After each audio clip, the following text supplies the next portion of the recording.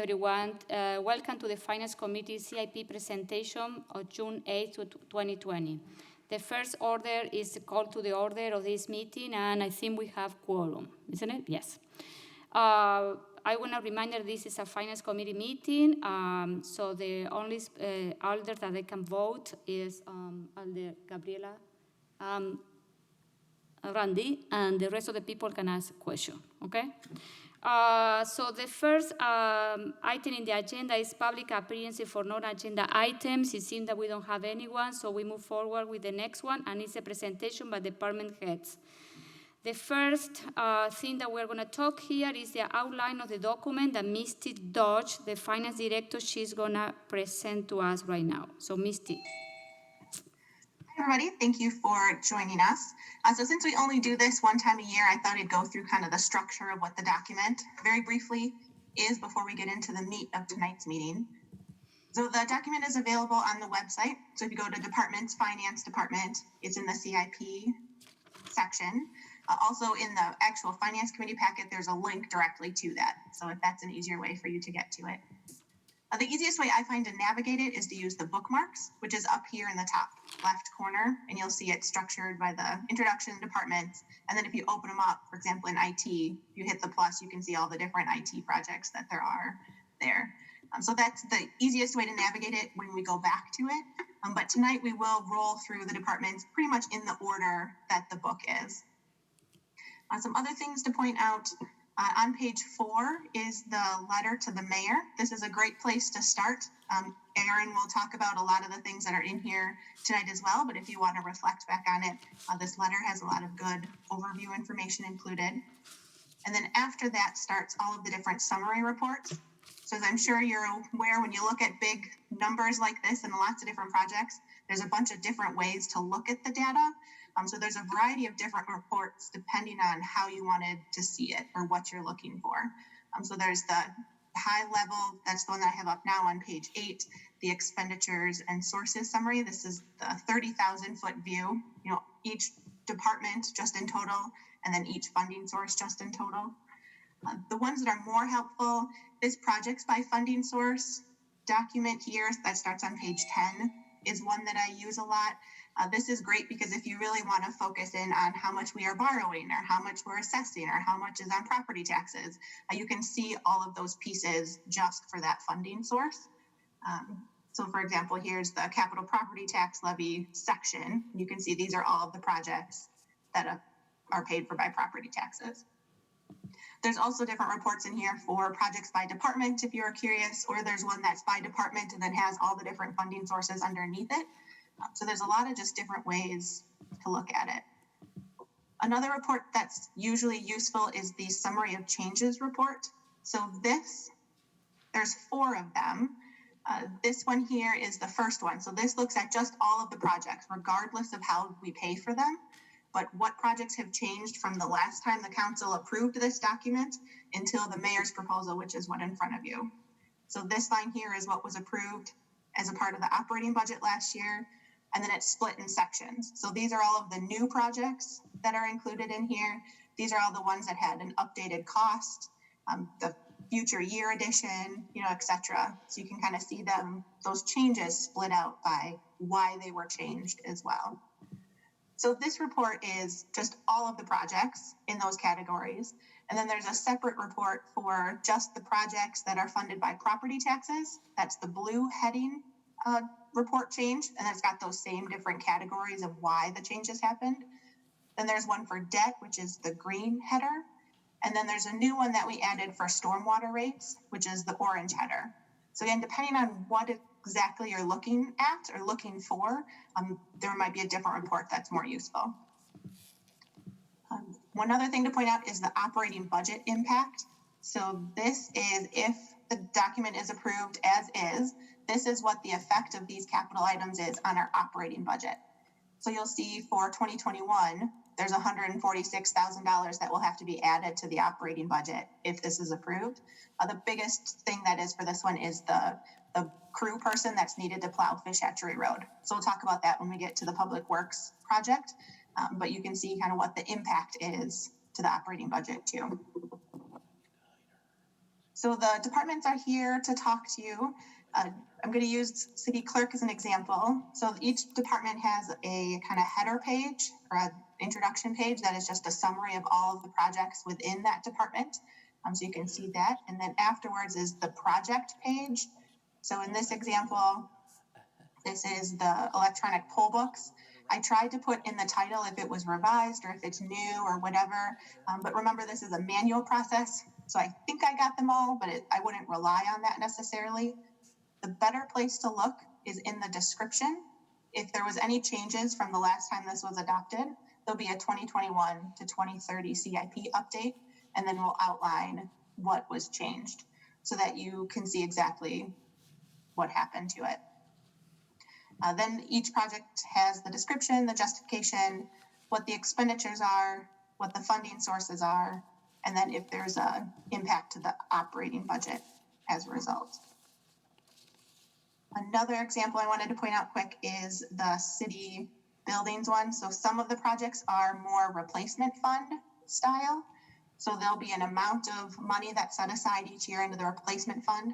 We do try to list out some of the bigger projects that are upcoming to be used for that money, but those can change. So you're not specifically approving, in this example, the windows. You're more approving something in addition.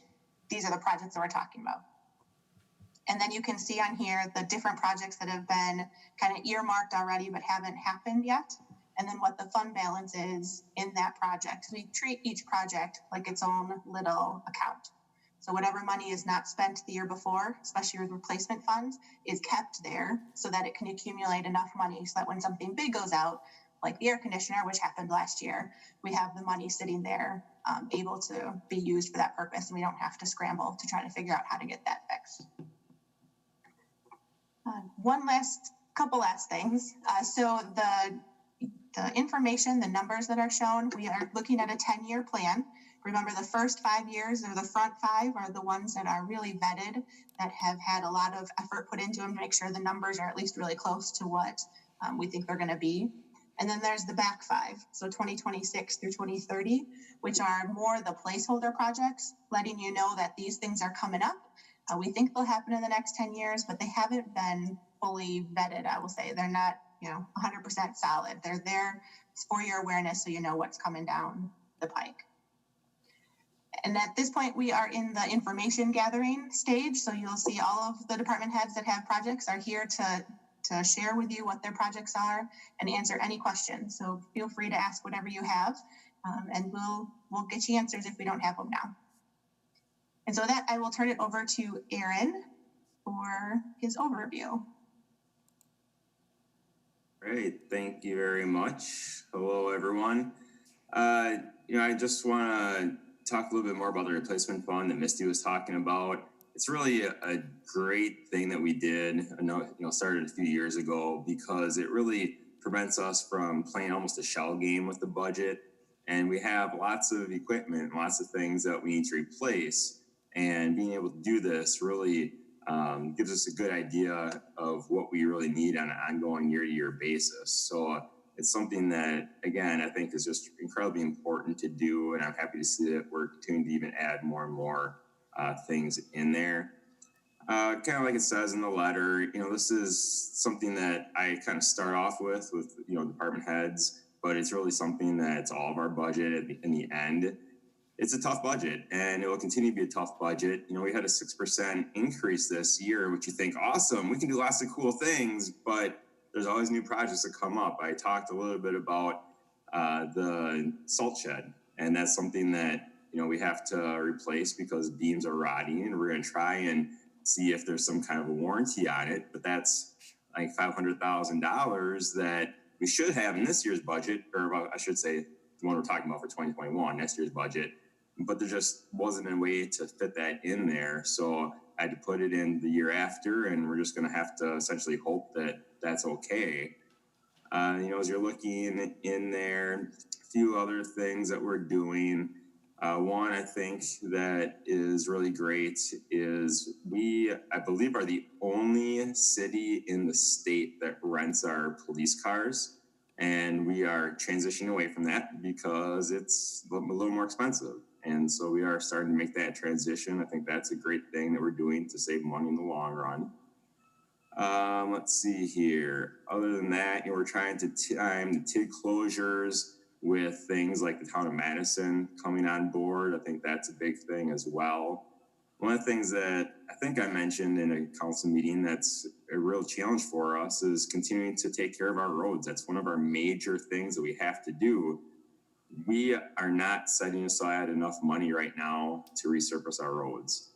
We really need to put a lot more money in there, but there's so many other needs that it's really hard to do. And so that's really something that worries me, because even though we're doing some major projects, there's a lot of neighborhood roads that are an issue. And I know that some neighborhoods think that the roads are the worst ones in the city. They're not, but I understand why they don't like that their road is rough and they'd like it nicer. We just have to set aside, certain roads, and we grade them all. So we really replace the worst ones, but it's not only the rating, it's also a factor of how many people are on that. The town of Madison is something that is going to be something we really need to plan for now that, we've talked with the city of Madison a little bit, and they don't want to do any major changes to that agreement. So, we have a pretty good idea of what we're getting. And so we need to really start planning for what we're going to need to do to serve that part of what will be Fitchburg as well.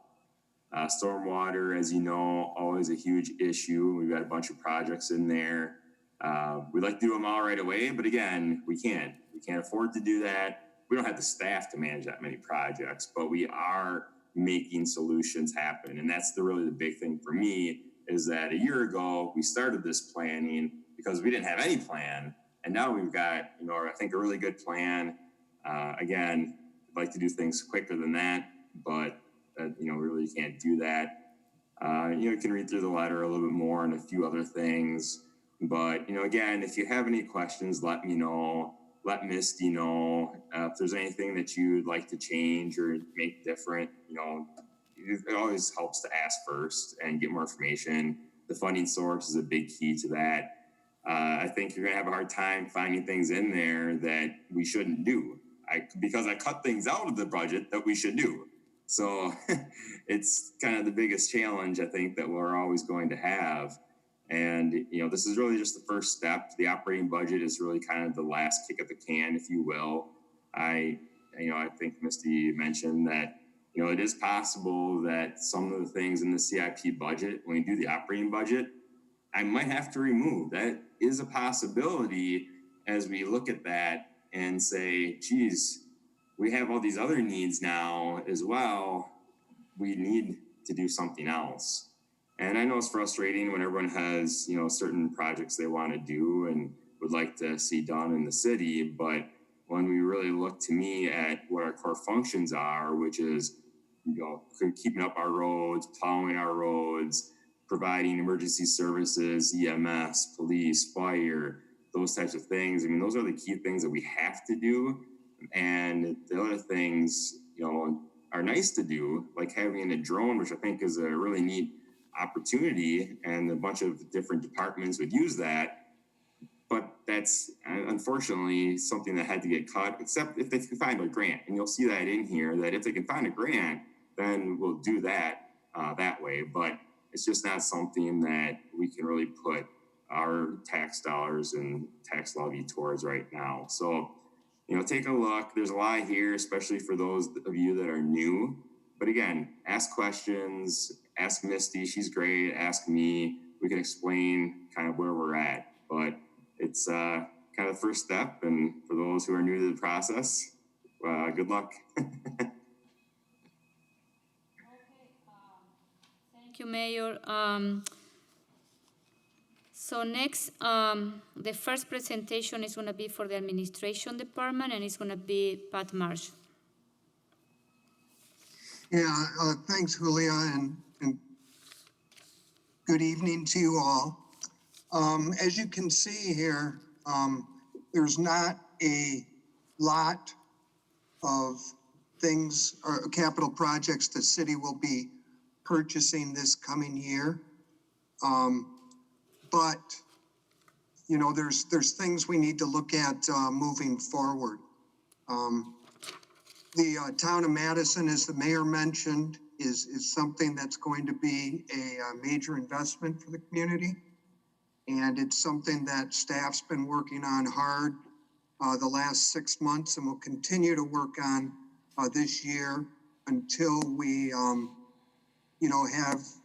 have a plan to present to the city council this winter. So you'll see some of the costs we have included in there for the town and where we're going with that. Misty, I'm having a little problem seeing this thing. Is there anything I missed out on the town? No, not really. Just that at this point, it is still a high-level analysis. We need to get through a lot more of the detail stuff before that plan comes out in the winter, like you said. Yeah. A lot of the infrastructure and the unknowns out there are what we're concerned about at this point. We don't know what the town's invested over the last 20 years, but we know that they haven't invested to the point that we've invested in our infrastructure. So that's a major unknown. Exactly. I have a question for Misty. Sounds. So this number here are net. You have excluded the revenue that they're estimate revenue they're supposed to come from the town, or this is our net number, or this are like. This is a gross number. So this is just the expenses that we're expecting to come and just the capital piece. So this wouldn't include, it does include the operating piece in the operating section down here. But again, there might be more coming as we learn more. This was just the big picture stuff that was pulled out. The revenue side of it, the additional taxes that we're allowed to levy on the parcels that will come in, that's more a conversation when we talk at the committee of the whole about what the tax rate will be and that type of a thing. But this document really focuses on the expenditure side. Right. Okay. Any questions on that, the town? Obviously, we're going to have some major discussions, the committee of the whole meeting in regards to the town and a lot of more answers coming in the next 6 months. We have a question. Is the conversation about the town of Madison, is that already on the schedule for committee of the whole? Or is that something that's going to be determined once the staff has a better picture of what it looks like? We decided to do it in January. They are going to have a better, idea of the whole, situation of the, so what we, I think they are now they're working, and by that time they're going to have something more concrete to give us. So we decided to put it in January, the first meeting in 2021. Sounds great. Yeah, what we'd like to do, I'm sorry, Julia, I can't see if you can acknowledge me or not, but what we're like to do is staff's going to likely have the report to the council in December and give you time to go through that prior to the presentation. And that way at the presentation, we'd be there and ready to take any questions you might have on the document. Do we have any elders online? Who is there? I'm here. Oh, Joe, you're the only one? Okay. Okay, so that's it. So next we move to the second presentation is the FACTTP, and Jeremy Crosby is here. So Jeremy. Let me switch this. All right. Sorry, running the meeting and doing this at the same time, so bear with me here. Thank you to the mayor and council for letting us present your funding sources. I've got to remind you that we're still getting all of our funding from the franchise fees. Those come from the cable company, so we collect franchise fees from TDS, Spectrum, and AT&T Uverse here in the city. So we're not actually on the tax levy, and Misty would get on my case if I didn't say that right away, so we'll get that out of the way. So everything we're doing here is coming from franchise fees right now, and we'll get to talk more about that at the COW meeting in a couple of weeks. I'll be starting on page 50 here, and I would advise you to come visit me or ask any questions if you have any comments or suggestions. Love to hear from you and love to have you come tour Fact TV. So looking at page 50, that's 1710. This is our facility and equipment upgrades. We're sticking to our plan here. This has to do with the hubs that we already have in place, which you'll find on the back page of this. That says the Fact TV facilities and equipment. Basically, we have three different control areas where we can control meetings like this. Basically, anything on the city campus where we can cover it in some fashion, broadcast it live. So you're seeing some of those costs there. This year, we're holding off, but we have the Fact TV main studio renovations. We're waiting right now because of COVID-19. We're just putting that on hold for now. But 2024 will be the digital signage around town or around the city hall here, and then the Fitchburg room would have a replacement of some of the equipment in there related to that hub. But that's what that document is on the screen. So no changes in that project. That's just a quick summary there, but showing you what we have for equipment here, big picture-wise. Any questions on that one for 1710? Fantastic. Going to page 53, this is 1711, video delivery system replacements. So the big ticket items on here are the encoders. So basically for how we send out our signal to our providers, AT&T, Spectrum, and TDS TV, they're all sent through encoders to them direct, and then they broadcast it out to the residents. So when those break, we're looking to replace them. Knock on wood, we haven't had any problems. So we've banked up $52,500 since we started doing this fund and putting away. The big replacement is the tightrope system, which has been in the plans. We try to replace that every 8 years, but if technology beats us to it, we will move that project up. But that is the controller of everything we're doing here. And those are documented on the next couple of pages if you're curious how the operations work.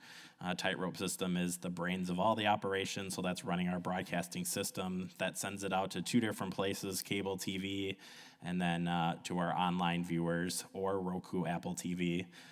But again, we need the big system to send this out to every little part here for the residents to get access.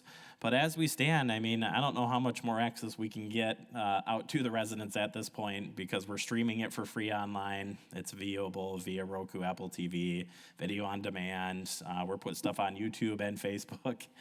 So it's a lot of work, but we're very transparent, which is awesome, especially for my job. So as far as that, no changes in 1711 either. Questions in 1711?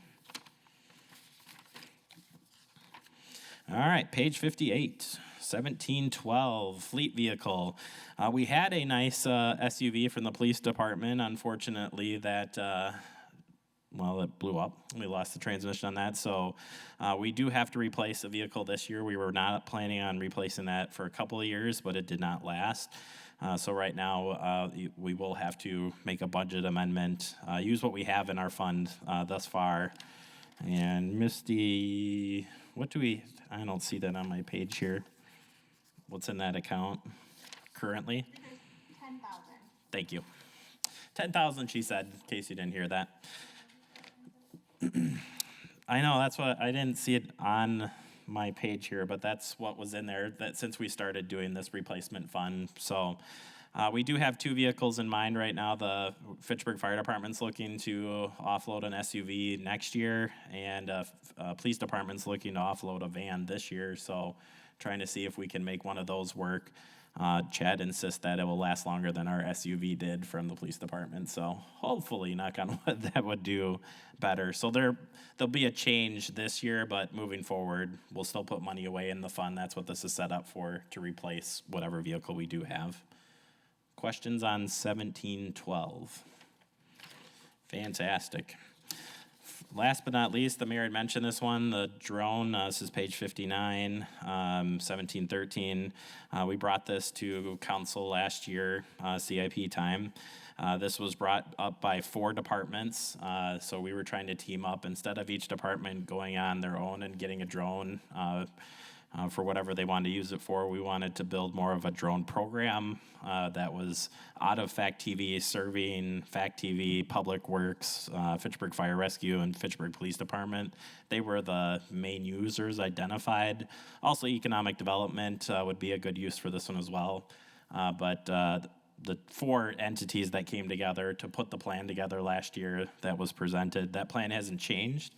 The funding is still zeroed out. We're looking for grants. We were not successful this last year in getting a grant, but between the 4 of us, we'll try again for this. So it is zeroed out this year. So technically, no change, but just mentioning that it is what it is. Questions on 1713? Any questions at all for Fact TV? In case that we need to look for aerial, image, so do we need to rent a drone? We are renting.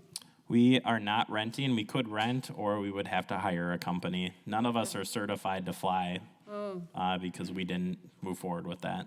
So not only part of this, it's of buying a drone, it's also the training, ongoing training, flight time, all that. And we didn't move forward with any of that. Okay, any question for Jeremy? I have one. Okay, Randy. When you started your presentation, you mentioned a disclaimer of all franchise fees. Do all franchise fees serve you, Fact TV? I mean, I can't hear questions. Could we switch if somebody's asking? I'll turn them up here. Okay. Sorry, try now. okay. You mentioned earlier, before the presentation, you had your disclaimer about all franchise fees fund Fact TV.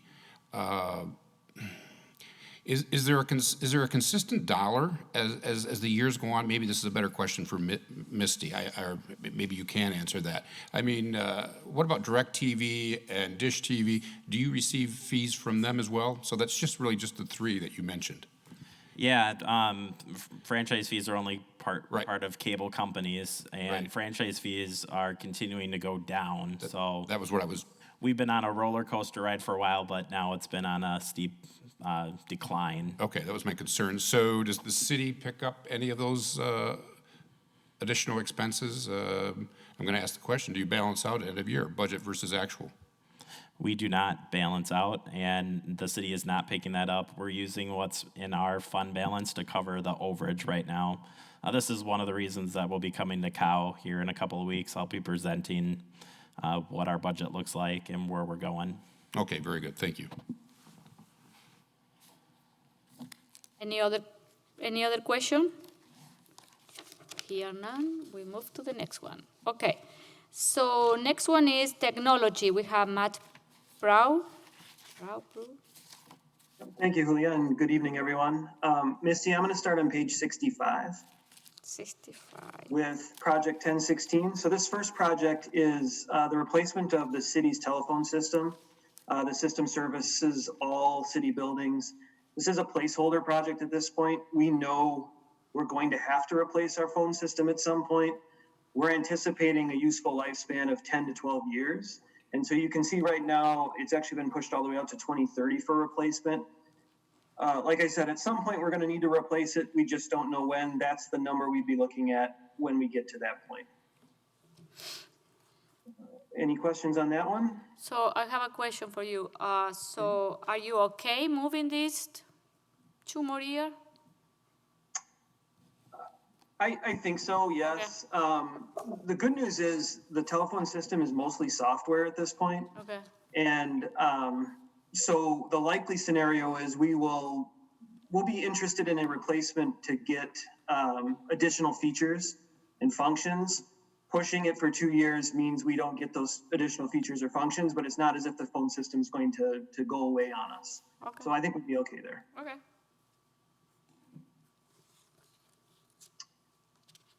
This second project is also still a placeholder. At some point, we will want to rebuild or renew our website. Right now, we're looking at 2025 for funding to do this. We are looking at updating or refreshing our website through our current company towards the end of this year. That's something that's part of our existing contract with our web provider. So this would be the replacement of our website in 2025, roughly every 5 years.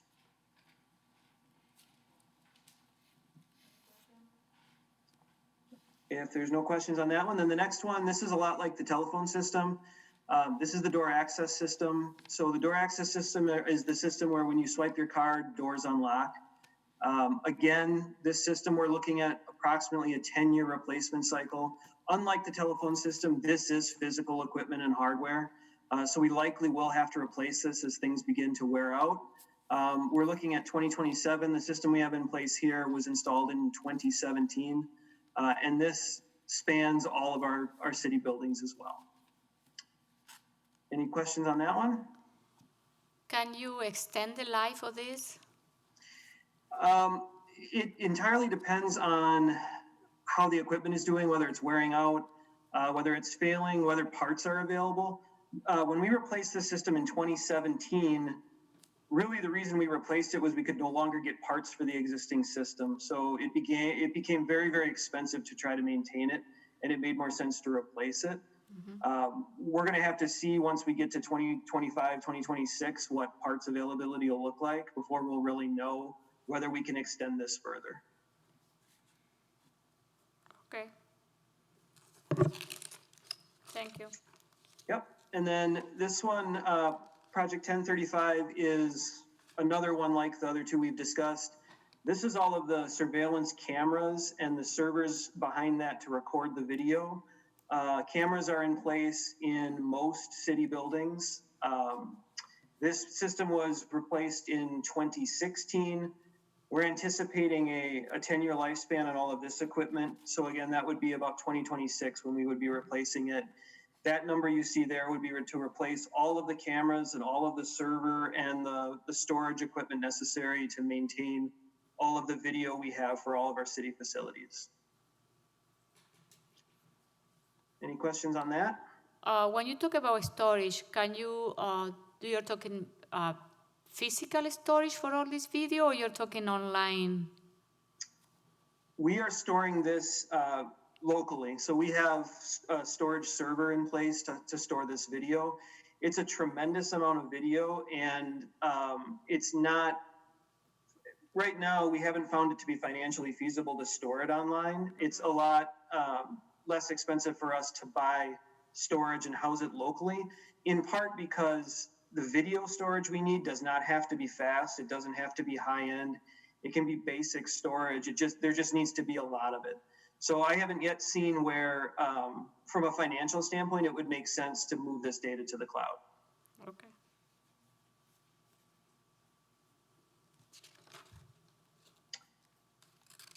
And then finally, this project is one of the projects Misty mentioned at the beginning.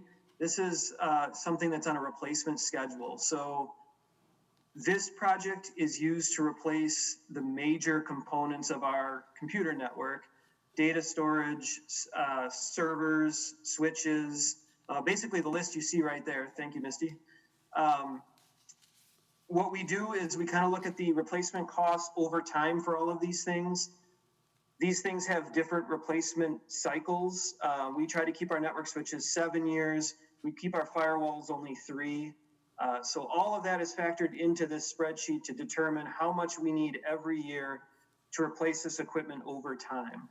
So that list you see right there in the upper left are all of the various devices that are contained within this project in order to replace them over time as necessary. So an example is this year, the library's network switches are 7 years old.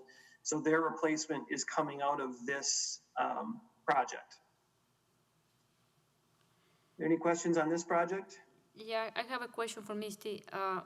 The funding sources, you say that project fund balance apply, but from where is coming that project fund balance apply? Is coming from tax levy? Partially. So the IT is set up as what's called an internal service fund. So every year, each one of the departments pay in their share of both the operating costs of IT and the capital costs that's included in here. So as a particular item is depreciated, that money goes to IT, and then IT will use that accumulated money to pay for the projects. So the fund balance would be the IT fund balance within their separate fund. Do you understand? Any question regarding that? Okay. Any other question? I think we are. What about number 10, 12? 1012 has actually been replaced by 7,000. Is that correct, Misty? Yes, so we used to do the IT pieces separately, similar to all the other ones, but then once we created the internal service fund, we shifted to this new model, I'll say. Okay. So I scrapped the old project so we didn't get muddied, and then we created the new one for this new model. Okay. Get it. Okay. Okay, any question? No? Okay, so thank you, Matt. So next, we are moving to the assessing department, and Amy Mercer is here. Where is Amy? Hi, Julia. Hi. So the assessing department, it would be project number 1539. I believe it's page 72. So this we requested 2 new fleet vehicles. This would be a new project. Previously, we've always used our own vehicles to view properties.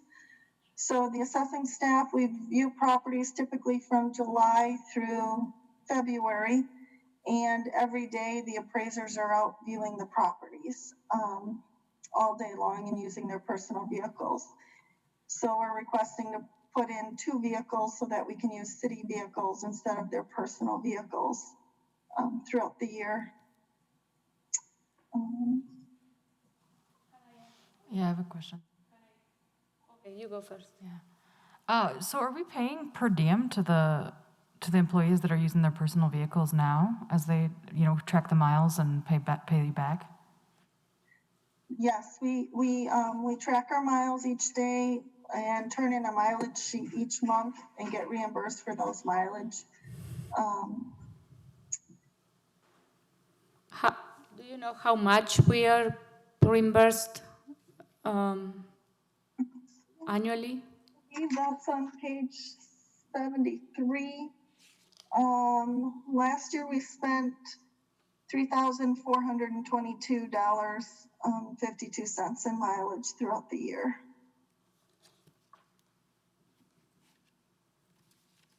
So we try to route as best we can with scheduled appointments. We also have the aspect of credibility. When we go to properties, if we're in a city vehicle, then the neighbors or anyone, if we're out walking around the house, then at least they know who we are, or at least we're identified with a vehicle. When we use our own vehicles, a lot of times the property owners will come up and knock on your door, or they might follow us, things like that, questioning who these suspicious people are in their neighborhood. I have a question for Misty. Have you considered to lease the car instead of buying the car? So because it's almost $50,000. Yep, so in general, leasing cars is not more financially sound than buying cars. The city tends to buy a car and then we run it until it doesn't run anymore, which overall tends to be cheaper. So similar to how on the police squads, we'll talk about that a little bit later, we're actually moving from leasing it to buying them instead, so that the city doesn't pay a profit to the people we're leasing from. So what is the expected life for this car? Right now it's in here as 10 years. So you'll see the 2021 cost for this first car is the $25,000 initial cost. And then we set up the replacement fund going afterwards. So then we'd set aside $2,500 each year so that there's inflated, so that there's enough money to buy the next one. My other question is, this is something that it was required by the staff, or they don't want to use a personal car because you see the number for the reimbursement is considerably low, like to buying 2 new cars. I don't know, I asking the question from who requested this. So Amy, I'll let you to speak to that, but it's the safety piece and then the insurance piece, right? Yeah, so in the past, it wasn't as much of a concern to the staff, but we've changed the insurance aspect here where the city's policy with the insurance has been altered,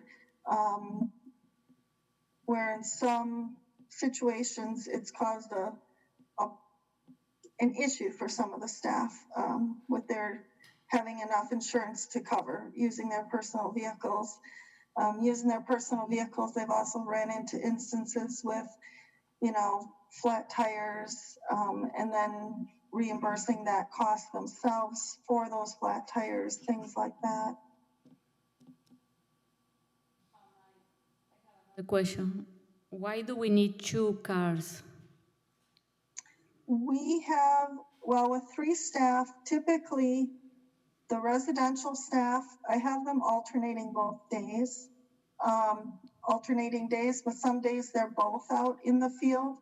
And with the commercial, we have 3 appraisers. So technically I could have 3 people out in the field all at one time.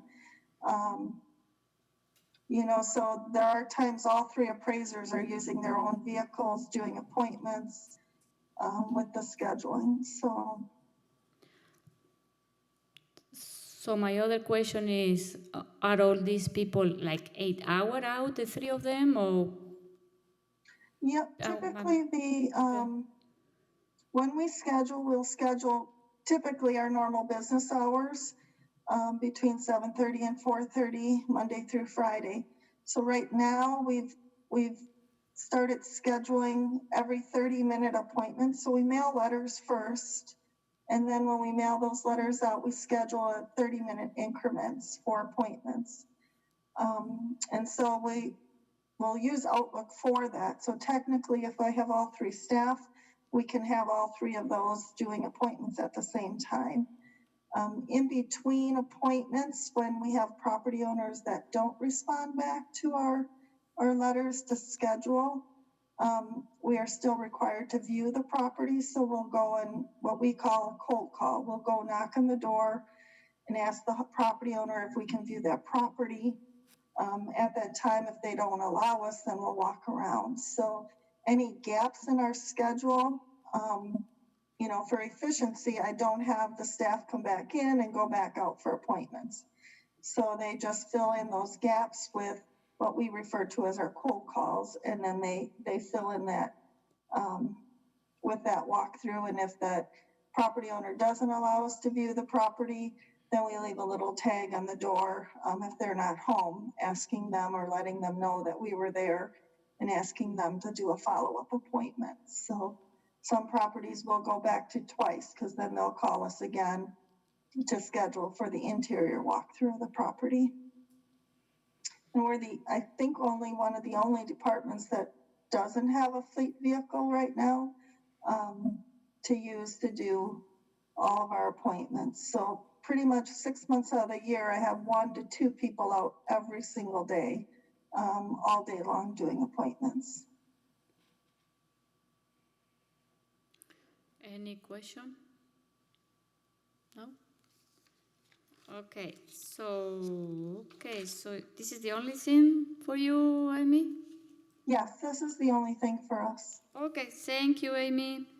Thank you. Next, we have building inspection and John Crook. Yeah, Julia, this is Pat. I'll be taking on John's Okay. request tonight. The project's number is 2407. I believe y'all have it on your screens there now. And this project would be to replace one of the 3 building inspection vehicles. And you can see, as Misty has done with all the other projects, various departments, we have a replacement fund for this department. And there's 7320 in the 21 budget for the replacement of one of the three vehicles. How many people work in the inspection department, and how many people use the cars? We have three building inspectors. We have that have various duties, but three in the department, and all three use the cars. So another question, because I don't remember. So what type of car are these? These are pickup, or these are like, what is the average price of these cars? It's basically a sedan. Okay. It's nothing, it's not a large car, nor does it need to be. The building inspectors are generally out with maybe just building plans and some of their measuring devices they use for the on-site inspection. Okay. Any question? No? Okay, no question. Thank you. Thank you. Next, this is the only one, okay. Okay, clerk. Next is the clerk department, Tracy. Is she here? Tracy? I'm here. Can you hear me, everyone? Yeah. Okay, good evening. So this is project 1039 on page 77. The electronic poll books have been working really well for the clerk's department in these last two elections. They are required to be replaced every 8 to 10 years. So here we say that it was a revised, so it was moved from 2027 to 29. Correct, because we originally thought that they should be replaced sooner than that, but Okay. it was determined that they could go a little longer. Okay. Any question? No? Okay, so this is the last one? Okay, that's it for you? That's it. Okay, thank you, Tracy. Thank you. Next, we have finance. Misty. Yep. So the first project is number 1006 on page 80. So this is the accounting software that the city has. The software we currently use is really designed for towns and very small villages. So there's a lot of functionality, I would say, that our department heads and you guys are craving that we don't have because of the limitations of our software. Recognizing, however, that it's a big cost associated with it. So we pushed it and we timed it along with when one of the TID closes. So again, the purpose of it is to improve our reporting in particular and access to the data for both department heads and the public. I have a question. Do you know what system use the town of Madison? You know, you're going to be able to extract all that information and bring it to the old, do you know what I mean? Yep, so we haven't necessarily had that conversation yet as far as if they would even provide the data to us. My guess is that they won't. We'll get reports from them instead. So that's a hurdle that we'll have to come to. Okay, and can you repeat why you move it from 2022 to 24, 25? Yep. In order to time it with the TID closure. So the next time that we'll have some more flexibility with our property taxes is going to be when a TID closes. We'll get a little bit of, I'll say, breathing room to fund some of these projects that aren't able to be funded now. And it's not something that's super high priority. So it's okay to wait for it until the capacity is there. So what TID are you thinking? TID 4 is going to be the next one to close. Any question? Yeah, I have a question. So the cost, is that a one-time cost? Does you have to buy a new subscription in the future? Does that include, servicing and updates? Right, so we don't know all those answers at this point. So a few years back when ERP systems were all the rage, it was more kind of that big one-time cost in order to implement it, and then you pay a relatively small ongoing maintenance fee. As more companies are switching to that software as a service model. That's actually a higher annual cost, but then there's no big upfront cost. So we have more flexibility budgeting for the big upfront cost, and then if it turns out to be the other way, no harm, no foul. Versus if we budget for it having to be a software as a subscription, then we would lock our options more. Yeah, and so when we're at that 2025, when we're at that 2025 threshold, that's when this CIP becomes a little bit more theoretical. Is that right? Or is 2025, like, you're pretty confident that that's going to be, well, obviously you timed it because of the TID, but we're more confident about that, and then beyond 2025 is when we're unsure about whether or not things are going to happen? So 2026 is really when the start of that back five happens. Okay. So this is in the front five, and we just timed it with the TID. So but we haven't done looked at the RFPs. We haven't done demos of softwares at this point because it's still too far out. We don't necessarily want to waste our time or the vendor's time because I'm sure software changes really fast. Oh, yeah. So you'd hate to start that too early. Great, got it, thank you. Mm-hmm.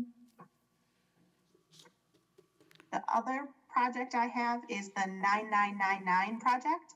This is the expenditure restraint program. I talked about this a little bit at our committee of the whole meeting, but our expenditure restraint, that about $600,000 that we get from the state, assuming we qualify, we apply that to reduce the capital projects levy the year after we get the funding.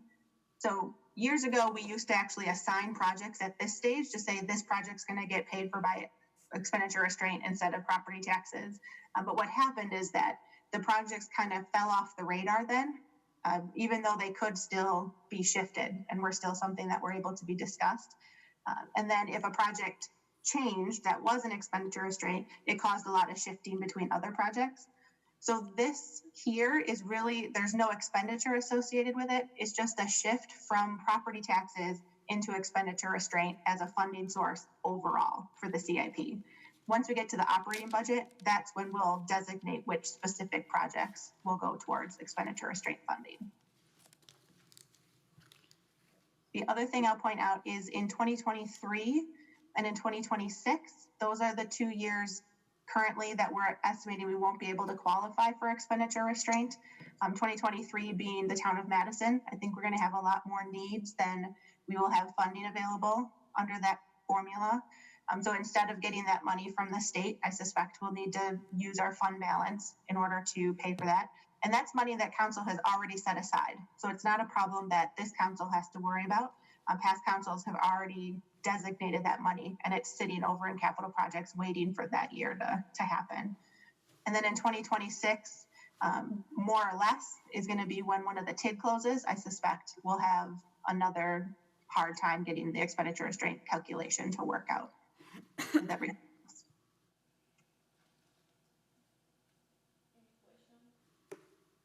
No? No? Randy, no? Tom? No? Okay, thank you, Misty. Yep. So next is library, Wendy Rawson. Hi there. Where are you? Oh, here. All right, so we're going to go through. We've got 4 different projects. Just keep in mind that the library is funded a little bit differently and that we're a separate fund. And the first 3 of our 4 projects are going to be funded out of fund balance that we have been saving over the years and that we will continue to save. Misty, do you want to add anything to that? Just that the library has been purposefully saving that fund balance specifically for equipment. So it's not dipping into fund balance, it's a planned use of fund balance. Correct. All right, so the first one, 5202, is a replacement of the library outreach vehicle. So many of you may have seen, but we have a van that we use for outreach events. And this is just planning to replace that in 2027.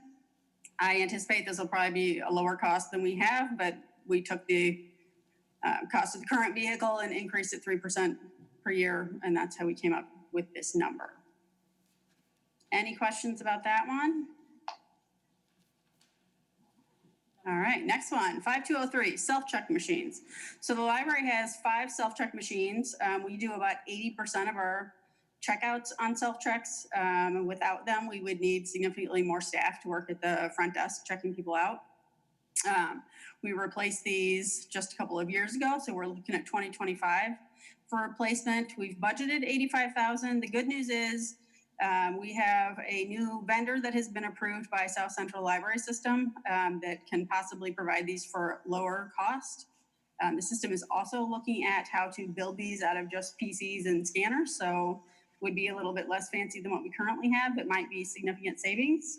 So we will be investigating all of that as we get closer to this date. Any questions on that one? All right.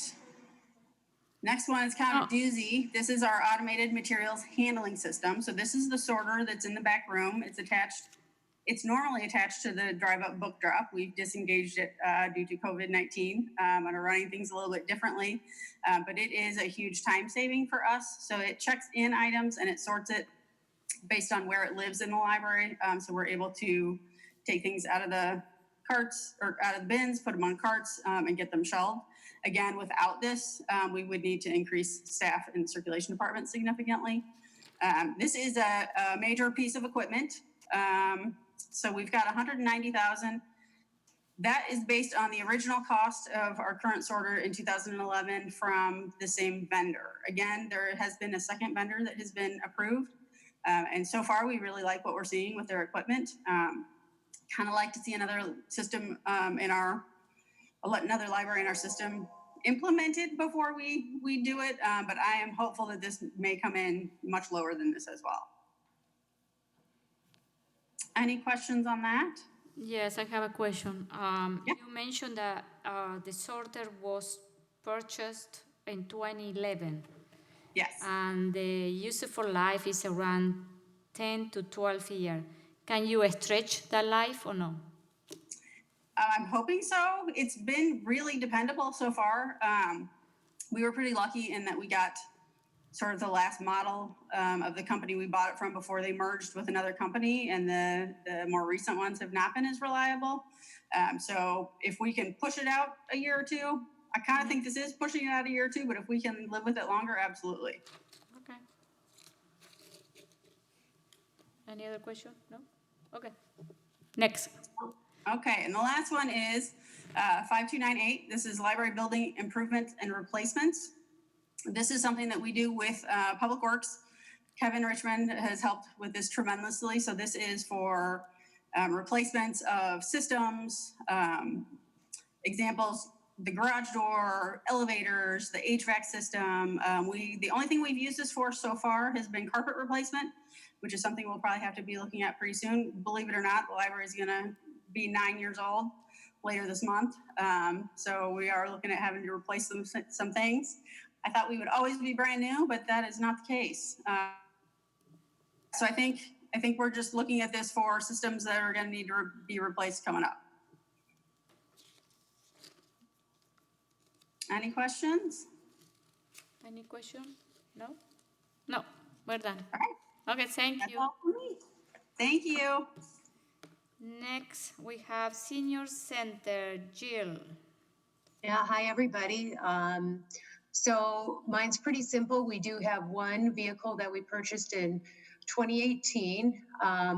We have 6 staff, and basically 3 of us use that vehicle all the time. The 2 social workers are out in the field every single day. So one is using the senior center car, the other one is using their staff vehicle.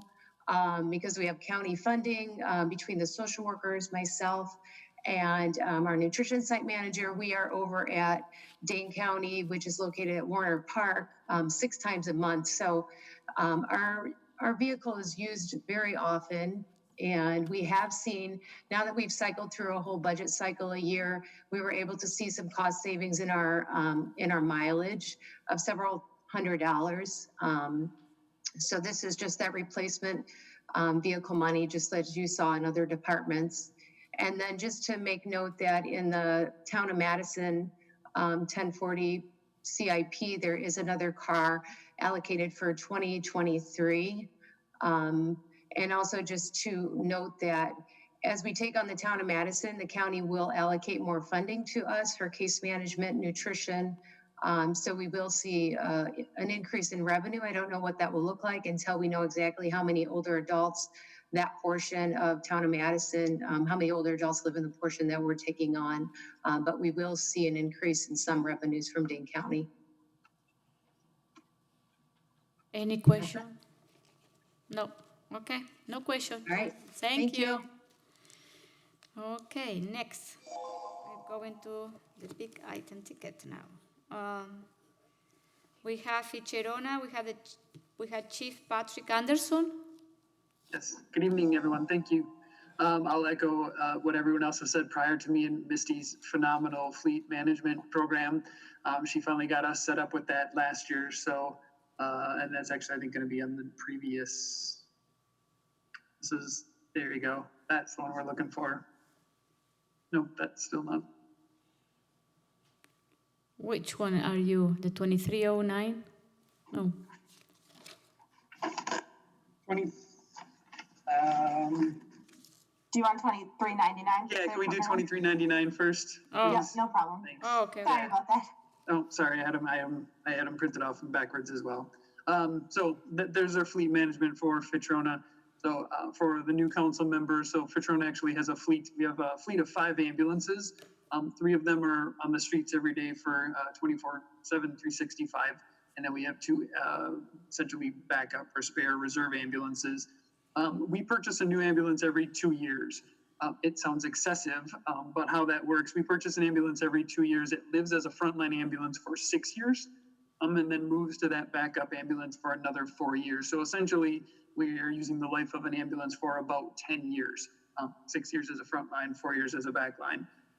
The cost of the ambulance that you're seeing there includes essentially the entire replacement of the ambulance and every single thing inside of it.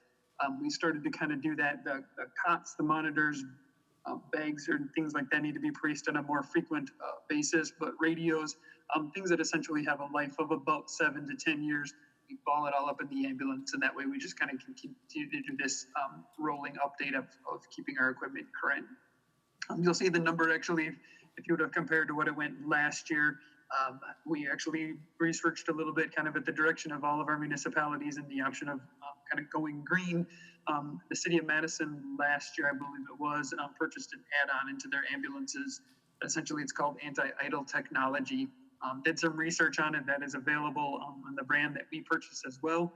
What it does is essentially it doesn't create a kind of a hybrid ambulance. What it does is it takes the ambulance patient compartment, puts a little bank of batteries in it, and allows us to actually then shut the truck off on extended scenes. Anytime we're idling, sitting out at training, it will keep the entire patient compartment heated, cooled, keeps all the emergency lights on, keeps everything running without the truck actually idling.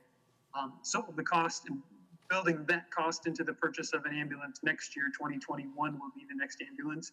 That raised the overall cost of the ambulance about $20,000. So you'll see that number went up from last year. Beyond that, you'll see just what you'll see in front of you here is just the overall replacement cost of our ambulances every 2 years with all of the equipment that's in it. Any questions on that? I have a question. How you factor here in this, in this fund, the town of Madison annexation? So that kind of actually segues into the other project that is right there. Yes. Okay. What we have figured out essentially in 2024 is based on I plan budget-wise, I plan about a 3 to 4% increase in call volume every year. For about the last 4 to 5 years, we've seen a 5 to 6% increase in calls every year. So continuing on with the track, even though we just put that 3rd ambulance on last year in 2019, 7 new people in that 3rd station. And the primary reason for that 3rd station, again, was that knowing that the town of Madison was coming and truly that response distance was not going to be a favorable response distance. So that 3rd ambulance kind of came in place to get us to the initial part of the town of Madison. Now, if we continue to see that 3 to 4% growth, the numbers actually got just last month as we've been talking with Chief Bloom over in the town of Madison. The small period of little geographic area that the town of Madison that will come into Fitchburg roughly sees about 350 calls last year. So we plot that into our numbers in 2023, plus that 5 to 6% growth. We're going to see about 4,500 calls in 2025. That starts to be the tipping point when we start depending on, in addition to the call volume when town of Madison goes away, short of city ambulance number 6, which is the next closest city unit, town of Madison is coming into the city of Fitchburg to support it when we are out of resources. So with that ambulance going away, we're looking at some pretty significant distances for the next city of Madison ambulance to respond into Fitchburg. So my current projection is that in 2025, we'll be needing to actually add a 4th ambulance, fully staffed ambulance. Now, the plus side of keeping an ambulance every 2 years, it's part of the project of growing the fleet. And that's actually where this project comes from, is essentially it's the loss of the sale of an ambulance as we increase the fleet from 5 ambulances to 6 ambulances, knowing that we'll have 4 ambulances on the street and 2 ambulances as a backup. It is listed in here, unlike the huge impact that we saw in 2019 with hiring of 7 people for 24 hours. I truly believe that this is a moving target, something we're just gonna have to keep watching. I don't believe ambulance number 4 needs to be a 24-hour truck. I look at monthly, I report to our monthly, to the commission every month, days of the week, hours of the day, when we're seeing peak times. I truly believe that ambulance number 4 can be what we'll refer to as a peak time ambulance. And, just throw a number out there from 7 a.m. to 7 p.m. is when we see our greatest amount of calls. That's probably when we need that additional staffing. By only bringing out a peak time ambulance, it only requires hiring 4 people, not 7. As things continue to grow, if we continue to look at that 3 to 4% increase by 2030, so 10 years out into the project here, we are looking at over 5,000, about 5,500, 5,600 calls. In 10 years from now, we're actually probably already looking at ambulance number 5. And with the current projection, we'll have to kind of look at replacement, kind of the replacement policy. Then I still want to kind of stick with the 2 years, but when we start getting 6 ambulances, now we're stretching that lifespan out to 10 years, 12 years, 14 years gets to be a little long, not necessarily in the ambulance, but on the stuff that's inside of it. So we might have to start playing around with some CIP projects then. Any question? Gabriela? So Fitch-Verona covers both Fitchburg and Verona. How does the cost sharing work between the 2 cities? Sure. So I'll give you the 30-second version of that. It's actually based off of equalized value. When we get into the operating budget here in 2 months or so, so I'll present some of the commission, which we'll then share with you as the city council members what the overall operating budget is. Roughly 50% of the operating budget of Fitch-Verona is actually paid for by user fees. So then that means the other 50% is actually based off the 3 municipalities, because we also cover the town of Verona as well. So the city of Fitchburg, city of Verona, and the Verona Township. Based on the equalized value of those 3 municipalities, the remainder of our budget that's not covered by user fees is covered by the municipality. Currently, and it's been this way for a while anyways, Fitchburg pays roughly 50%, city of Verona pays roughly 45%, and then the town of Verona has an itty-bitty piece of about 5%. So the overall operating budget, Fitchburg pays 50% of that's user fees, so the city of Fitchburg pays about 25% of the overall operating budget of Fitch-Verona. Got it. Thank you. Any other question? Can I say one thing quick? What? I think if I just had one comment too, another piece of that, Patrick, is that Fitchburg does about, 60%, 61% of the calls. So even though we're paying half, kind of, it's really 25%, we're actually getting a pretty good deal, right? Sure. I think it hovers right around 60. It continues to creep up. And then once we throw the town of Madison or New Fitchburg on there, it's going to go up even more than that, pretty significantly. The payer makeup of the 3 municipalities is very different. If you want to, I can probably spend hours on that. If you ever got an afternoon, you want to come hang out at the fire station, I can explain to you how it all works. Yeah, I would actually love that. That would be great to learn a little bit more. So I'll reach out to you. Thank you. Any other question? No? Okay. Thank you, Chief. So next we have Fire Department. Where is the chief? Joe. Good evening, everyone. You can hear me, right? Just Yeah. making sure. Right? Yes. All right, good. So starting on page 95, it gives you the overview. Our first project that we're going to go over is 2229 on page 96. Basically, the changes that you're going to see there is the project has been delayed a year from 2026 to 2027. Typically, when we delay a project a year, we increase the cost due to inflation. That hasn't been done in this budget. Still a ways out, so I'm not necessarily too concerned about that until we get closer and getting more solid figures. Next page, 97, project number 2233. The changes here is what we did is we reduced the replacement cost on the tenders. What we did is we looked at the chassis of the tenders. They're still in pretty good shape, really good shape actually. So instead of replacing the whole vehicle, we were going to address the back end of that vehicle, make sure that the tank and the pumps are in good working order, and just refurbishing that way. Right now, I've got a placeholder of about $500,000 on the budget, but it's likely going to be less than that. So the annual cost for those items is actually less than replacement. At any time, if you want to interrupt, please let me know. I'm just going to keep going along until I hear any questions. On page number 98. I have a question. Project, yes. Did I hear something? Yes, it's me, Julia. So for this one is it was already to be happening in 2022 or You're talking about the tenders? yeah, do we change what? We changed we didn't change the year, isn't it? We didn't move it. No, we didn't change the year on that one. Okay. We just changed the amount. It went from $701,000 to $500,000. Okay. Okay. Trying to, save money. I think that's a good thing, right? Mm-hmm. All right. All right. So then page number 98, project 2239. This project has been delayed. The important part about this project is we were looking at actually sharing this resource with the police department.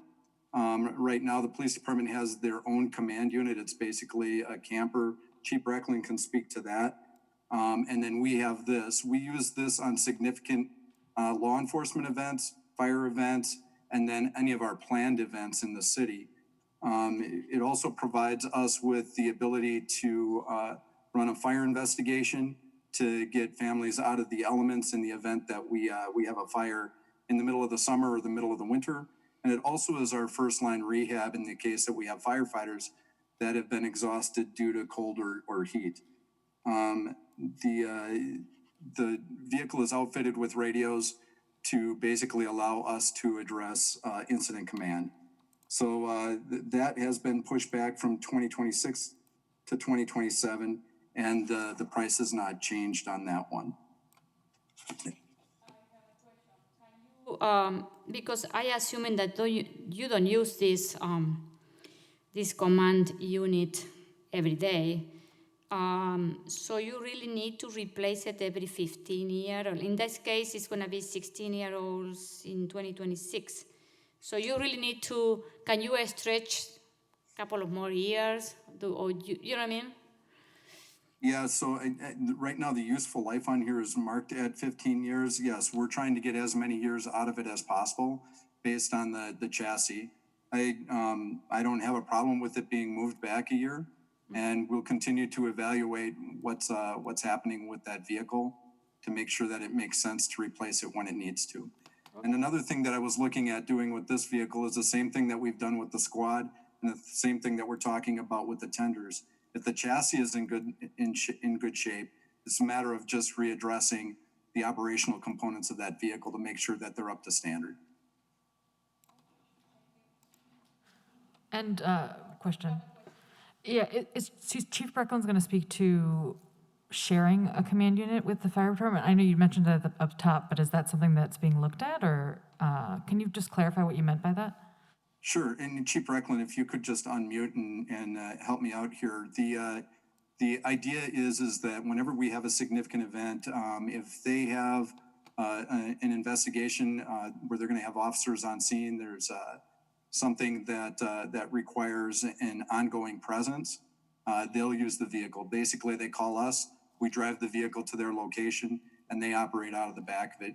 Chief Reckland, can you speak to the type of incidents you use it on? Certainly, Joe. Good evening, everyone.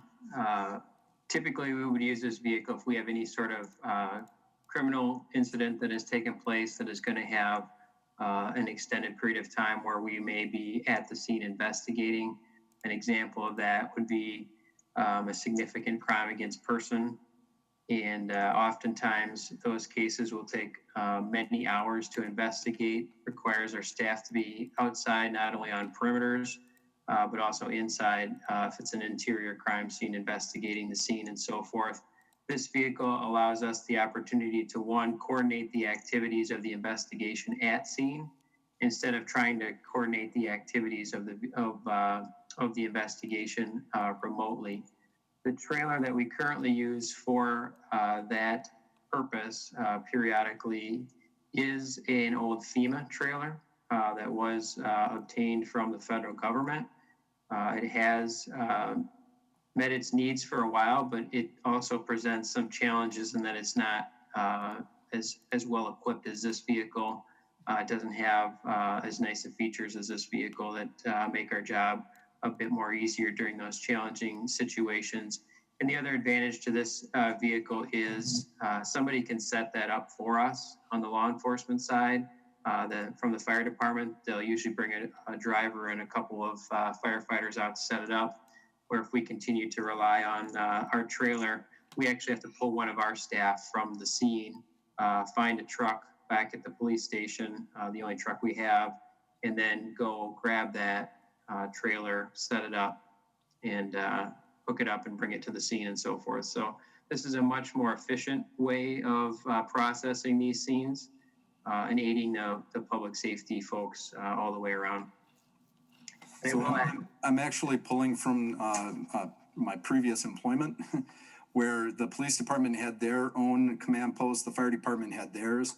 And typically, whenever we're operating together, we're working with each other out of the same vehicle anyway. So this just sort of made sense to share that resource instead of trying to figure out what resources the police department is going to get, what we're going to get, and how compatible they are. Fantastic, thank you. Because we get along with the police department and we're really good friends. And I have a moth flying in front of me, so that's me swatting at the screen. I apologize. All right, the next one is going to be on page 99. It's project number 2250. Basically, what we've done here is we've readdressed the way that we are purchasing fire engines. A couple of years ago, what we did is instead of having 4 engines in the fleet, we reduced it to 3 because of the fact that we bought a very expensive platform aerial ladder, and that vehicle can be used as a reserve engine in a last-ditch effort. So what we did is we reduced the number of engines that we had in our fleet. So in doing that, we could actually address how we're replacing them. Typically, what we've done in the past is replace 2 at a time. That was done for a couple of reasons.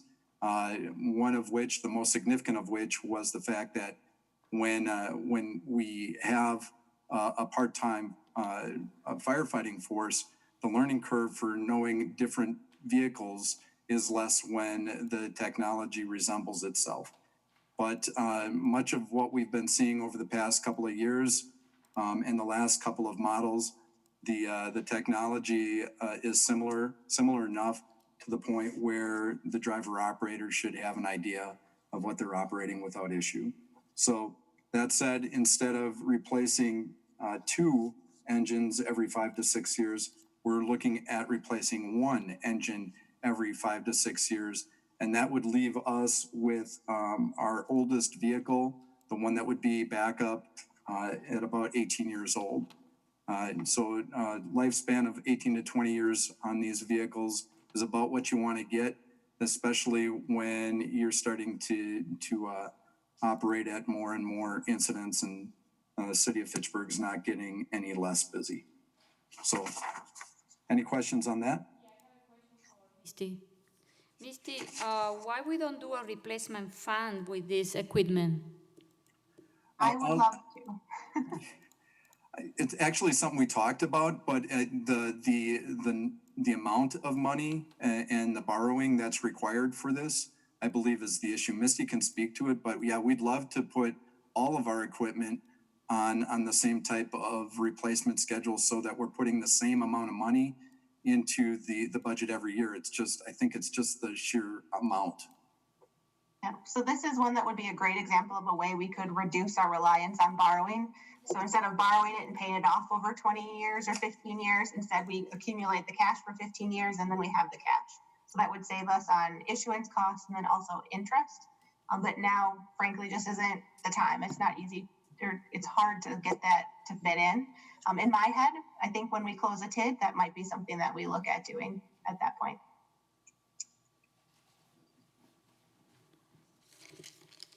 Okay. Any other questions? All right, the next one, page 101, project number 2254.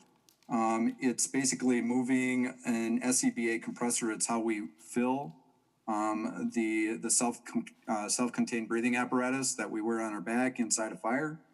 The compressor that we use for that at each station is going to be pushed back from 2025 to 2026. That was pushed back last year as well. And then once again, the price wasn't adjusted, but we're looking far enough back into the budget to the point where as we get closer, we can address the price a little bit more significantly. I have a question. Why it was delayed? I'm sorry, I couldn't hear you. Why it was delayed? Why we delayed from 25 to 26? What was it cause? I think we're just trying to play nice with the entire budget because of the fact that we're trying to even out the amount of expenditures from every department. We're just one department of many.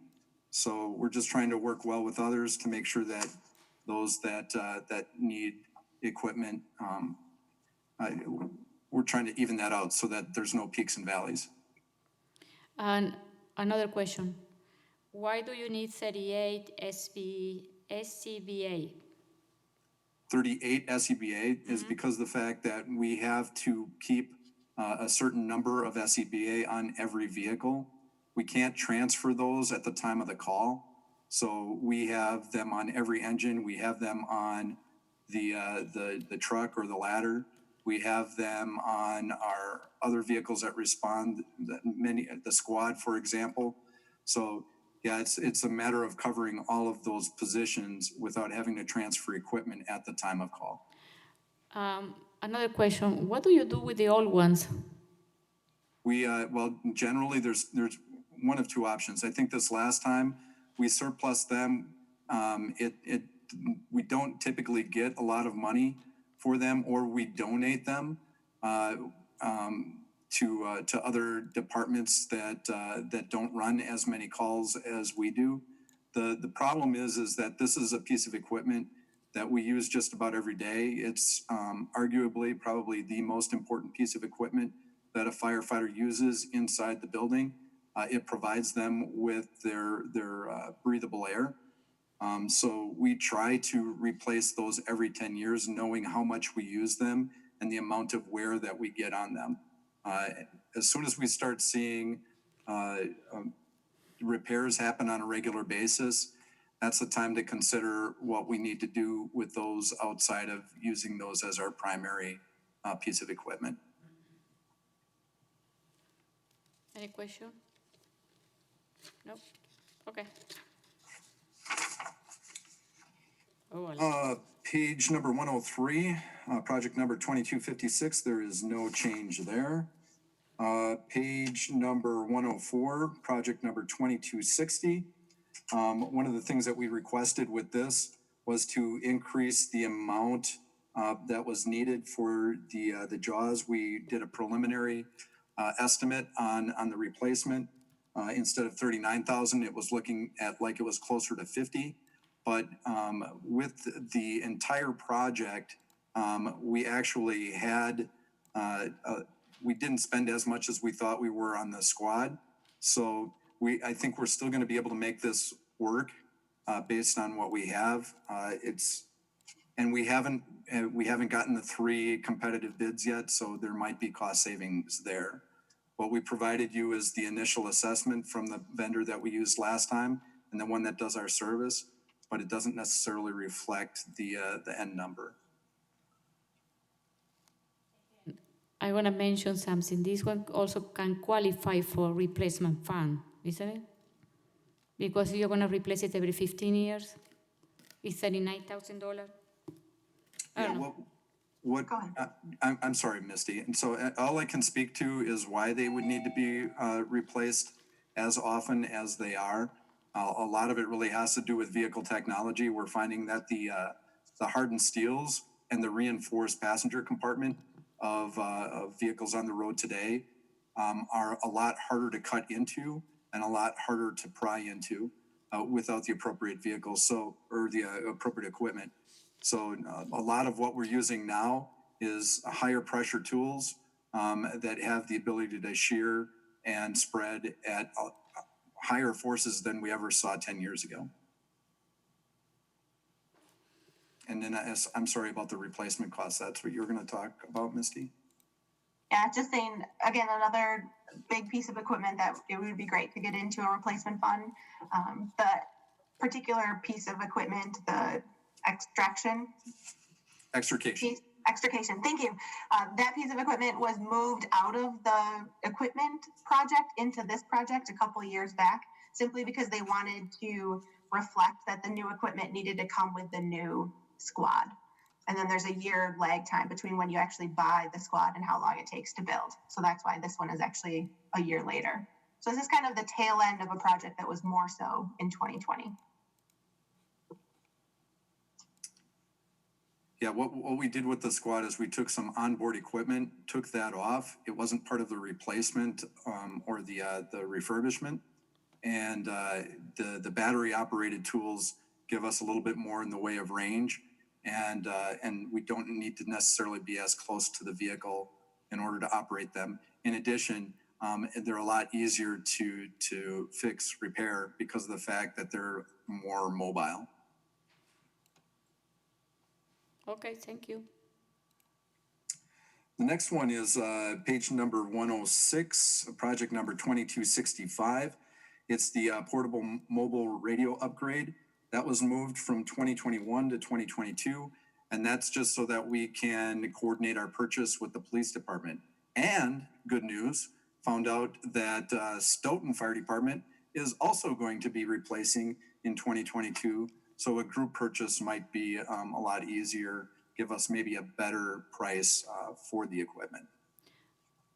I have a question. Hoping you're going to say, and there's a replacement fund for this one set up. Yeah. So we're borrowing for the next time, but then there's a replacement fund moving forward so that we can get ourselves off of borrowing for this. Yeah, Missy, I didn't want to steal your thunder. So. Yeah, I'm sorry. So I have a question. So do you have the same mobile radio with the police, or do you use different systems? So right now, our specification is different. My predecessor, the fire chief before me, he was much more apt and adept. Let me use a better word. He was a lot more qualified in identifying radio specification than I am. However, we have 3 different specifications in the fire department right now. What we will be doing moving forward is moving toward one specification. Hopefully it resembles others that we have in the city. They don't have to be exact with the police department, but pricing will be better if they are similar. We're all on the same 800 megahertz. I'm gonna make stuff up here because I'm trying to talk as if I know what I'm talking about with radios. But the fact of the matter is the same frequency is used because we're connected to the same comm center. So we should be able to address a specification that is similar enough to get a better price. We do know that Stoughton Fire Department would be able to share the same type of specification that we do. We're going to be close enough to be able to do that, hopefully, really responsibly. I have a question. How many radios are you buying with $526,000? $525,000 worth. I don't know. The number that I've got in here right now has us at about. I had it in my initial paperwork. I can get that for you if you give me a second. Do you want it right now? No, it's fine. I'm just curious to see, $500,000. And then It got us close. I think it was right around 50 or 60 radios. Okay. And that was mobile and portable. And the reason, once again, for that is trying not to transfer too much equipment from vehicle to vehicle. Whenever possible, we try to keep it on that vehicle so we're not transitioning. But one of the things that we are eliminating is the personal issue. With the exception of chief officers, which respond from home, our line firefighters will not be issued radios as they were in the past. They'll pick those up at the fire station, and that's where they will stay. We used to have our firefighters respond from home much more often than we do now. So we're addressing our operations to reflect current day reality. And my other question is, what do you do with the old ones?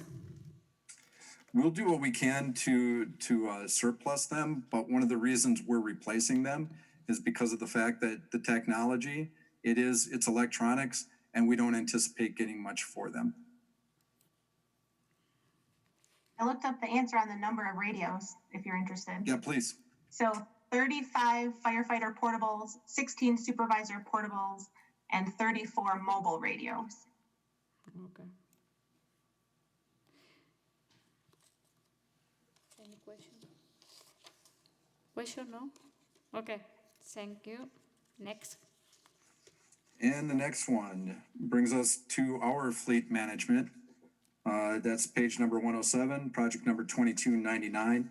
That's just, once again, transitioning our vehicle purchases, our staff vehicle purchases over the 10-year CIP.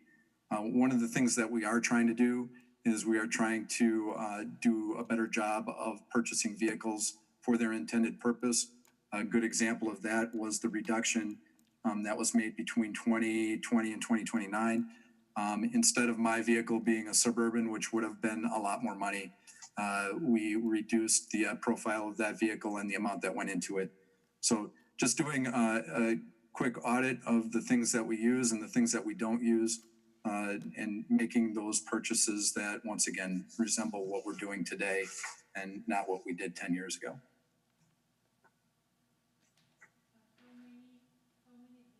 Talking with this replacement, like 1, 2, 3, 4, 5, 6?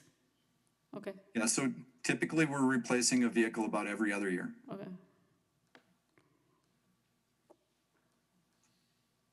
A staff vehicle, I should say.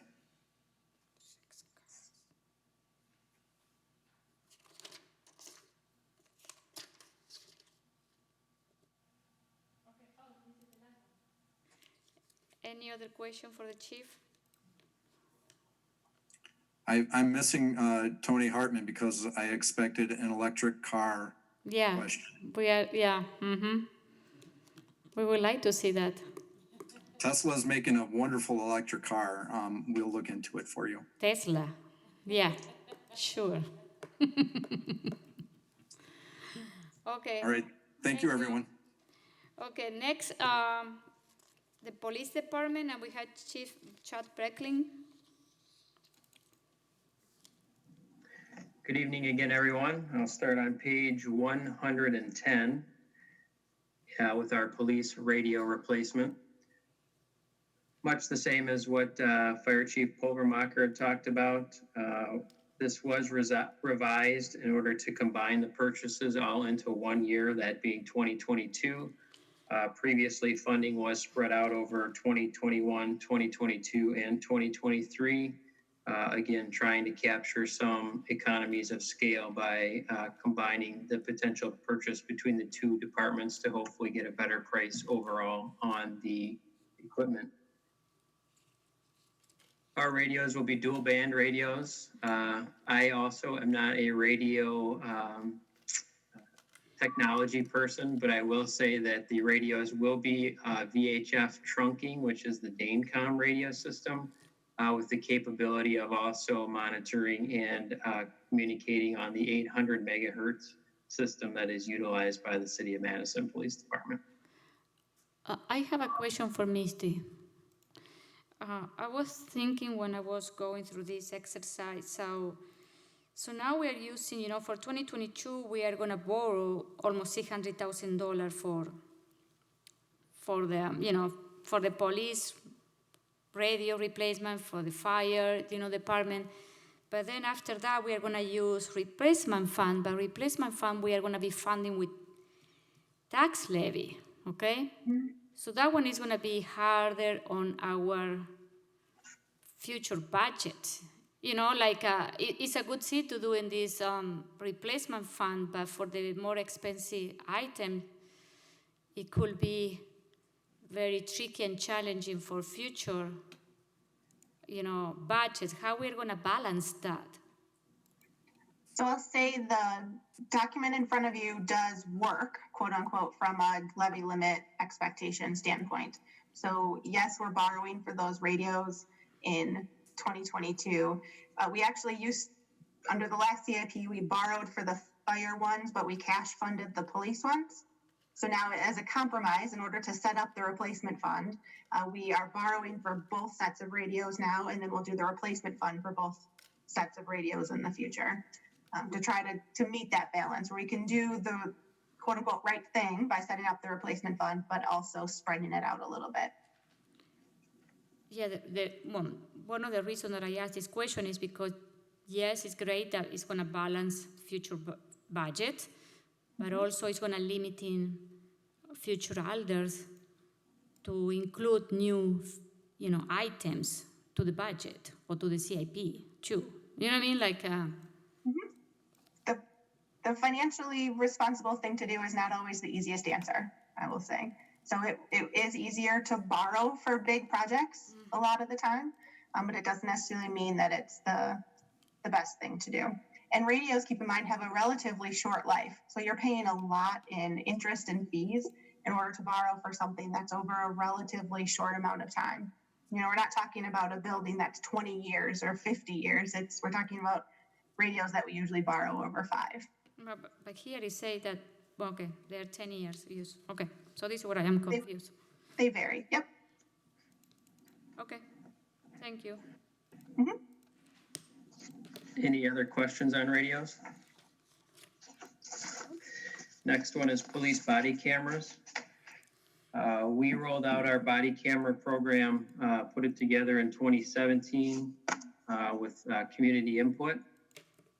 Developed policy, and the funding was secured, obviously, through the council. The program was rolled out in early 2018, or right towards the end of 2017, so December 17, January 18, looking to replace those cameras every 5 years. Obviously, they take some measure of abuse, being out in the elements, getting knocked to the ground, and those sorts of things. And technology is also likely to hopefully significantly improve the form factor and hopeful capabilities of those cameras as well. So right now they are set for replacement in 2023. This includes not only the cost of the cameras, but also the cost of the servers to store the videos associated with that are captured by the cameras as well. I have a question. Sure. Oh, got it. Chad, I'm curious if you have plans to do an analysis of the effectiveness of the body cam program since 2017, if it's, done anything for, holding people accountable or improving relations with the city? Like, have we done any sort of analysis to see if this cost has, reaped the benefits that we expected it did back in 2017? Well, a lot of the benefits that would be potentially measured are probably hard to quantify a cost associated with that. We don't know what sorts of situations we're going to be presented with every single year. And fortunately, we are a department that does not generate a lot of citizen complaints. Obviously that can change at any given moment based upon the situation, but historically speaking, we have not had a significant number of complaints. And when we do get complaints, the body cameras are oftentimes more helpful in determining what truly happened than relying upon the words of others or the words of the officer in some cases. So they are beneficial there. It's hard to measure any improvement in relationship. But I can tell you that it could potentially save the city a lot of money in the event of a legal claim filed against the city if we are fortunate enough to have a body camera or body cameras that would have captured video or audio of a particular incident. So again, hard to quantify. Also, resources to put together that data would be a challenge for us. We do not have an overabundance of personnel to do a project like this. Great, thanks for speaking to it. I have a question for you. What do you do with the old ones, and do you really need to replace them like every 5 years? Well, I don't know at this point in time what we're going to do with the old ones because we've never had body cameras before. This was our first purchase. So my belief is that by the time they're 5 years old, like many other pieces of electronics, they will have little, if any, value because they will have been significantly upgraded in technology and form factor at that point in time. So it's unlikely, again, that we'll see much value in return on those at the end. We typically would at least check with the vendor that we are purchasing from to see if they offer any sort of trade-in value for them towards the purchase of a new product. Typically, that does not happen. The other option would be to obviously send them off to the surplus site to see if there's any residual value there that we could capture. Again, I would guess that it's minimal, if any, residual value. And again, the hard part is, yes, 5 years seems like it's a short period of time, but our environment is not an easy environment from a physical perspective. Again, exposed to heat, cold, snow, rain, drops, knockoffs, those sorts of things. So it's hard to say that they'll be in real good condition in 5 years. If we're fortunate enough at the 5-year mark that they're still functioning properly, they're still in good condition, I'd be open to potentially pushing that another year back, but I don't know as though that would be, that's a little early to call that right now. Randy. About a month ago, this committee, Finance Committee, approved a dollar amount. I think the value or the dollar was around $38,000, which came on anything above $10,000. We reviewed it and approved. And I thought that was a software upgrade for the body cameras. Am I wrong on that? Is this dollar amount that we're speaking to tonight include software upgrades, or is that something above and beyond that we need to take into consideration as well? If I recall correctly, what was ran through finance recently, and Misty, if you have to refresh my memory, I'm thinking that was the software and support, the annual maintenance costs for the squad video and body camera hardware that we have. It could be, I don't recall, but I can look it up. And that seems high to me. I think that wouldn't be ours if it was $38,000. I'm thinking that maybe another department that had costs related to that. I'm thinking that our maintenance and software for our squad video and body cameras is closer to $10,000 to $15,000 annually. The other thing it could have been is we talked at least at one point about a separate server that was needed because of the body camera footage. So it could have been that too, but I'll look back at the minutes and see, or the packets and see what it was. I can look as well, but thank you, thank you. I have another question for you, Misty. So now that you mentioned the server, so does this replacement fund include the server? Yes, it does. Okay. So the next see. page, Okay. 114, shows you there's 52 body cameras and then 2 servers needed. Have you considered instead of having like on the cloud, like, you know, instead of having physical servers? My guess is the answer will be similar to Matt Pro's answer about the other video. That video takes a lot of space, and we also don't necessarily need it to be the highest speed as far as retrieval that we have time. But we can have Matt Pro look into that. I'm sure he has considered it. Okay, because it's look like everyone now is uploading everything, you know, on the cloud, you know, for storage. You know what I mean? So. And the city does use a lot of cloud storage. So our on-base software, the workflow software, I know for sure is in the cloud. And I think we have a couple other things too that are out in the cloud. IT looks at each project individually to see what makes the most sense for that particular project. Okay, thank you. So much like when we purchased this equipment, we worked with our IT department to determine what was the best method of video storage. And when we go to replace the system, we'll do the same again and consult with Matt Pro and his team to determine what their recommended option is for video storage. Thank you. Next. Next is 2141. There are no changes presented to this one from previous years. You'll see in the description that this has been in the CIP for quite some time in various forms and factors.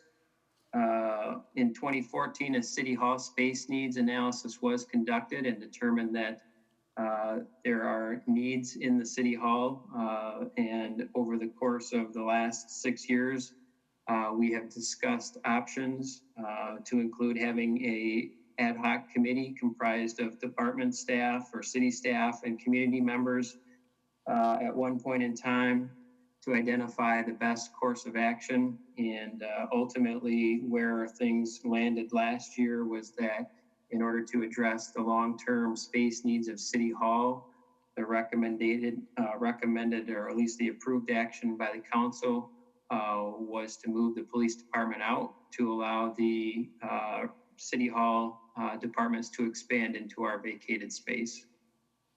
There's a lot of work yet to do on this thing, to be honest with you. There's a need to fully analyze what size and scope any sort of building would be or whatnot in order to determine exact cost. This right now is based upon an architectural design firm's estimate that was provided to the city.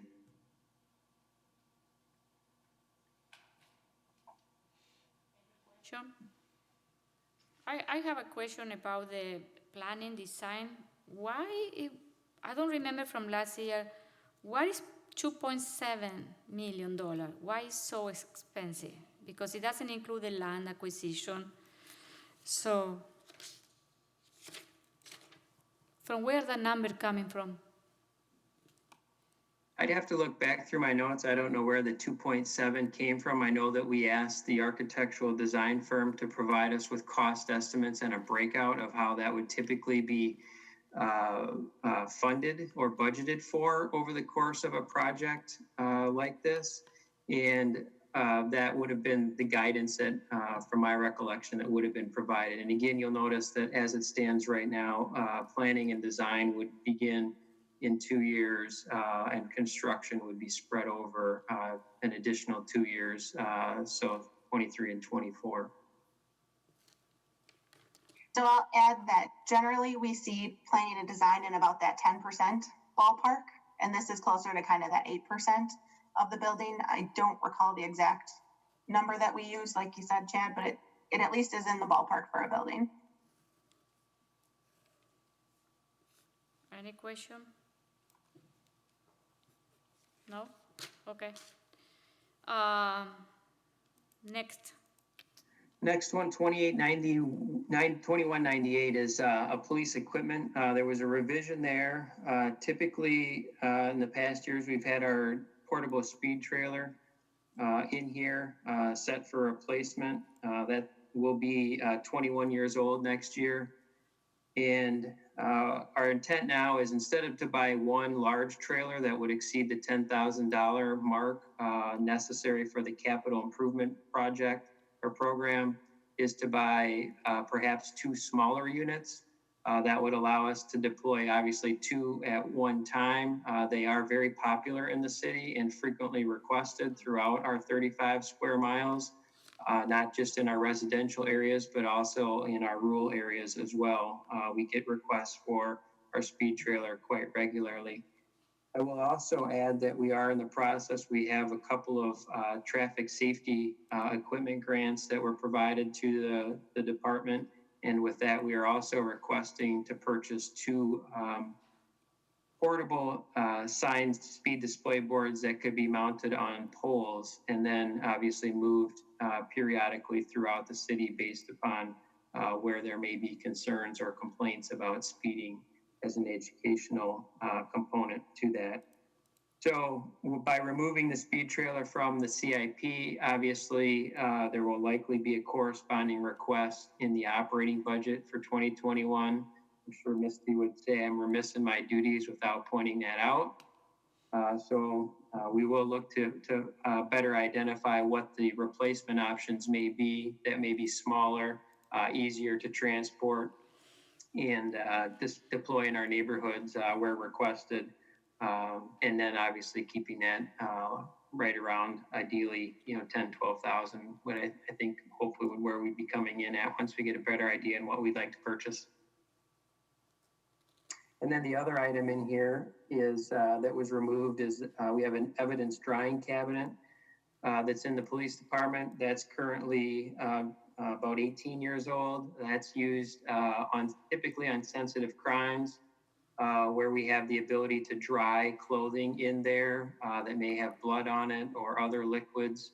Also, one half of that drying cabinet allows for DNA collection. In the event that any sort of DNA or fibers or hairs were to fall off of the materials while they're drying, we can collect that DNA for evidentiary purposes and potentially have that processed. So we have removed that at this point in time. It would be our intent that when our space needs are addressed, that we would just replace that cabinet at that time using the cost associated with that space needs measure. Okay. And Okay.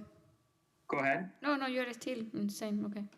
I got one more item in this account. 2023 is the portable video surveillance cameras that the city has that the council had requested we purchase in 2018. So we have those currently on a 5-year replacement schedule. And it's possible that replacement schedule could be extended. The reason why we put it at 5 years at this point in time is those cameras are exposed to weather and elements. And again, technology does rapidly change. So there is a possibility that better, less expensive technology could be an option in 2023. Questions on this one? No question.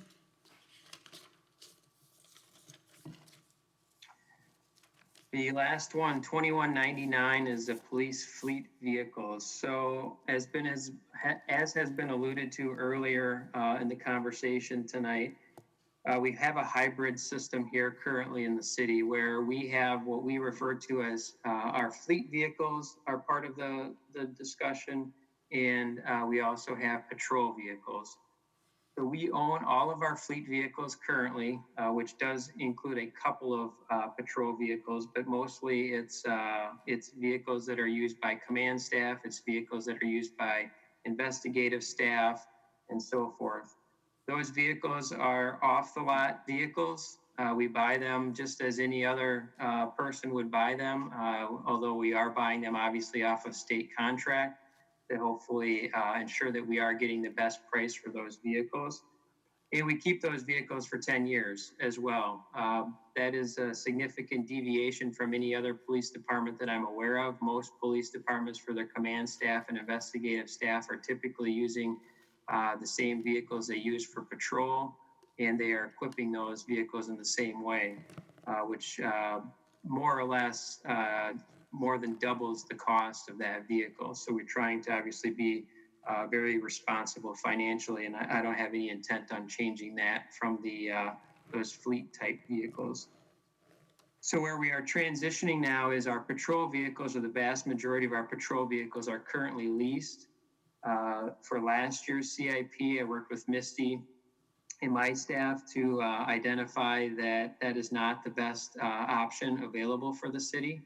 I'd be happy to go into any other details on that if you would like, based upon recollection.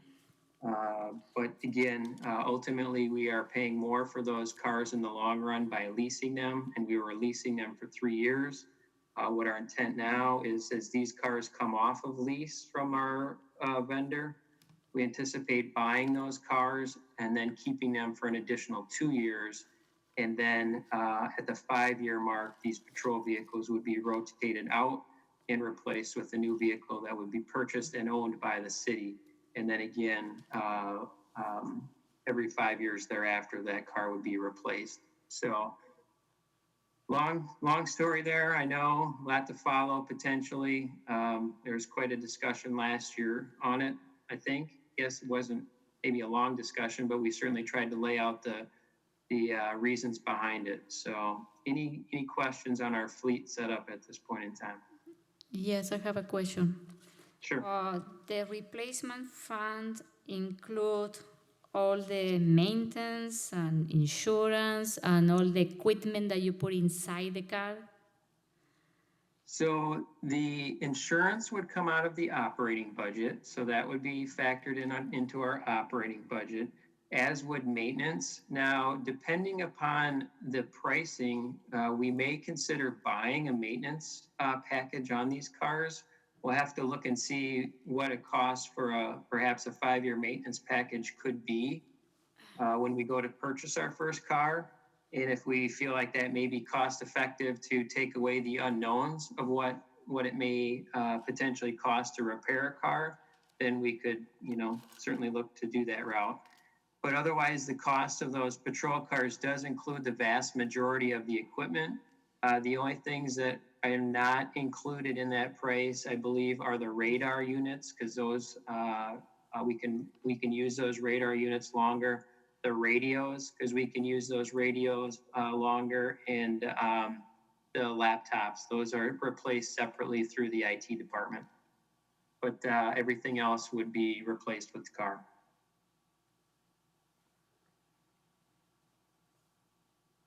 No, can I ask a question to Misty? Misty, in the budget item, section, under other insurance, utility, you are subtracting that from the budget that is going to be affected that year. So this is what I asked the question is, if you are factoring all this cost in the replacement fund. So the operating section below is more so reflecting that shift from leasing to buying. So the big negative numbers you see, that's the lease cost that we will no longer have to include in our operating budget, but it will be replaced by this big dollar amount in the capital budget. So those two pretty much offset each other.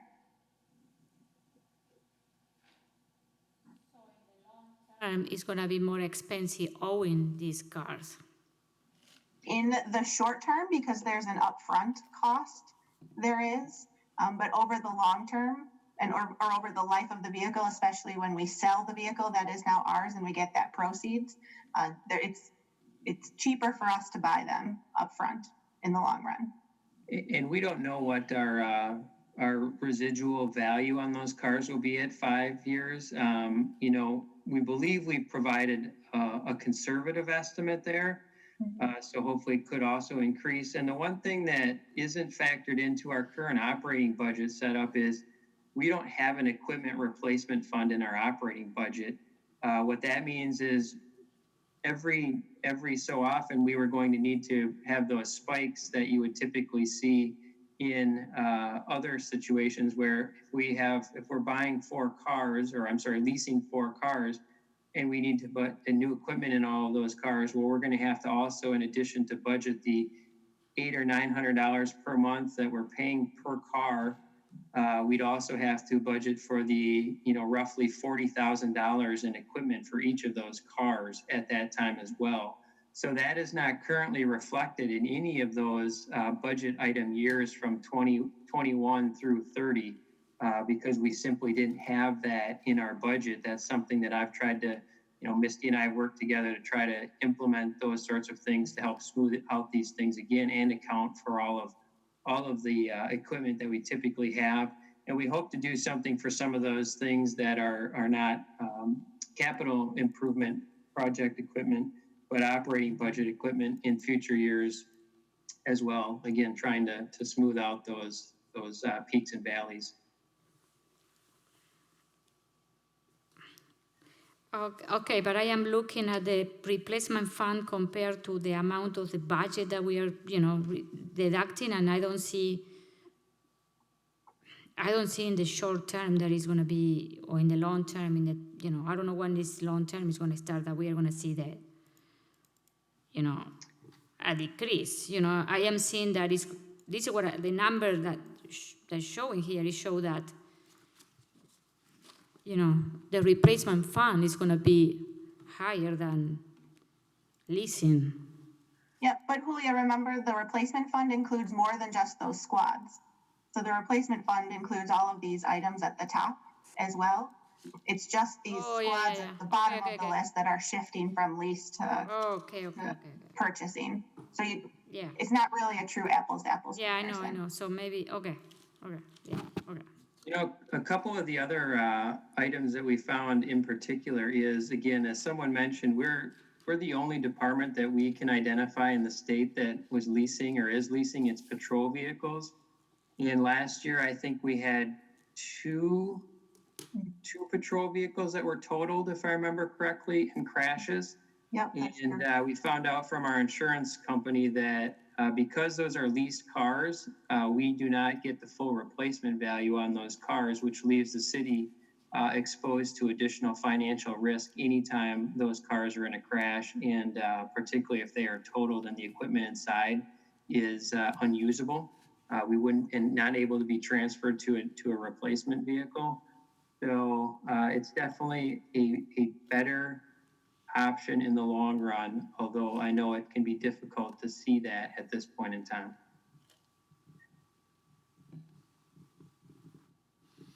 If it was an advantage to lease, I think more departments would be doing it than just Fitchburg PD. Any question? No? You just said what I was going to say. You just said it. Okay. Thank you, Chief. You're welcome. So next is Park, Recreation, and Forestry. Scott Endor. Good evening, Julia. Good evening. Good evening, everybody. Buenas If noches. I just offer a couple general comments before we get started, which will hopefully, our discussion. In regards to these park projects, we have 3 funding sources for these projects. They're park improvement fees, fee in lieu of parkland dedication, and tax levies. And the way it works is whenever development comes into the community, they're required to provide a park improvement fee for every dwelling unit. They're also required to provide park space for every dwelling unit, and then there's a calculation, and if they're deficient in that parkland dedication, we get dollars in lieu of that deficiency. So those are a couple general comments. The park improvement dollars and fee in lieu of parkland dedication can be used in our community parks. And we actually have 4 parks within the city that have that community park designation. They're McKee, McGaw, Nine Springs Golf Course, and then our dog park, Sunnyside Park. And just a couple general thoughts on what these park improvement fees and fee in lieu of parkland dedication can be utilized for. They cannot be utilized for maintenance, and they cannot be utilized for park planning. But they are certainly eligible for use when we develop any of the new parks and any kind of engineering or components to development of that new park. So hopefully that might help a little bit with the discussion. I will start on page 123, McGaw Park 6211, which is one of our community parks. And if I just might draw your attention to the description part of the project, about halfway down there, it says 2021 to 2030. They did, what was removed was the tennis court funding in 2024. We actually have 5 different tennis court complexes in our park system. 4 of them have 2 courts, and then our big tennis court is at McKee Farms Park that has 6.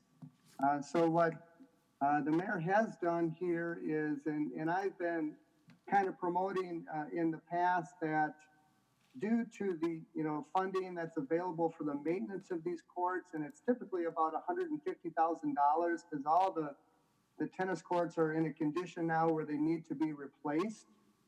So the idea is that, okay, we have our tennis courts in McKee is going to kind of be the tennis courts that we have within our community. And then when we get to McGaw, the idea of our pickleball courts would be at McGaw Park. So those 2 big hard court facilities will be located in 2 of our community parks. Then upcoming projects we do in 2020, we're in the process of working on pickleball construction at Fahey Fields, which is an addition to McGaw Park. And then you can see the 2024, we were looking to replace the tennis courts at McGaw because of their condition, but that was removed. And then we've got some new volleyball posts that are going to be included in 2024. And you can kind of see the notation adjacent to the 2020 pickleball courts. It says park fees. So this would not be a tax levy. These would be constructed with the use of the park improvement fees or fee in lieu of parkland dedication. In comparison to 2024, the new volleyball posts, because they would be maintenance in theory, so that would be the levy would be used to fund those. Prior projects that are in this fund, which actually we're going to take advantage of this year with the construction of Fahey Fields, we're looking to loop the water through Fahey Fields, along with providing a city water service to our existing shelter in McGaw. That shelter is currently on a well and septic, and our well has high nitrates, and we're finding sand in the urinals and things, so that well is failing. So it is a good opportunity to get city water to that park shelter. And then I think I'll jump right to McKee Farms Park, which is on 125. You can see that in 2020, we're extending the splash pad parking lot to the west. We're also, we did remove the tennis courts at McKee. The fence needs to be pounded down, so that is going to be included in the operating budget. Along with, which you'll see in the operating budget, we're looking to do some work to the McKee Farms Park tennis courts. And then you'll see in 2026, we're looking to replace the big Kids Crossing playground. What was also done in the 2021 is we did have a dumpster enclosure allocation, but those dollars were reallocated to help to pay for the siding replacement of the main shelter at McKee in 2024. And we are in the process of replacing the concrete at the entrance of the McKee shelter, along with, we're in the process of constructing a splash pad changing room, which is an improvement to the splash pad. And I'll keep rolling here. 6259. These are reoccurring park system improvements. Scott. Yep. Here it says that this project is revised. What it was removed? I don't see what it was revised in this one from last year. I can answer that, Scott, if you don't mind. So that was the comment Scott made about the dumpster enclosure that was previously authorized before, and that funding, so the dumpster enclosure is no longer approved, and that funding was reallocated to the siding. So that was the revision. To the oh, okay. I can see. Okay. Very good. Yes. Then, shall we move to 127, which is our reoccurring park system improvements? And this is an annual allocation that began, I believe, a couple, 3-4 years ago. Well, we didn't really have any funding to replace or maintain the existing playgrounds within our system. And a lot of these playgrounds are getting to be 20, 25 years old. So there is a need to replace those. And actually, Jorn, our park maintenance supervisor, has inventoried all the amenities within the park system. And then we kind of lay out in that upcoming projects, those improvements. And it looks like in 2020, we're gonna do a playground replacement, which you may have seen that already. That was approved. We are going to do a new roof at the Wildwood Park Shelter also this year. Can I ask a question to Misty? Misty, so instead of having a replacement fund here with all these, that we need to replace some of these, parks, playground and other stuff, we are using the, you call the maintenance of existing facility. So you're calling that 58,059. So it's kind of working like a replacement fund, those? Yeah, it is working like a replacement fund, Okay. and we just increased it by that $1,000 each year. I could easily change that category. Yeah. Yep. Okay. I'll make a note to do that next year. Okay, thank you. So we are not making any changes from previous, okay. And then I'll go to page 129, which is our Nine Springs Golf Course. We do have a couple projects scheduled in 2026. I will tell you, though, that with our hub project, there might be some newer projects coming before you once we finalize that proposal and get the plans to the council. Tennis court improvements, 131. And again, you can, in the description, 2021 to 2030, we were scheduled to redo the Chicory Meadow and Swan Creek tennis courts, but those were removed from the CIP with the thought that the tennis courts that we're going to have within our park system are going to be at McKee Farms Park as we move forward.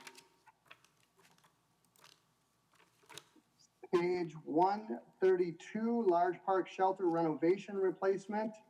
We do have a couple shelters within the park system that are getting a bit older.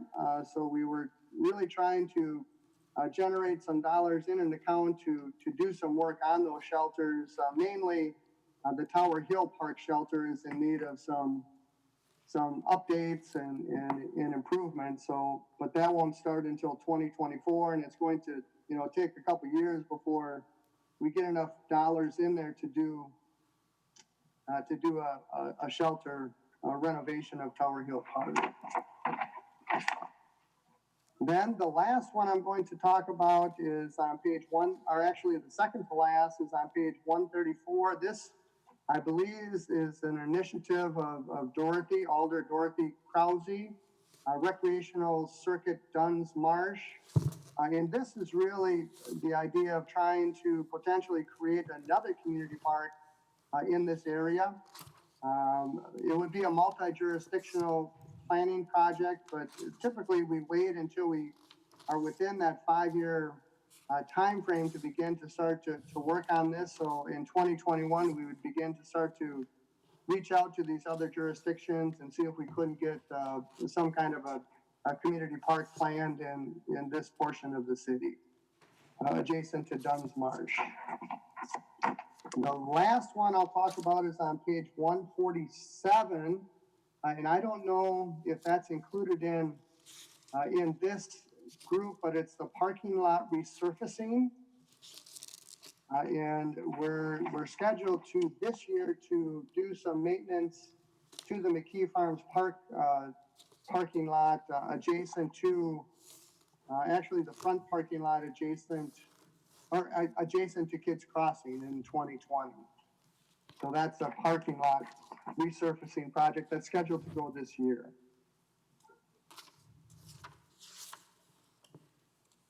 But that's all I have, and unless there's any questions. Yeah, I don't remember where I saw, I don't know, it's in Park, but it was like a $600,000 for the golf course. Is coming in where? In which department is coming that? Well, what we're working on, as you recall, we did receive some dollars from CETA to do a Nine Springs hub study adjacent to Nine Springs, and included in that study there was 3 different work areas that the consultant helped us with. The first was a major park facility with the senior housing construction there. We were able to get some additional parkland. So we wanted to do some planning for the new parkland there. The second component was the improvements, some potential improvements to the Nine Springs Golf Course, which improvements to the golf course driving range, along with the putting green and some other improvements to the facility. And then the third component is for a community center actually in that neighborhood. But as I mentioned, we'll be coming to the council shortly with a presentation. Wade Thompson and the planning department is leading that planning effort. So that may be where you saw those dollar, Julia. No, so the hub is not currently included in the CIP. As Scott mentioned, they're working on some numbers there. I think what you meant, Julia, is the one I have up on the screen, the 4727, which is a stormwater project. So Bill Balke will talk about that in the next section.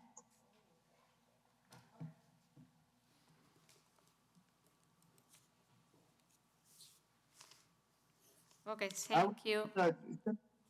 Question? Any question for Scott? No. No?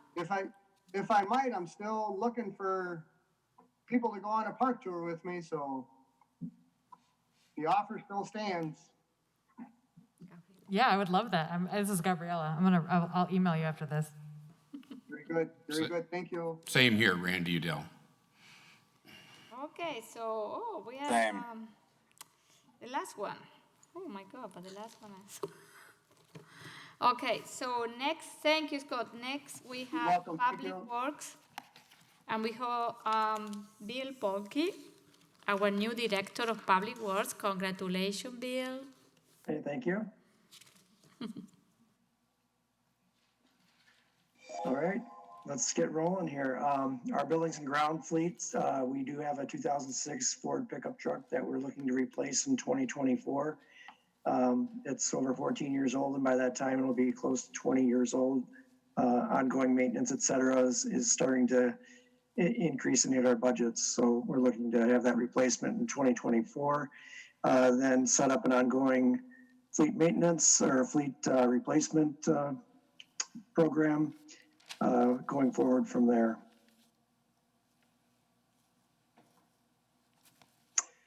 The Oak Hall AV system, currently we have to wheel in a cart. It's one of our larger meeting room areas, very versatile. And we roll in a cart with the visual and the audio. We set it up, there's cords all involved. It just doesn't provide a lot of flexibility to the room when we have that situation. We do have it out a number of years in 2027 for that installation, and it's something we'd like to work toward to give some more versatility to the room itself.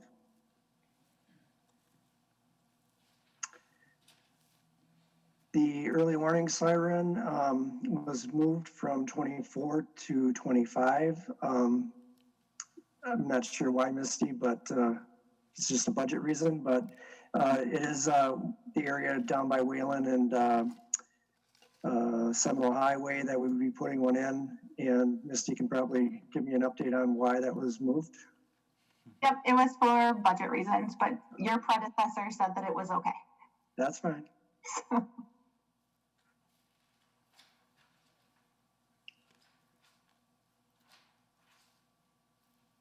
The parking lot resurfacing, we do have a fund allocated for that, and we try to do a portion of the city facilities every year. We have a map in place as to which years we're doing. This year, as Scott had mentioned, we're doing McKee Farms Park, part of the parking lot, and then going forward, we have a list of parking lots that we're going to be resurfacing in the future.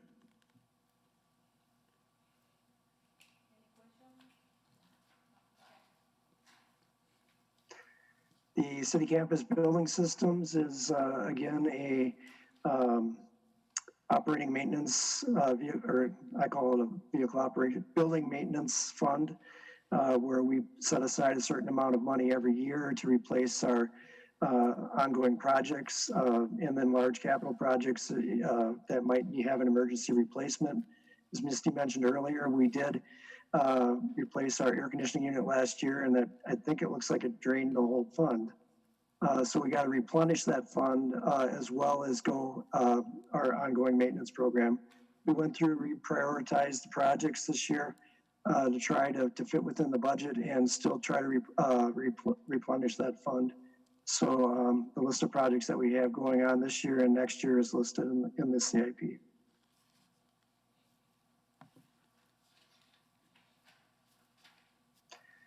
Maintenance facility is a similar situation where we're building up a fund for replacement of and ongoing maintenance of major items such as door replacements, window replacements, roof issues, HVAC, etc. So we are building that fund to do that replacement to the facility that we had in there.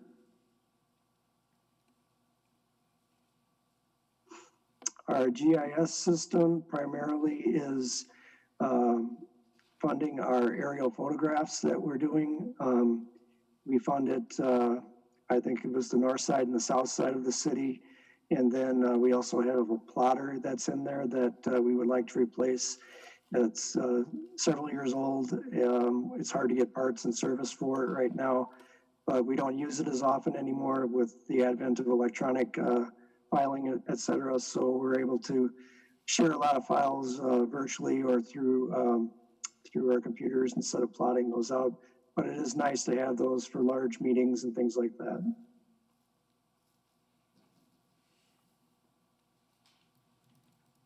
Public works equipment. This is the big one. Yes. Yeah, we own and operate over 100 pieces of equipment through our maintenance fund and replacement fund for this.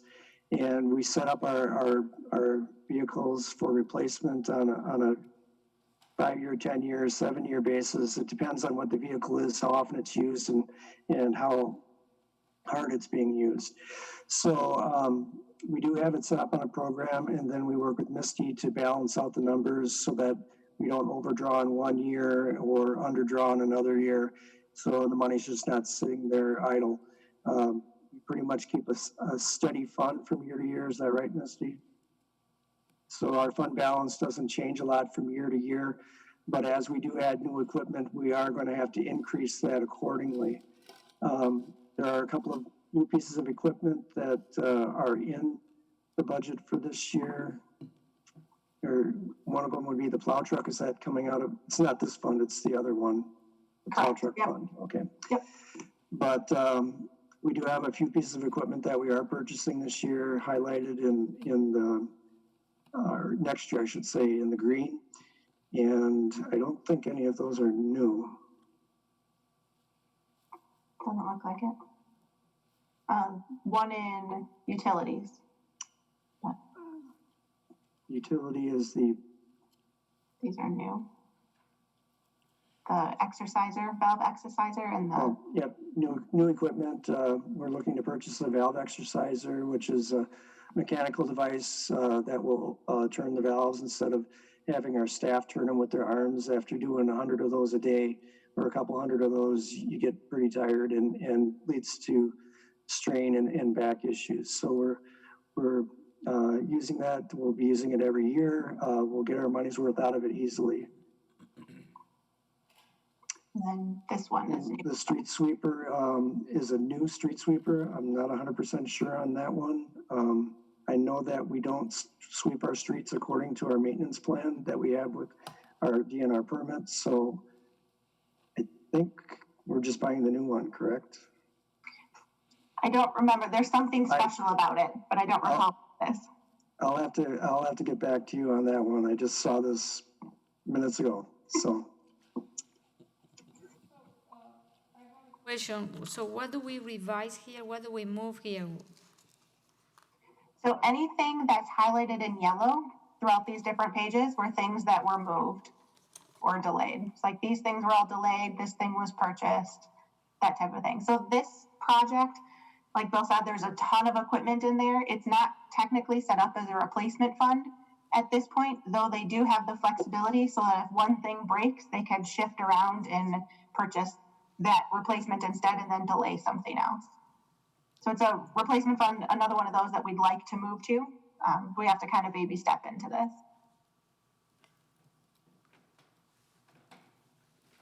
What is that? Okay, so this one is, okay. Any question about this? What is that? all right. Salt shed repair is a new one. Our salt shed, it's only 14 years old, but structurally it is starting to fail. And we did talk to several vendors, if they could repair it. We're looking to try to repair it, but I think it's probably going to end up needing to be replaced. We're looking to get a design done. Looks like it's all in 1 year, design and replacement in 1 year, in 22. It was pushed back from 21 to 22 as the mayor had indicated. And we're hoping we'll be very gentle with it and get us through another season. I have a question about this. Where is this located in the where the recycle is, in that area? Yes, it's on the north end of the property.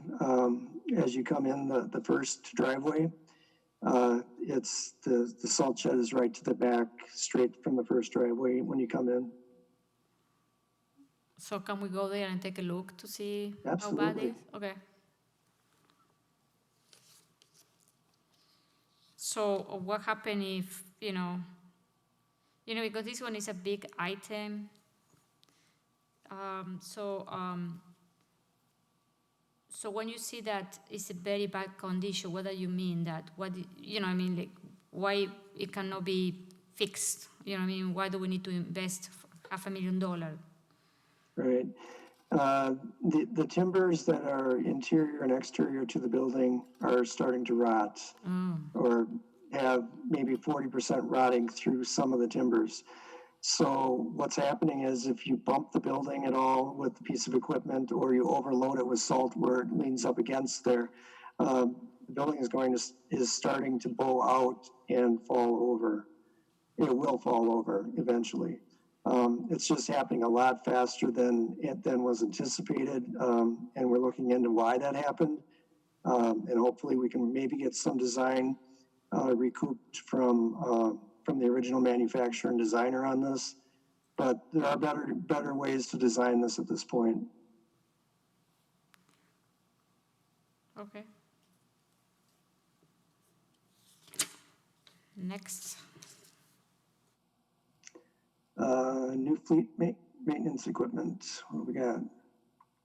Oh, the hydraulic lift. Yeah, that's kind of one of a very important piece of equipment that we have to lift up the vehicles and do our maintenance on it. As I mentioned, we have a lot of vehicles that we're doing maintenance on.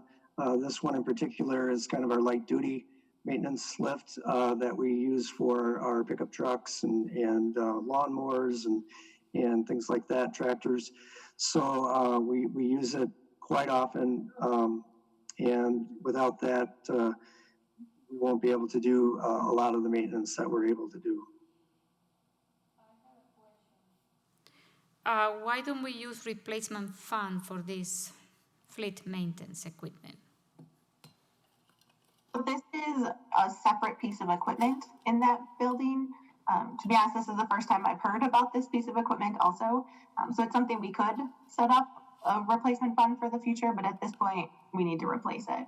And the other thing I'd like to point out, Bill, if you don't mind me jumping on your toes, is there's a line in here about right now this is partially funded in 2021 and partially in 2022. The mayor's intention is when we go through the 21 budget, the operating budget, to see if there's a way that we can get this to be funded fully in 2021, because it is a safety issue to an extent too, and it's an important piece of equipment for the rest of our equipment in order to function appropriately. So the hope is that if there was some room, that this would get accelerated. How old is the current equipment? How long is what?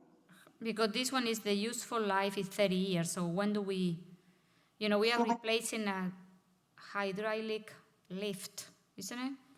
So the current lift was placed in service in 1997. 1997, okay.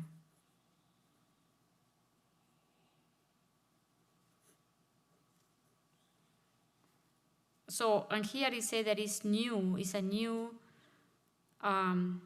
item in the CIP, and why it's new? Because it's in very bad shape. Why we didn't, you know what I mean? I think the hope was that it would last 30 years, but it's only 23. So it's something that just hasn't been on the radar in the past. That happens occasionally throughout the CIP process, that things break that you don't think of having in the CIP. Probably should have been in the past, but it was missed. So now we're adding it now that it's a big problem. And so it's not a new piece of equipment. That is an important distinction. It's just a new CIP project. Okay. Oh, it's storm. Question. Question. We have a question. So this piece of equipment is completely unusable right now? Is that, I'm sorry, I wasn't quite absorbing that before. We don't have access to this piece of equipment, or are we renting something in the meantime when it needs to be used? No, it's actually built into the building, a part of the foundation. And so it can't really be replaced until we repair the whole thing. So we're looking to have that replaced at this time. It's getting close to the 30-year mark that we were anticipating that it was going to work or have the lifespan of, but it just broke earlier than that. We're not using it right now. It is a safety issue. It doesn't hold the vehicles up and starts to slide back down. So we can't afford to have someone under there. And how often do you use this equipment every single day? For the most part, we've got usually a piece of equipment on the lift being repaired, tractors, lawnmowers. There's always something that needs to be repaired, and we do have that. We do have a larger lift, but again, that's for larger vehicles, and it's hard to put those smaller ones on there. So the lift is not being used, and you're just using some other method at this point? Yeah, we're using the larger one that Sure. I'm I'm guessing right now, but it is taking away from repair of the larger vehicles at the same time. So we can only have one lift in operation at the time. Got it. Thank you. Any question? Seeing none, let's move to the next one. Plow replacement is a vehicle replacement fund again. It was created a couple of years ago. We allocate a certain value to the replacement every year, and ends up being about, looks like $20,000 a vehicle, roughly average. And we're looking to add a new plow truck this year as part of the Fish Hatchery Road project. Is that one in this one too? Nope, that's in a separate piece in your 3488 Fish Hatchery project. But going forward, but you did allocate the additional replacement of that in this fund. So it did go up $20-some thousand in addition to the inflation. There we go. Yep. So the original purchase of the new truck is in that other CIP, but the future eventual replacement is in here. You're correct. Okay. I have a question. When you say this is a plow fleet replacement, how many? I think we have 13, 14 trucks. Okay. 10. Oh, it's here. Sorry, I forgot that we have that. And so these are the ones that are true plow trucks. We also have a lot of other pieces of equipment, like in utilities, that has a plow truck attachment on it, so that it can operate as a smaller snow plow. But these are just the true plow trucks. So we are planning to use the new one from the Fish Hatchery Road for the town of Madison Sugar. Is that correct? No, we believe we're going to need 2 new ones. Sorry, Bill, to jump in on you again. No. It's your first day, so I'm just taking over. But there's a separate plow truck in the Fish Hatchery Road CIP, which would be this coming year, and then there's another bigger plow truck for the town of Madison, which is in the town of Madison CIP for the following year.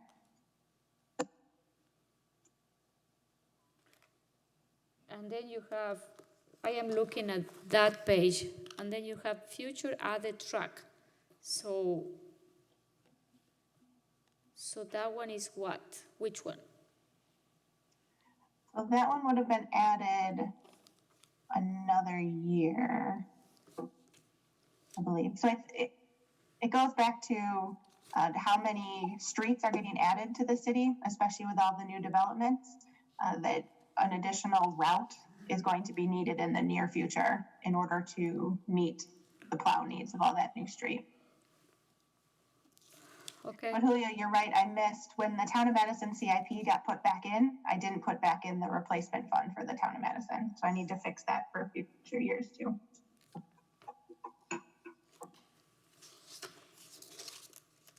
Okay. So it could be, this amount could increase a little bit. Yep, it needs to go up another 22.8, starting in 2023. So it doesn't affect us for this coming year. It's something that I could just fix for the next CIP, if you guys are okay with that. Can you repeat again? So the replacement fund wouldn't kick in for the town of Madison until 2023. Okay. Because we're buying the new plow in 2022, so the replacement fund would start in 2023.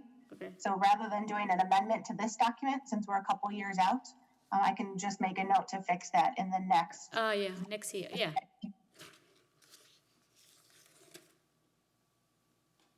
Okay, thank you. Any question from you guys? No? No? Okay. Signing road interceptor extension. We have a question. Sorry. Okay, Yep. Tom. Misty, going back to these plow trucks, you're saying, in reference to these trucks, did I hear you right? In 2021, 210,000, 2022, another 241,000, and then 2023, something's gonna be adjusted, but are we talking about 2 or 3 plow trucks in reference to Fish Hatchery Road, in the next couple of years? We're talking about one plow truck for Fish Hatchery Road, which we'll talk about in a few CIP projects from now. And then the other plow truck is for the town of Madison. So we're taking over a decent amount of streets there too. So that would have been in that first CIP project we talked about, the number 1040. There was a plow truck in there as well. So there's 2 trucks, one for fish and one for town. Okay, I have. Why can't, is it Town of Madison, are you referring to the streets in the town or Fish Hatchery Road? Because we take from Fish Hatchery Road, I'll just say from Greenway Cross, north to the Town of Madison to the town hall, it's not that far. It's not that far. You go over the belt line and you're almost in the Town of Madison. But I'm just saying, is the one for the Town of Madison for the streets in the Town of Madison too?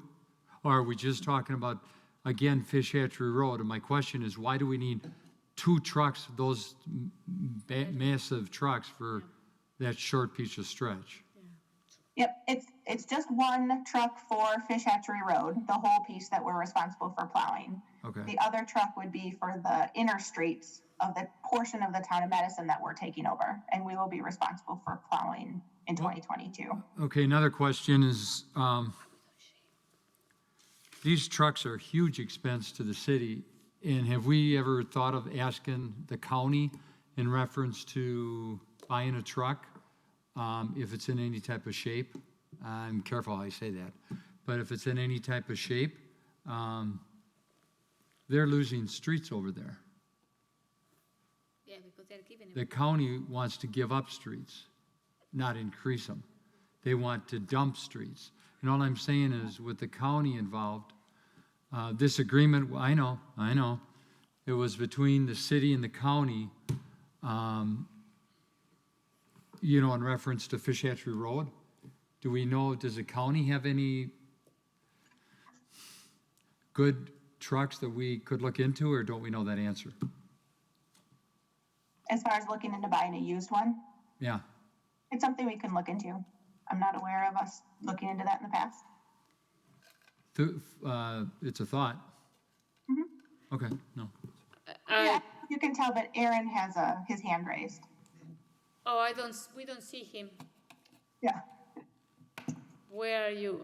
Then I have Randy, and then I have another question. Okay, Aaron, your turn.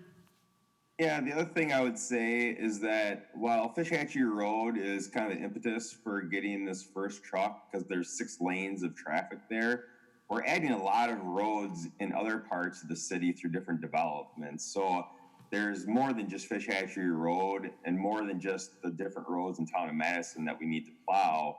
We've got Terra Vista's got a bunch of roads, including a school, which is going to be a high priority for us to plow.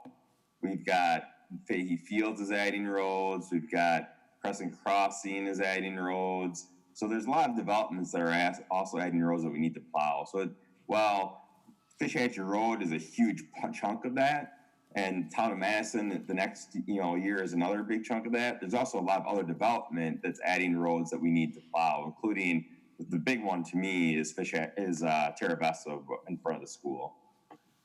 But maybe we should change the name of this truck and call it like Fish Hatchery and Others. Sure. Because it sounds like we are going to use it only for the Fish Hatchery Road. So. No problem. I'll make a note for next year on that too. Okay, Randy, do you have a question? Yes. Are we obtaining any equipment from the town of Madison? That was my question. Are we picking up the town of Madison and we get nothing for it?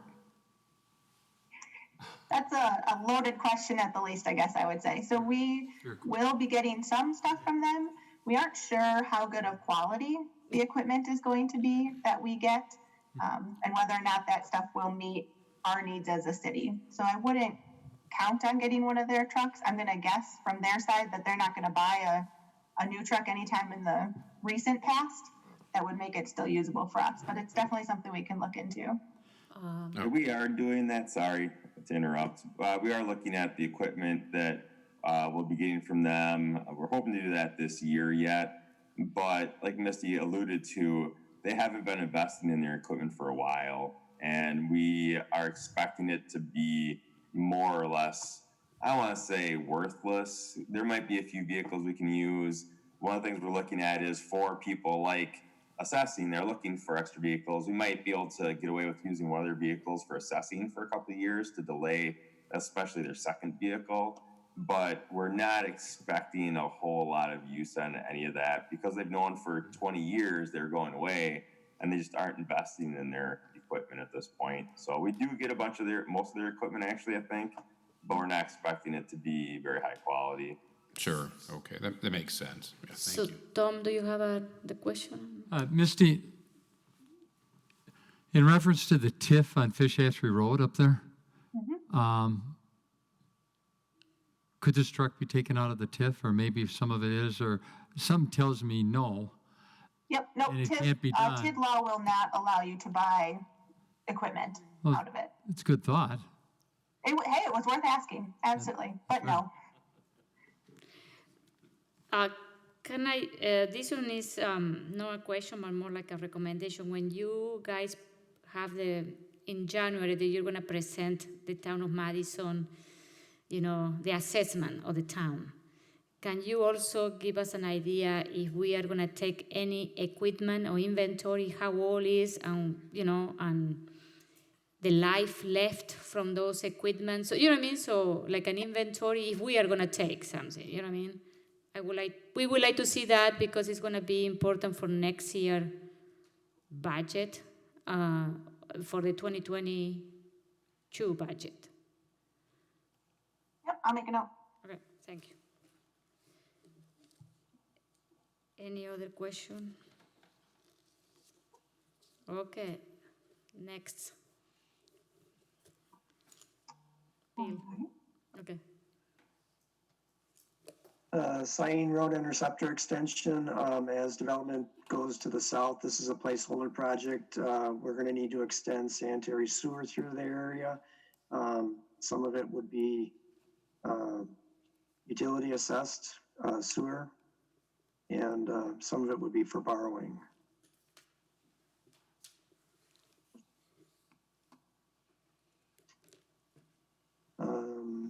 Fish Hatchery Road sanitary sewer lining. As we did our televising last year to assess our sewer condition, we found that there were several clay pipes that needed to be lined. So this wasn't something that needs to be done during construction, and we're putting it to 2021. It's mainly in the north part between Post Road and Greenway Cross that needs to be relined. I have a question regarding that. Is this part of the fish hatchery row? Why we don't include this in the teeth?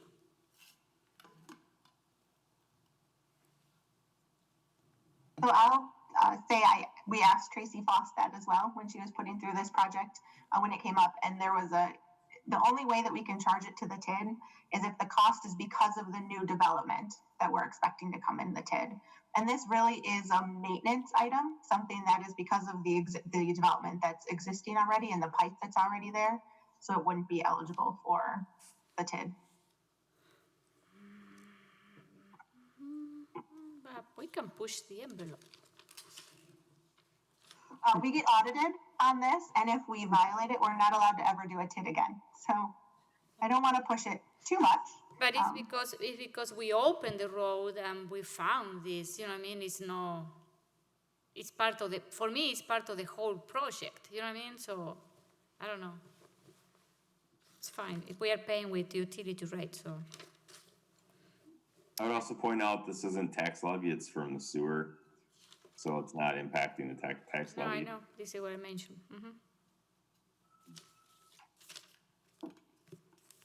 Okay, next. Stormwater dredging and retrofits. We went through the city last winter and drilled through the ice and measured how deep the sediment is that's being dredged or that would need to be dredged. Some of the ponds that were installed 20, 25 years ago are accumulating that sediment, and we're looking to prioritize the projects to go ahead and remove that sediment over the next 10 years. We have a number of projects that we were planning on doing, so we updated that project list based on what we found, and that's part of that stormwater program for doing that.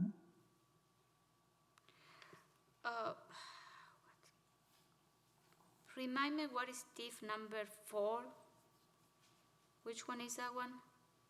That's the one by City Hall that extends up to the interchange. Oh, okay. So that one is gonna be for 2020. Okay. So practically we are, because, you know, I want to tell you that, okay, so you are delaying the McKee Farm Park, the South Pond, and the Longford Terrace. All they are in. That one is because you did the inventory last year and you decided that we can wait a little bit for this one? Correct. Okay. Correct. Okay. And I have another question because it's curiosity. I know that we are doing the Seminole Village Pond now. I can see it. I have been there a couple of times. So the $650,000 is part of the McKee Road reconstruction, or is it separate? We are paying separately that $650,000. That one is actually, our bids came in at about $230,000, so we're reallocating those funds to other projects. Plus, we're likely or have received a grant on that location for the county's stormwater management. So I think that Seminole Village Improvements Fund is going to get reused for other projects. Oh, okay, so the $650,000 is not correct, that amount. Okay. So that's the amount that was carried over to 2020. Yeah. The bid was done in 2020. So now that we know that there's a surplus there that can be reallocated. So when you say that the difference is going to be used in other projects, are going to be another project similar, like for, like for this type of project, for the 4702 that they are delayed, or for other projects? So it would have to be used for stormwater project because it's funded by stormwater rates. Okay. Thank you. Oh, here is a map.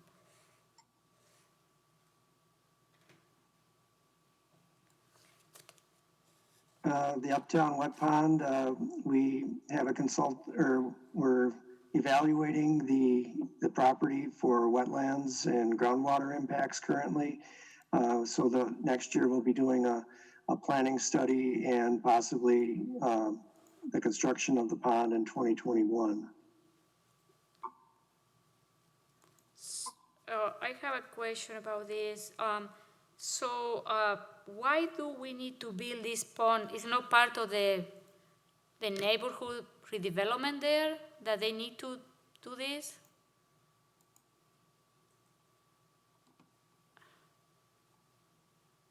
I think this one could probably, I don't know why it's next year. I'll have to check on that. But really, if you're talking about the funding source, it is being assessed back to the benefiting property owners. Oh, okay. So it's not paid for by rates, it's paid for by that assessment. Okay. Yeah, I saw it. Okay, thank you.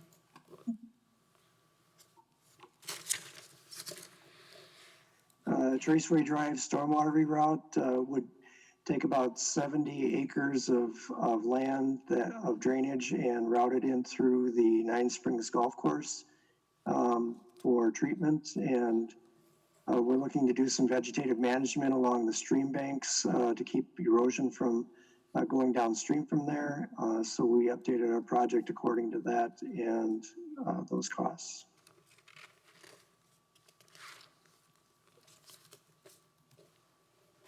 Any questions? The Fitchburg Road stormwater improvements, it's the area that goes under the Highway 151 area.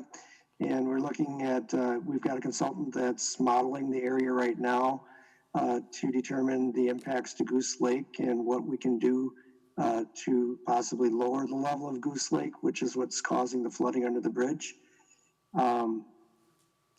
And we're looking to get the study done this year, and then we would be programming some improvements over the course of the following years to correspond with the reconstruction of the road in 2024.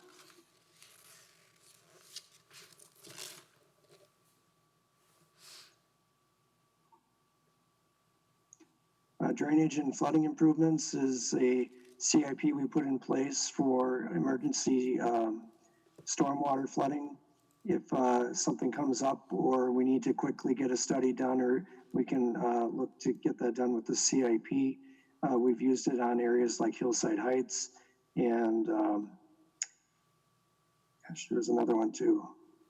But we do use them to quickly implement studies and get these into the CIP for new CIP projects that need to get prioritized.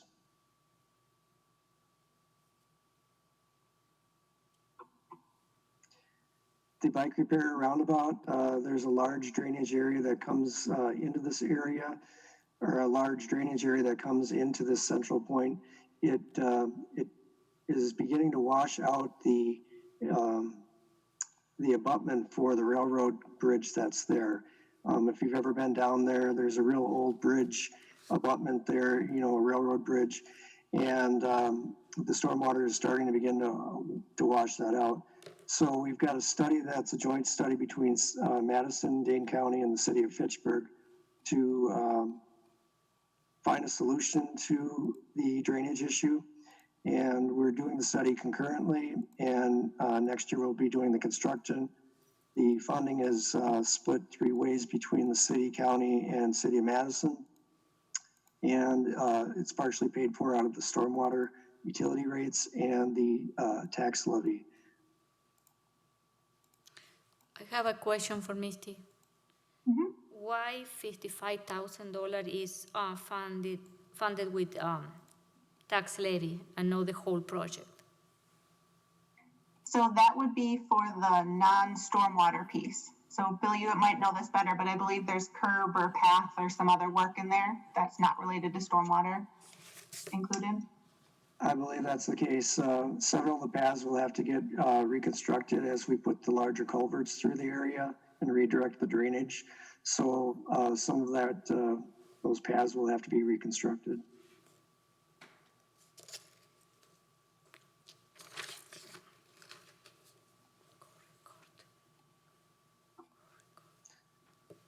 Curry Court flooding looks like it got moved up from a future year to beginning the study and planning next year, and then construction in 2023. So I think the whole project got moved up about 3 or 4 years. Yeah, 3 years. So where is this neighborhood located? It's on Cyene, south of Irish, north of Indian Head, or what's that? I think it's Indian. Olin.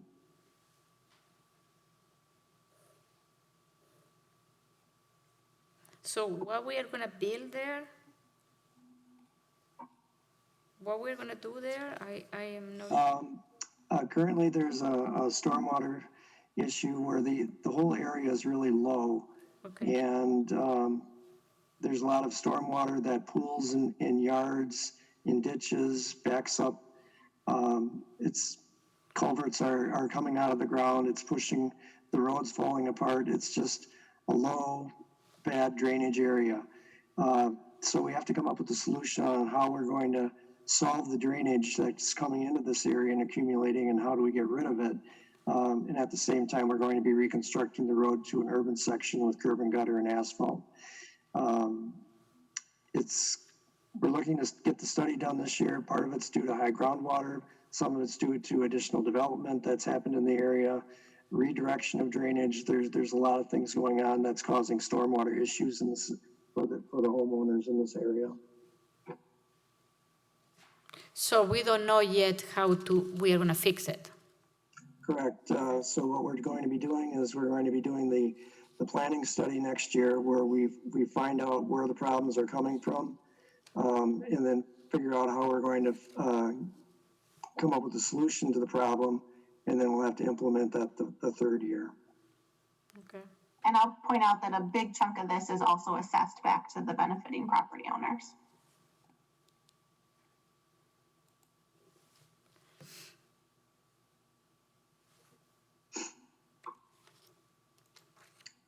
Lake Barney watershed, we do have a consultant on board now that's evaluating the drainage coming into Lake Barney.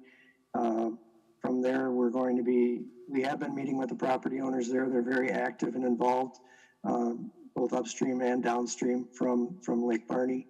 So we've got a good group of people that are looking at the solutions and the impacts to those solutions, all the way in through the town of, or the village of Oregon, town of Oregon, in that area too. We're looking to get that planning study done. Started it this year, continuing it next year. It's the third year, 22.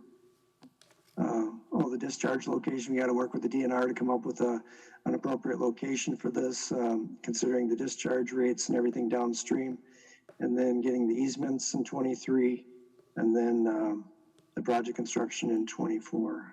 But it looks like we got all moved up a year, right? I have a question. This amount is the Fitchburg part, or are the other municipalities also participating and collaborating with the cost? It doesn't look like anybody's contributing. Oh, really? Right? So, but my question is, if we fix this, it's gonna benefit them too, isn't it? Why they are not participating? Why we need to pay for, We are causing the problem, is Fitchburg, stormwater, or, you know what I mean? So. From what I saw this morning, it looks like about, 85 to 90, almost 100% of the area is Fitchburg's water going into Lake Barney. And then whatever solution we implement downstream from there goes into the village of Oregon. So, it is Fitchburg's water that's causing the issue. There is a little bit from the town or the village of Oregon that I'm gonna have to look into. I just can't remember where that line is drawn. But I would say the majority of it is Fitchburg. Okay. We have a question. Randy. Yes, but at this point in time, though, it is just a study, correct? Construction does not start out. Correct. There's no construction at this point. We're trying to find out where the problem is coming from, and then evaluate potential fixes that we could implement. But that's the extent of things that are going to happen this year. Thank you. Okay. Next. Schumann Drive Storm Sewer is a project that is a long-term project that we're looking at. It goes way back to the Seminole Hills, the pond over there, across from your house. Seminole Glen, there we go. Yeah, that one. Too many Seminoles. The Seminole Glen area, that's across from the park there. We've got a lot of stormwater drainage that comes into the park. It's flooding out the kettle that's there, and the trees and everything are starting to die. So we've been diverting the water down Schumann Drive, which ends up going down to toward Osmondson, and then from there it keeps going east all the way into the Schumann Greenway through McKee Park. And a lot of the water goes overland, and what's happening now is the storm sewers that it's discharging into are surcharging, so it's popping the manhole lids off and causing some safety issues for the public when we do have these large storms. More stormwater downstream is causing impacts to the properties adjacent to those in those low areas where there's localized flooding.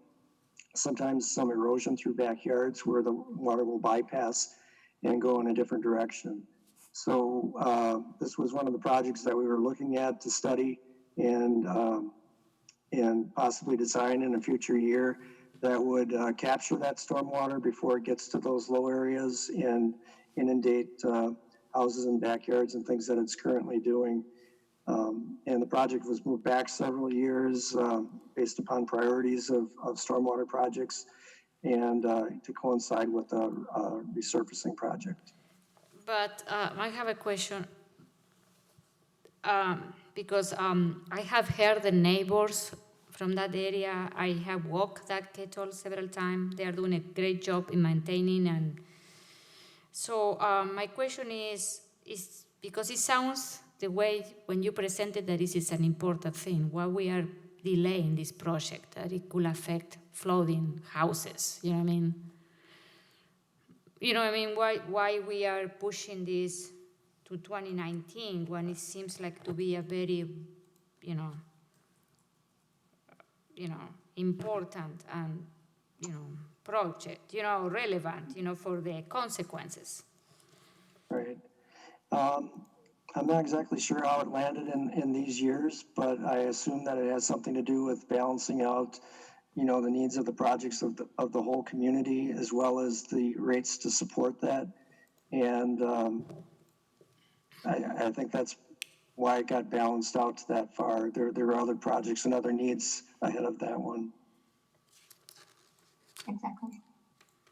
If I can just add one thing quick, Julia, too. Yeah, it is unfortunate that we had to wait to balance out rates, but we did just buy this year the pump. So we do have a solution to help if there is flooding in this area again. Since we now own a pump, we don't have to rent one. That is something, this is one of the areas that is a high priority if there is flooding. Okay.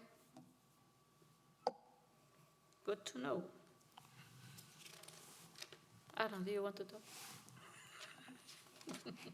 Okay. TMDL modeling is something that I'm pretty sure we're required to do it as part of our stormwater permit with the DNR now, that it was written into there that we have to have a model for our city that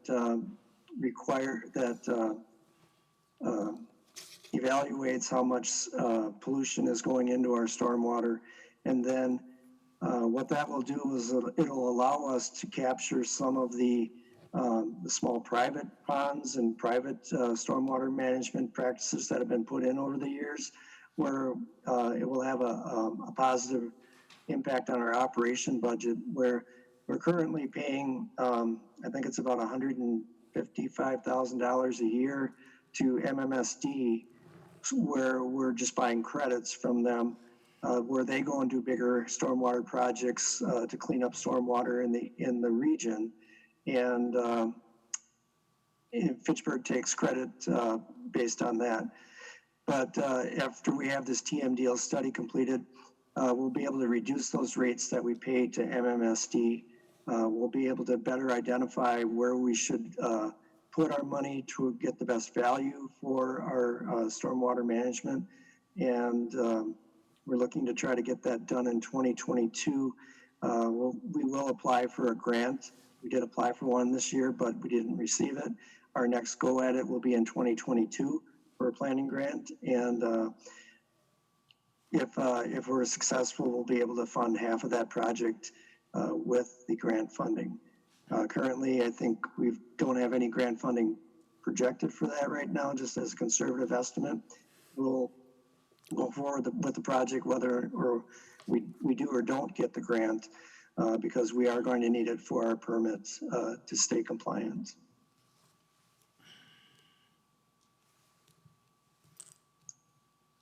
The Lacey Seminole Stormwater Region, this one, Strand Associates is currently planning or hired to do the study and come up with options. Right now, We're planning on completing that this year, and then, scroll down a little bit, Misty. That's in 2025. Okay. So this one has to do with the issue with TID number 9, Misty? Exactly. So there's a lot of uncertainty right now between COVID and just the state of TID9 being such a new TID. TID9 is the one at Seminole and Lacey. So there's the big Promega building and then the big Sub-Zero building are the two big projects that are funding a lot of this infrastructure, both of which, however, are assessed by manufacturing, which is another kind of layer of uncertainty as far as how the numbers are all going to shake out. So originally we had thought we would do all the projects in 2021. We would rely on the estimates to, make sure that we can pay for it all before the TID closes. But with just so much uncertainty right now, we felt it more prudent to delay more of these projects until we had real firm numbers as far as what that value was going to be when the building was complete. So the study is still continuing, so we can kind of move forward on it, but the construction was delayed to 2025, simply from a TID comfort level. Thank you, Misty. Of course. And that'll be the same answer for a couple others. Basically, everything that's not under contract was delayed in TID 9 until we had better numbers. Question on the floor. I'm just curious, isn't that where the new MG&E O'Brien solar farm is going in? Does that affect MG&E's project, or the fact that the stormwater study has been put on pause? I don't think so. They were going to just have minimal stormwater impacts with their facilities. So they're not going to contribute much to the problem. In fact, they're going to actually help it with some of the construction that they're doing on site. So MG&E won't have an impact to the delay on the study. And how is this tied to we approved that test where we're pumping some of the water out of the kettle next to the Sub-Zero and then put piezometers to track the groundwater. This, I assume, is related to that project that we funded last council meeting. Do you have a sense of how that's connected? It's connected in a way that we're going to determine whether the ground or the ponding issues are from surface water and how much is from groundwater, and how fast the groundwater will be reflected in these stormwater facilities. So as we pump the ponds down, we'll figure out how fast it goes down and how fast it comes back up again to help us determine how much water we need to remove from the site and how fast it needs to get removed. So it is directly impacted by the study you just, or the contract you just approved for that. One of my concerns is that by 25, maybe the other two neighborhood developments, they're going to be ready. Like Seminole Crescent, what is the village? Yeah, and then the other one, Stone Prairie, is going to be complete, and the other one on the corner is North Stone Prairie. Yeah, my question is, suppose that, we have another big storm like in 2018, we don't have any concern that, if we delay this, project. I know that there are some constraints with the funding and the TID and all of that, but, how this can flood all that area, because if the water doesn't have a place to move, you know what I mean? So I don't know, because it said here is a priority is urgent, but then we are doing in 2025, so it seems that it's not too much urgent anymore. You know what I mean? So what is the peace of mind that we are going to give to the neighbors close to those new development that,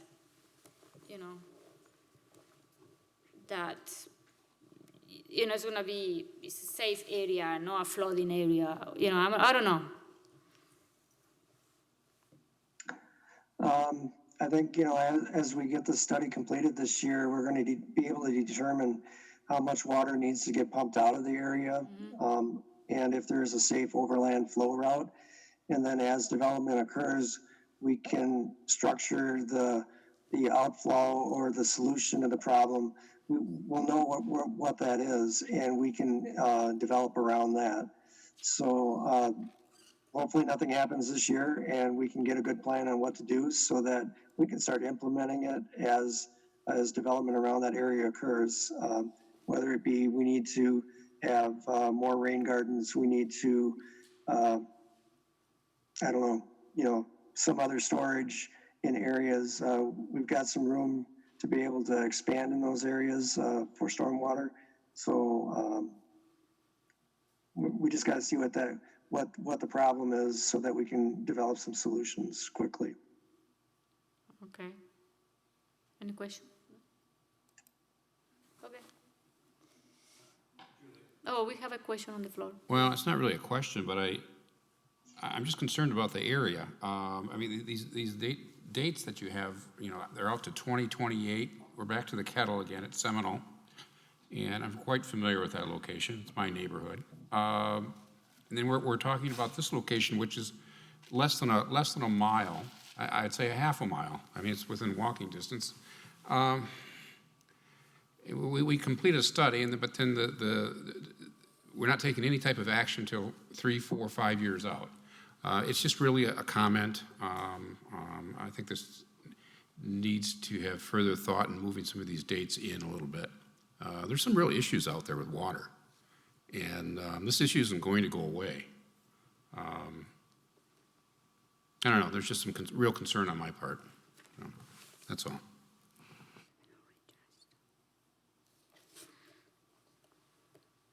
Okay, next. Bill, you're there? Yep, this is part of the same where we're moving that project out to 2025 based upon the health of the TID and any other things, I guess, related to that. So that one is part of the whole area.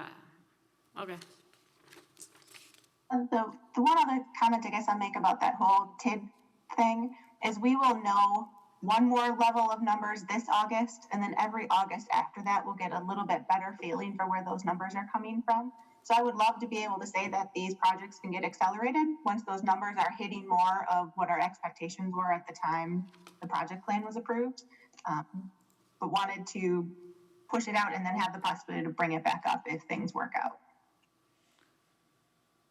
So I have another question because I want to understand that. So we are delaying this from 2021 to 2025 because this one is part of the other project. You know what I mean? Do we want to do the whole thing together, or we can, or they are not related? We can, you know what I mean? I want to understand. Yep. So this isn't related to the last project we talked about, the stormwater study, but this project is related to the other roads that are part of the TID 9 project plan. So this is the stormwater piece of those other roads, and all those other roads in the next couple of pages you'll see were delayed as well. When we talk about the roads, where they're going to be located, these ponds? In what is they going to be located close to the new? What is the other one? The new road that we are building there? Commerce Park Extension? Yeah. That one. So Commerce Park Extension is still moving forward, and the portion of Lacey Road that we have an agreement with Promega where they're going to build it and we're going to reimburse them through PAYGO and through the TID. Mm-hmm. That piece of it is still moving forward because we have contracts, but everything else is being delayed. So this would, we'll talk about it more when we get to the streets part, but it would be the intersection and then north on Seminole. And then the other piece of Lacey. So I want to repeat again what I mentioned before. This one is, because we are delaying from 21 to 25, and then we have all these new neighborhood coming there. So do they know that we are delaying this thing and how they're going to affect construction to them? Right. So the thing I'd just like to remind you all is if the TID isn't successful, then it's fully on the city taxpayers to pay off that burden. So the TID it gets its money from all of the overlying jurisdictions. that comes in from the increment. So we all have the cost as we go through. But if the TID fails or doesn't have enough cash to pay all of these expenses, it is only the city that's responsible to pay that off. So it's a risk. And part of what happened is the concern, the various pieces that I talked about before. Also, the projects that were included in the original project plan are coming in at a much higher cost than what we really thought at the time. So revenues are down and expenses are up. And at the time that we created it, it was already expecting to go out to the life. So this TID is in a very uncomfortable position, I would say. And so we just want to make sure that we know what we're getting into, and that if the city's willing to take that risk and is willing to take that loss, if it happens that way, we can. But it would be just the city that has to pay that.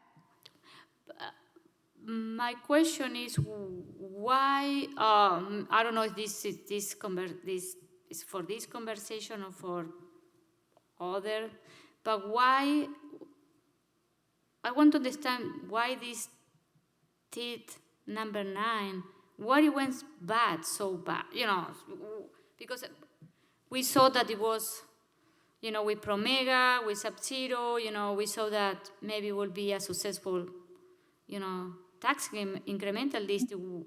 Why we are in this hole now? Yeah.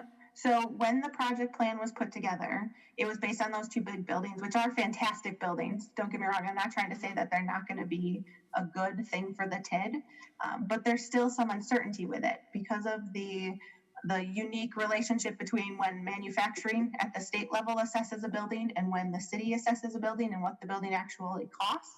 There's a big disconnect there, and we don't know what that disconnect is going to be until manufacturing comes down and tells us what it is. When that project plan was approved, it also was already projected to go out through the life of the TID. Usually we have a few years at the back end, kind of as a cushion, so that if something like this happens, we have that cushion. But in this TID, that was not there. It was projected to go out to the life. But the bigger piece of it is the expense side of it too. So all of these projects are coming in at much more than what was thought at the time the project plan was put together. So there's a chance that it will still work out, and that's what I'm hopeful for. But I'd hate to commit financially to something that we don't have much more comfort knowing that it will work out.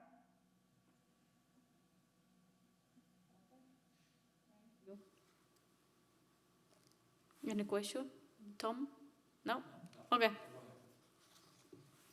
So we are fine. One other thing I'd say real quick is on the TIDS piece of it. So there are TID annual reports that I have to do for the end of the year and that the Joint Review Board actually approves. So in the next couple of months, there'll be a Joint Review Board meeting where we'll talk about the future of all the TIDs and the different projections.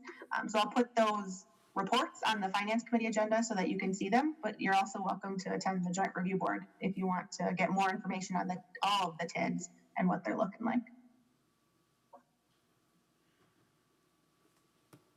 Will you send us those dates? It hasn't been set yet. Okay. So, but when you do, would you shoot us an email and let us know? Yep. So the first meeting of the Joint Review Board is on June 30th, and then at that time they'll set when the next meeting is. Awesome. So, yep. I'll let you know then.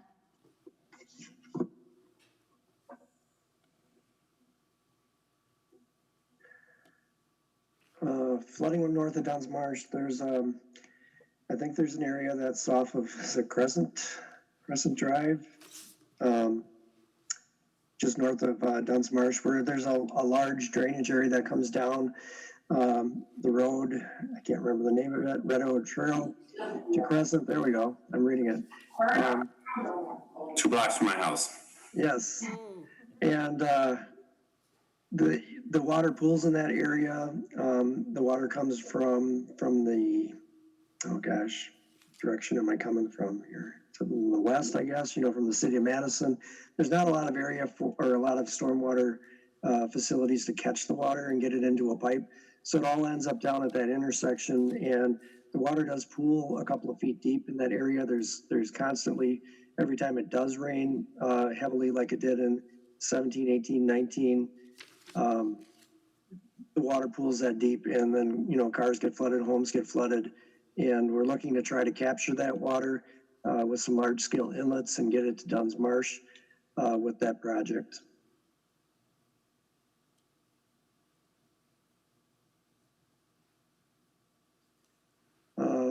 Florian and Lyman Lane is a new project. Dorothy had her hand up. Oh, Gonna ask, any chance of working together with Madison to build one little stormwater facility there? Right now, Fitchburg has one and Madison has one right next to one another. yeah, we'll reach out to the city of Madison on that one as we're doing our planning next year to see what we can do with that. Well, we can reach out this year, but we've been talking to them about all the drainage coming through that area and how we're going to handle it. Well, I thought it was stupid when they built it in two different pieces, one piece for each city, and asked them why, and they says, well, because we're each our own, and I'm like, well, that's a stupid reason. Sorry.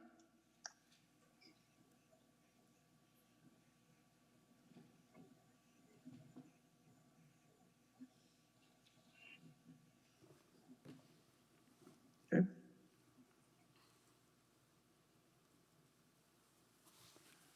Oh, this one. Sorry. This is an area that has some flat areas that it continuously ices up in the wintertime, and we've got ice conditions and pavement conditions that are deteriorating.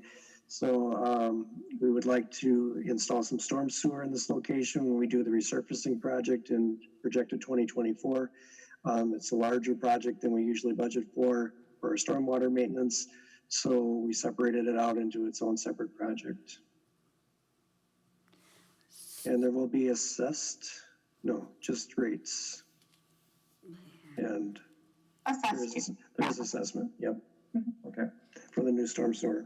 So I have a question. This is in my district, and I know the area, and I know the complaints. Why we're gonna wait until 2024? I don't have that answer right now. I do. So that is, it's timed with when the streets plan to get redone. Oh, okay. Yeah, I think I said that. Oh, did you? Sorry. I missed it. Okay. Makes sense. Nine Springs Golf Creek Restoration. This is a project where over the past few years, we've had some pretty heavy rainfalls and high flows coming through the Nine Springs Golf Course area. That's eroding the embankments, and we're looking to reestablish, revegetate, armor those areas, stream bank stabilization, so that they don't continue to erode. This is a project that is eligible for stormwater grants from Dane County and also the state. So we're going to be applying for those in the future year to offset the costs of those projects.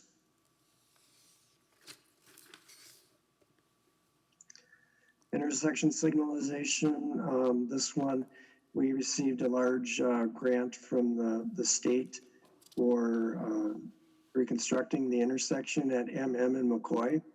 So not only are we going to get signals in a better intersection with new pavement, but it's also going to cost us less. And you can't really say that very often in the original project we were planning on spending. So thank you to the state for recognizing that it is a hazardous location, and this CIP reflects that grant that we received.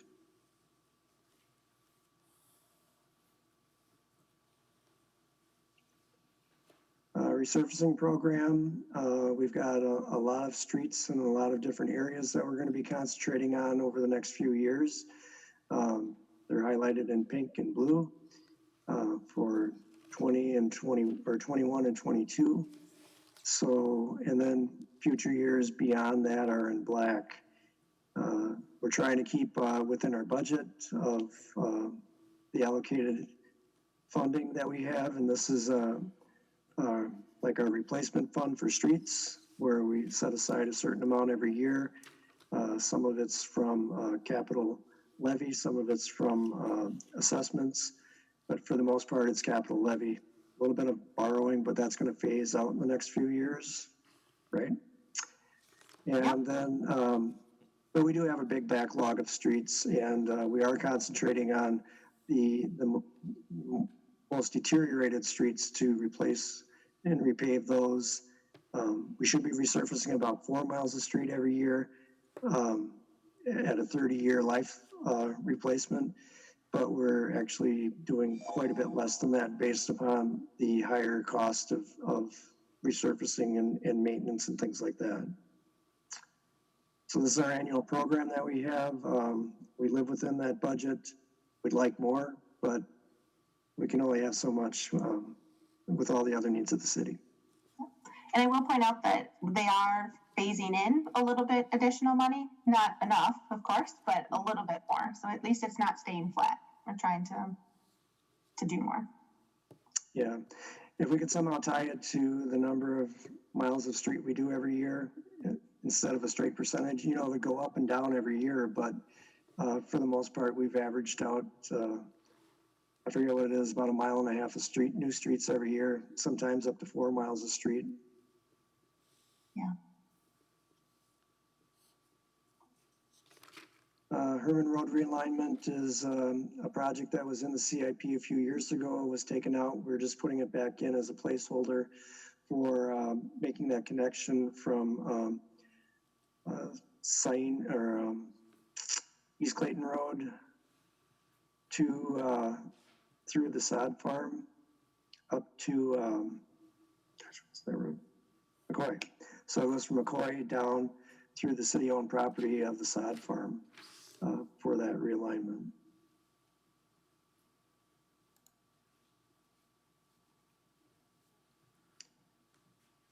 Sain McCoy, this is the area of Sain north of McCoy Road up to the city Madison limits. It's pushed out quite a few years. The deterioration of the road has caused it so that we're going to go out there and use the paver that we purchased last year to install skim coat along the shoulder and the edge of the pavements so that it doesn't have the rutting that you have out there now. So we're going to spend some maintenance dollars this year to make it last a few more years out there. And then we're looking at a resurfacing reconstruction type of road project in 2029 and 2030.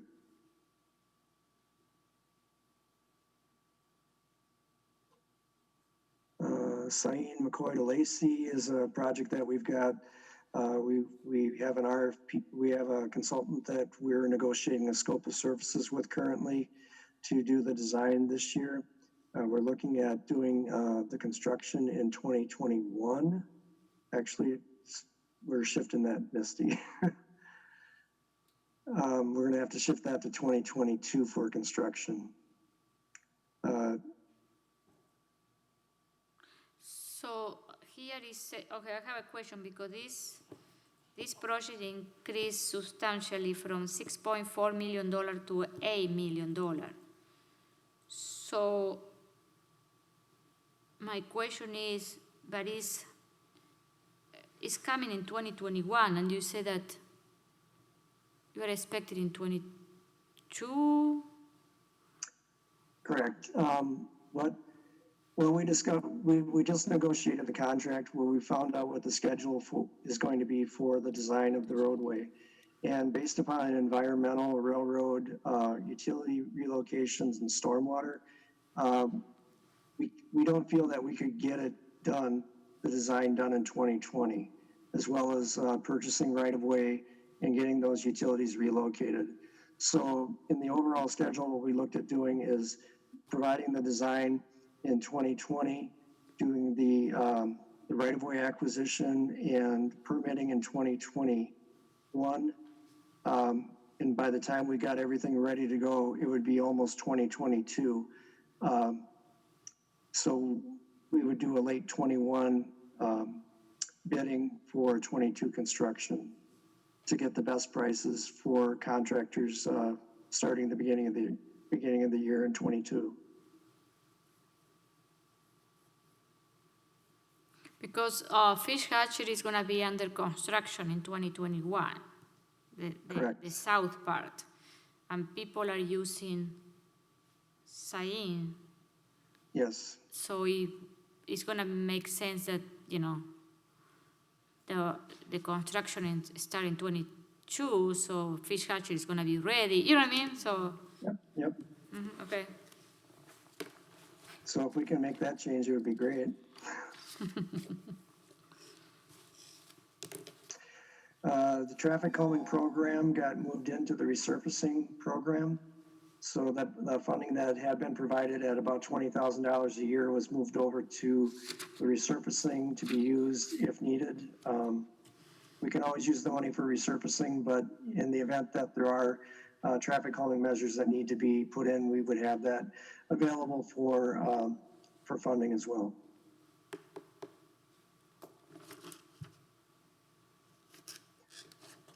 Street lighting update, the revised, we pushed that back a couple of years so that we could reorganize and figure out where we need to make our expenses for doing the light replacement. We don't really have a program in place, but we will be developing that. And we will be applying for grant funding to offset the cost of those LED replacements that we currently have that are high voltage or high wattage fixtures.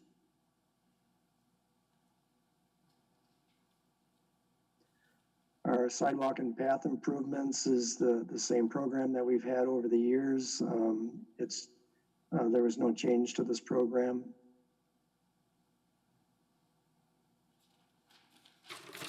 The Fish Hatchery Road resurfacing project, reconstruction project, we have additional funding being requested in 2021 because of the plow truck. That's the $210,000. And then there's also $810,000 in there to complete the design, engineering construction of the project.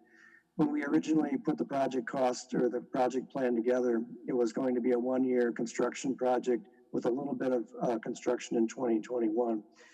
Now we're doing a full construction year in 20 and a full construction year in 21 with a little bit of completion in 22. So this $810,000 is also part of some of the real estate that we've acquired. We have to pay the bills for. It did come in higher than we anticipated by a couple $100,000, but again, we do have that property up by UW Credit Union that could be reimbursed to the city if we sell that land to the adjacent property owners. The main cost, though, is the additional construction year that we had for that $810,000. I have a question here. Okay, I am confused. So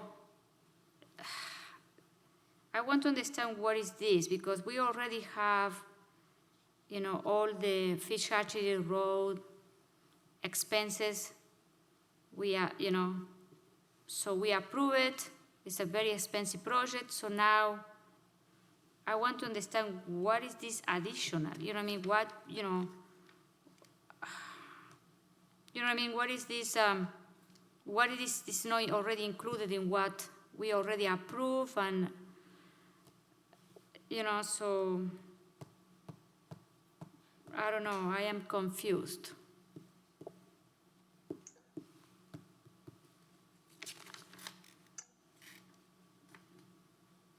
On the additional amount,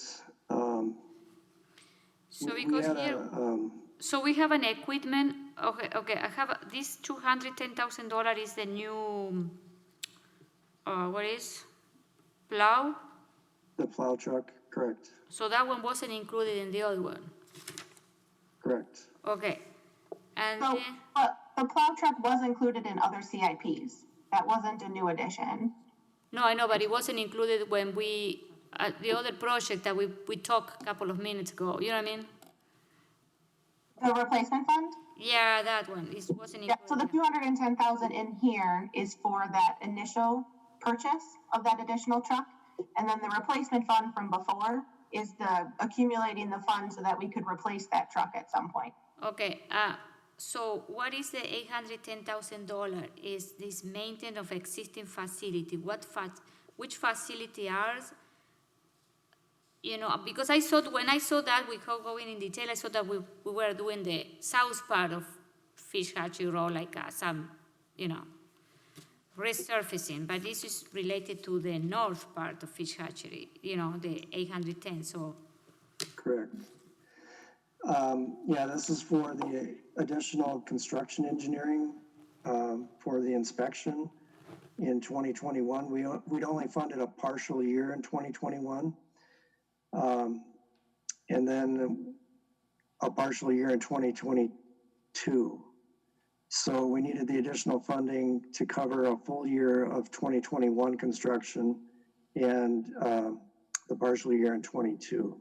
And that's what that dollar amount is. And I don't think it's going to be that high, honestly. What we're doing now is we've been tracking all the hours that the inspection services have been providing to us.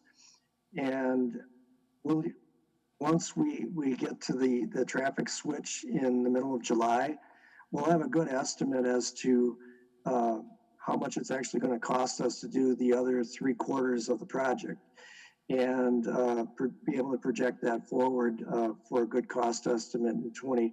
So I would say, you know, by August, before the CIP is getting approved in August, right? Mm-hmm. So before August, we'll know what that number will be, and I don't think it will be the $810,000 there, but it is an amount that the previous director had put in the budget that he felt that we would need for completing that project for the engineering construction. And so the only thing I would say is I wouldn't change the CIP at this point, but remember CIP is a plan, so we'd be able to update it for the operating budget when the time comes if we have a better estimate. For us, that we need to include amendments, so we need to know what we can touch, or we can know, you know, I mean, what are the actual numbers, you know? So practically, this $810,000 are professional fees, isn't it? To engineers, to, I don't know. Yes, it's for the project inspectors, the engineers. We have consulting company, KL Engineering. They've got 4 engineers on the job, up to 4 engineers, typically 2 or 3. And that's what we're paying for, to make sure that they meet our specifications for construction to give us a good product in the end that'll last a long time. What was that, Julio? We couldn't hear you. So we are paying quality control, practically, you know, like $810,000. I thought that this one was part of the whole. Worked on negotiating with them. KL was good to us. They took 20% off of their original estimate for construction. The city is contributing additional staff to the project to reduce the cost. So we're doing everything we can to keep that number down. But this was a fair number that we felt that was needed to complete the construction engineering on this part. The other thing I'd like to point out is the chart that's up right now. This right-hand column is the CIP, the change, the total 810,000. And of that amount, the 202,500 is what's paid for by city borrowing, 324 by TID, and then the rest of it is paid for by our partners, so the Dane County and the city of Madison. Oh, the 283, one is a contribution from other entities, Madison and, okay. Dane County, yep. Okay. Yes. Okay.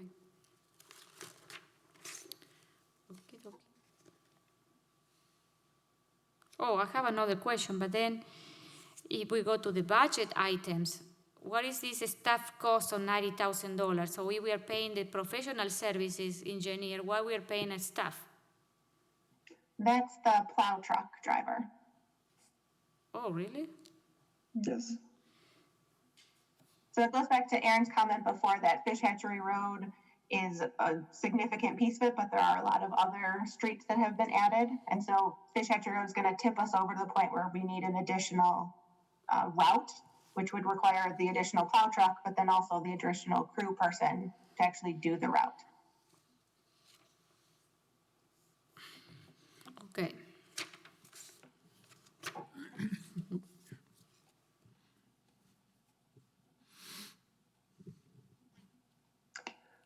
Fitchburg Road, Lacey to Oh, I have a question on the floor, Tom.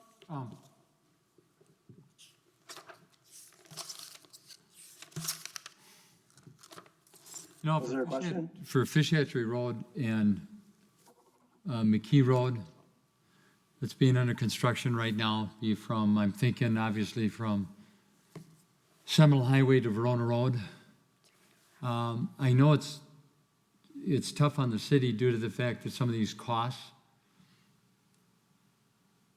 have changed, and they haven't changed in our benefit. And some of that's not under our control, including Fish Hatchery Road. I never was comfortable with this project, and I'm still not, just due to the cost. I do think it had to be done, but boy, I just think it's gonna be so out of sight. And here's my question. I see here that, reading this to Fish Hatchery Road, Mayor, maybe you can help me out with this. Intergovernmental agreement with the county is in the process of being renegotiated, which is good. I think that's good. But maybe we need a special meeting on these two road projects. They're huge to the city as far as getting an update, or maybe even a committee of the whole, council person, committee of the whole. As far as the numbers go, I know it's kind of a moving target, I get that. But I think it's better to know ahead of time than on the back end. And I'm not in these negotiations, and I don't tend to be. This Fish Hatchery Road, I've always said this $30 million project is gonna go to 35, 40 million. But I think a lot of us are just asking a comfort level. And I know I don't have it. Is there a possibility that we can answer these questions maybe in a future meeting, which is fine with me? That's fine.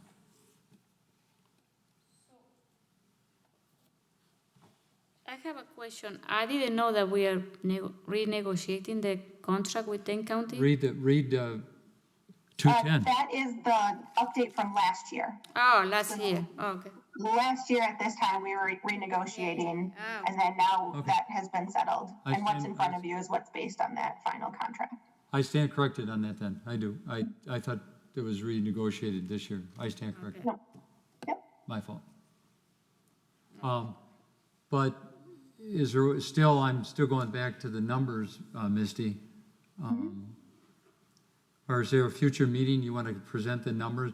Has PD, McKee Road, has that changed too in reference to financially?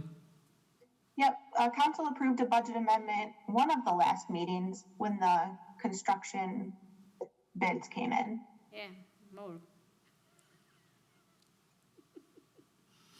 So that won't be in the CIP because I don't believe, because there isn't a future project. It's expected to be done with 2020. So that budget amendment, I believe, should be the end of it. Yep. Okay. Wow. Okay. We better.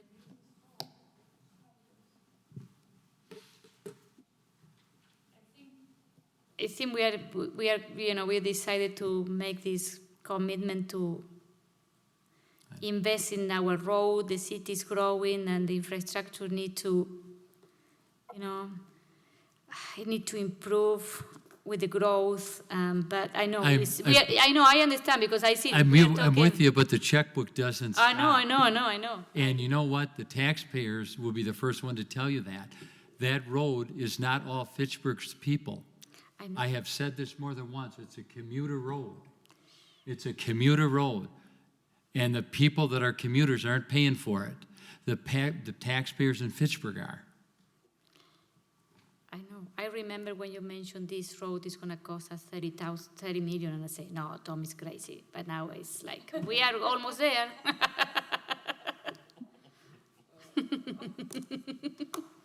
The only Okay. other thing I'd like to point out too is that TID 10 is paying for a decent amount of this road overall. And TID 10 is, again, accumulates all of its money from all of the overlying jurisdictions. So, the school district is paying in indirectly, the county is paying in indirectly, as well as the city. So there are other taxpayers that are paying besides just the city through the TID. Yeah, okay. Next. Fitchburg Road between Lacey Road and the roundabout is a reconstruction we're hoping to get completed in 2024. The town of Madison, or town of Verona, is going to participate in this cost. They're talking to their boards about including their portion in the CIP as well. We're going to be doing the design in 22, any real estate acquisition in 23, and then the construction in 24.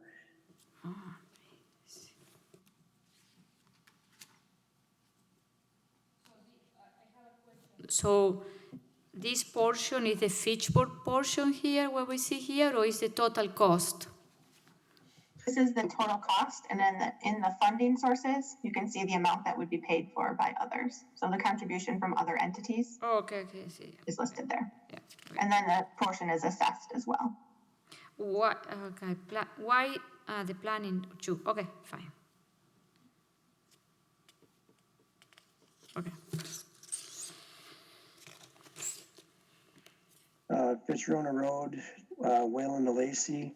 We talked with the town of Verona, and they're planning on doing a surface overlay within the next year, either this year or next year, all the way down in that area. And that will last a good 7 years.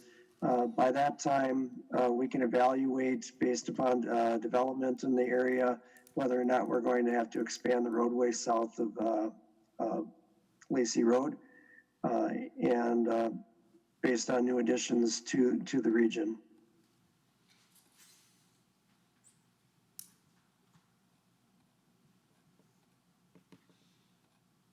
Lacey Road, Fitchburg to Seminole. This is the one that we have the contract with Promega Corporation to provide for funding for the area outside of the TID.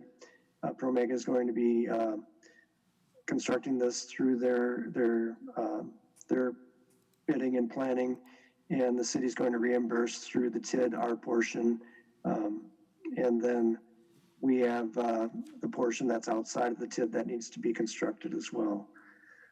This is under design right now, and we're hoping to have some preliminary plans to do a public informational meeting within the next month or so. So then we can, solicit some comments on that. And then our plans are bidding it out late in 21 or late this year for reconstruction in 21. It mentioned here that the cost increased from $4.5 million to $7.5 million, $3 million more. And then we have discussed before that this TID number is not providing the numbers, and we are delaying other projects because, we don't know that the TID is going to be successful. So my question now is, so why we are building this? If we, first of all, why $3 million more, and why we are not delaying this project? Is we are delaying the other ones? As far as the cost increase goes, I think the original project plan was just for the TID area. And what we ended up doing is we were going to reconstruct outside the TID area, which is just a little bit to the west of Commerce Park Drive, where it comes into Lacey. We were planning on doing that road, Lacey Road, all the way out to Seminole, or to Fitchburg Road. So that cost got added into it. Plus the estimate that was in the TID plan was low, and there was an adjustment made for that. to increase for that. And then we just had some large increases in construction costs. So taking all those things into fact, ended up being about $3 million in additional project expenses. I want to say something because for future and for the future Alder and for future references. So it means that sometimes we are approving project that we say is going to cost $4 million, but then we approve it because we say, okay, we can do it for $4 million. But then when we need to do it, they say, no, by the way, it's $7 million. So I want to be sure that, and this is not the first time that it happened. It happened many, many times that I think we need, when we approve this big project, we need to have a contingency fee or a percentage there that say, today it's going to cost $5 million, but if we are doing this in 3 years, it's going to cost $2 million more. You know what I mean? I know we know what we are approving because, you know, we are going from 4.5 million to 7.5 million. It's not like a $300,000 increase or $500,000. It's a $3 million increase. And so do we need to, you know, go to, I would like to see in a map how many miles and what we are doing here, because, you know, it's almost another $7.5 million that we are, you know, it's another big project as a road project, I understand, but then why we don't delay this project if we are delaying all the other projects in this district? Can Misty and Bill still hear us? Oh, okay. Yeah, they can still hear you. The system's restarting. So I can answer part of your question, Julia. Can you guys still hear me? Yes. Okay. So the reason why we're not delaying this piece and we are the others is because we have that contract with Promega where they're going to do a piece of it that is included in their development agreement. And so a part of it is paid back to them through the PAYGO. And then the piece that the TID is responsible for and the city is responsible for, we can get a better price if we consolidate it into one project rather than them doing one piece and us doing one piece. So we're trying to be more efficient with the money to try to make it go further, considering, as you said, things are dicey in that TID right now.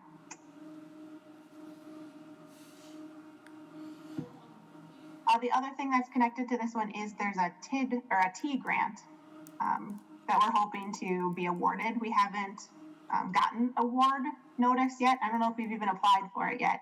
But we intend to apply for it. And if we are awarded that, that would go to reduce the total cost. But do you have any idea? So this $3 million increase was, you know, what is inside this increase? You know, I mean, it's like, I don't know. I want to understand why we missed the mark so much. You know what I mean? Like, Bill, do you want to talk a little bit more about how we consolidated the projects? Yes, we had another project, as I mentioned, it's essentially from Commerce Park Drive to Fitchburg Road that we were planning on doing as part of the project. And so that portion there ended up being about $1.1 million of project cost. And then the area that was in the TID between Commerce Park Drive and the Badger Trail, say, that area was estimated low.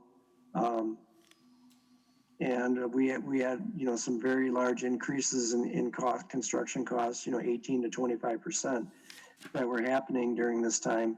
And so we had that increase as well.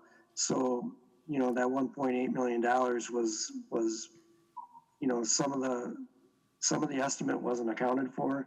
And then we just had some very large construction increases in costs from year to year over the course of 3 years. Any question? Okay.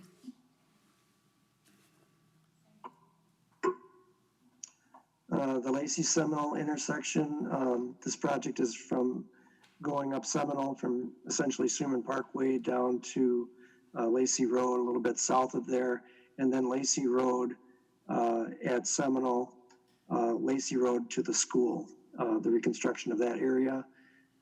That was the project that was also associated with the stormwater project. And that was delayed out to the year 2025.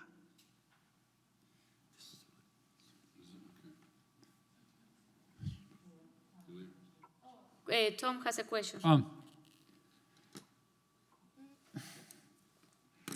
Was this project delayed further back, or was this always at 2025? This one was delayed too. Yeah. Last year it was in 23, 24, and then it got moved to 21, 22, and then it got, now this year it's 24, 25.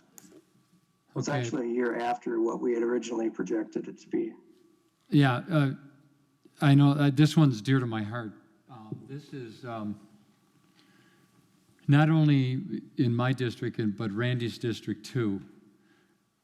And I want to make it clear that the Promega project, is very important to the city. Promega's a good partner. Promega's a good person. All of them are. I get that. But here's the deal on this. The neighbors in Wildwood South, the neighbors in Tower Hill, the neighbors in Seminole Forest, the neighbors along Lacey Road don't care about Promega. They care about the traffic. In fact, I think I moved this last year, and now I see it just got pushed back. And I think I moved it for 5 years out or something like that. I may be off a year, because this was very important to me. And we keep bringing up the Promegas of the world and some of these other companies over there. The neighbors in our neighborhood now that are paying the taxes out here don't care. They just want a roundabout. They want a stop and go light. They want this intersection fixed, and we're not fixing it. I talked about this last year, and this is very important to District 4 and to the city. And we're basing it on, as Julia said, we're basing it on here other projects. We're waiting for the TIF. We're waiting for the project for Promega to come on. We're waiting for the road to come on to Lacey Road, and then we're going to include it. We can't do that. I think that motorists in the city, I'm fed up with that intersection. And it's not going to get any better. And Randy, 5 years out, do you know what that's going to do to us? I'm in agreement. It's going to be tough. It is. It's going to be tough. And the situation is, the people in the city of Fitchburg that I represent is what I represent. I don't represent the people cutting through Fitchburg on Lacey Road going to work. I respect them, but that's not who I'm representing. And we're basing some of these road projects on, the Promega thing. Well, we're waiting for another project. Somehow this has got to stop. I don't know, what do you think? No, I'm in agreement with you. And I during my entire campaign this past spring and winter, I continuously heard from the Seminole Forest, Lacey, all the way down south. That is the big issue. Seminole Highway, Lacey, the traffic. So I'm in full agreement, and I don't know if it can be pushed out for 5 years. Question. So why the Ficherona, the Lacey Road, Ficherona to Seminole has more priority than this intersection?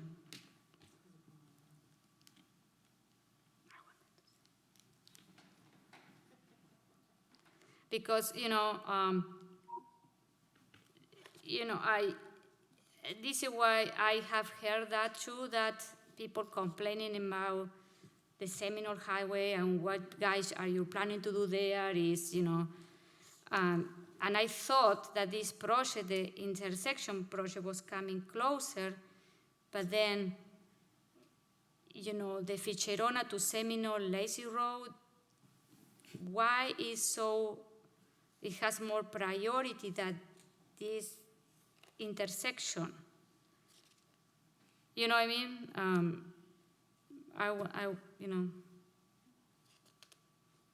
Can we switch the project? Can we do this one first and the other one later? It's pass through traffic. That's why it's more important, or to somebody. That's mine. So the I don't find Lacey that plausible. portion, we have an agreement with Promega because they're doing the bid letting and all of that stuff, and we're reimbursing them. So that's under contract already.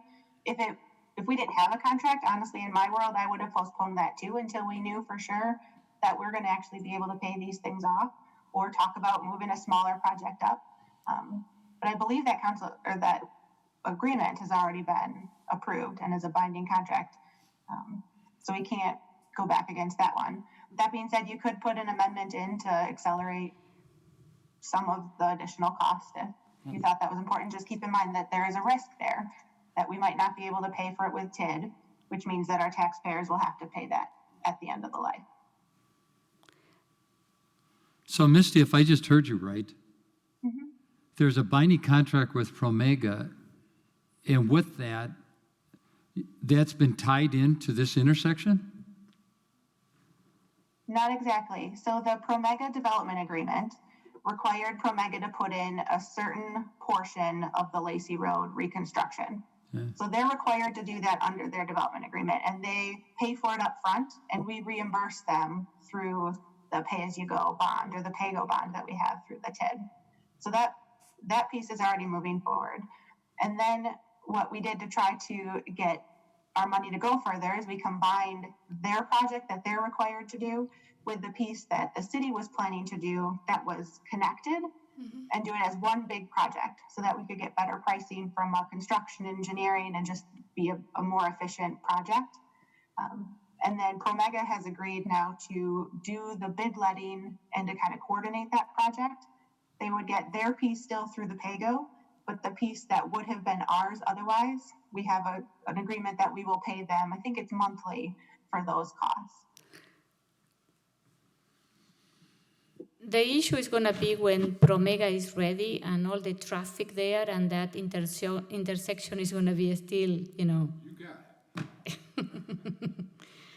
I thought when we have this discussion, I don't know when, 1-2 years ago, when we start talking about that these two projects are going to be being done at the same time. You know what I mean? Like, and then, and also at that time, the cost was totally different than what is in front of us right now. This whole thing is going to cost $15 million if we add the two projects together. So, I don't know. I think, okay. We have a comment on the floor. Yeah, it's if the concern about pushing it up is that if for some reason the TID fails, then the taxpayers have to pay for it. I mean, we're going to have to do this intersection either way, right? Even if the TID fails, we're still going to have to fix this intersection. So it just seems like there might be a financial risk there, but one way or another, we're going to have to pay for this, so we may as well move it up. And especially since construction costs seem to be ballooning over time, it seems like it'd be better to do it sooner rather than later. I don't know. I hear what you're saying, Misty, but I just wonder, like, it's not like we're not going to do it if the TID fails. So I guess that's my question. Are we going to not do it if the TID fails? Like, is that the case? Because if we are, then we just have to go for it. And boy, I gotta jump all over that. If the TID fails, this intersection still has to be improved. Yeah. We have North Stoner Prairie. We have all the businesses on Seminole Highway. We have Promega that we added on to. We have there's a fitness center down the road. There's the church down the road. I know that's only on Sunday or whatever. I get that. There's a bar down the road. That traffic can be backed up to the school on Lacey Road on a given day. And that's a long, long way. And this intersection's got to be taken care of, like, as far as I'm concerned. It's in my district. I hear about it daily, but it also bumps up into Julia's in yours, because you get Semla Forest, you get Lacey Heights, you get Tower Hill. I'm in Wildwood South. We get Wildwood. We get all the houses along Lacey Road. And it's one that I hear about constantly, just constantly. And people, I'm sure you did, people are mad. It's not that they're not willing to wait any longer. It's just gotten out of hand. No, and I said it earlier to you, I totally agree with you, Tom, and I've heard this over and over again, but you push it out to 2025, and it ought to be a great time to rebuild that entire roundabout when everything is even more congested. How many times have we seen that? We're just compounding this problem. I have another question to Bill as an engineer. Can we, because this project, this $7 million project is include, a lot of, the roundabout, the Seminole North inside, the Seminole, I don't know, can we do the roundabout at least, to improve the traffic flow as a first phase? You know what I mean? Can we do that? Yeah, we can construct that and match into it, but we also need to do the stormwater for it too, so we can plan for that. So that project needs to get moved as well. Oh, because the stormwater, what? Had to be, oh.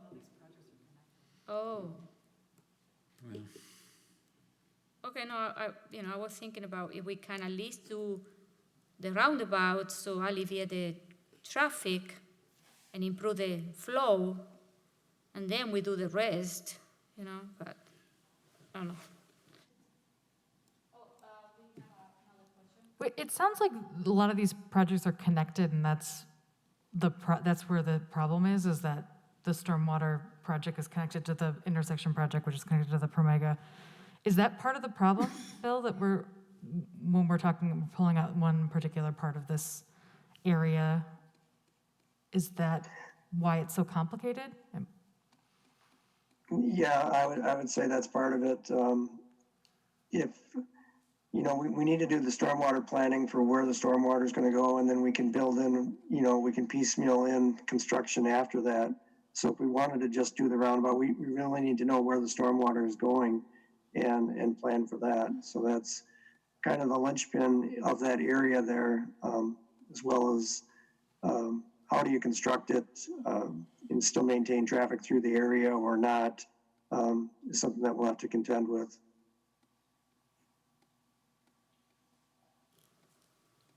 So is the next step someone putting up an amendment? Or I'm curious about like how the then the Misty is going to explain what is our role for the next 3 weeks. Yep, at the end we'll talk about next steps. Okay, great. But amendment is what you'd want to do. Yep.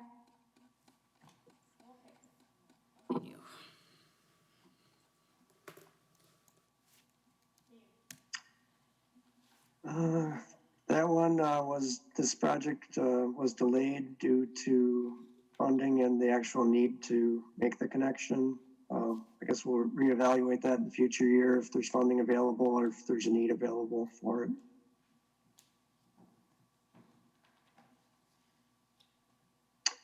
Maintenance of arterials is a program that we put in place as kind of our replacement fund for the maintenance of arterials because it is very expensive to maintain McKee Road. It's going to be several $100,000 to do a chip seal repaint along that corridor. So it's a program that we put in place for those major facilities that we have to maintain. can you tell me which one are those? Is McKee? What is? McKee would be from Fish Hatchery Road out to Verona Road. It's the area that the city has taken over maintenance responsibilities for, and used to be PD. So now we have to maintain those roads. So we're recommending, a program that involves chip sealing, resurfacing, et cetera, to prolong the life of it so we don't have to reconstruct it in the near future.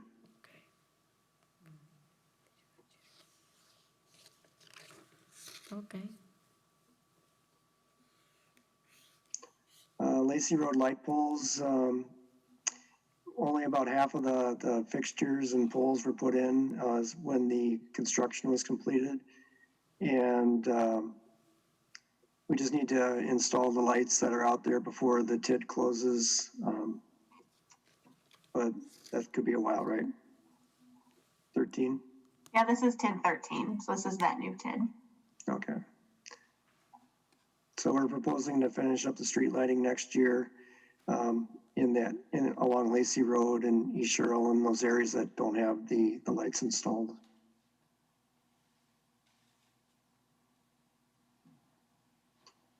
Well 13 and Pump House is a project that we have in a future year to as part of our comprehensive plan for the water system. So we'll begin the planning out in 27, 28, and then construction in 2029.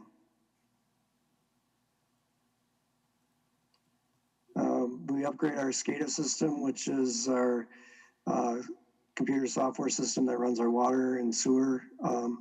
We get live feedback on all of our systems. So if there's an emergency that happens, we're made aware of it and we can send out repairs and make sure that our water system doesn't fail. So every 5 years, there's a major upgrade to the software system that we need to keep track of. We completed that in 2019 and our next schedule is 2024.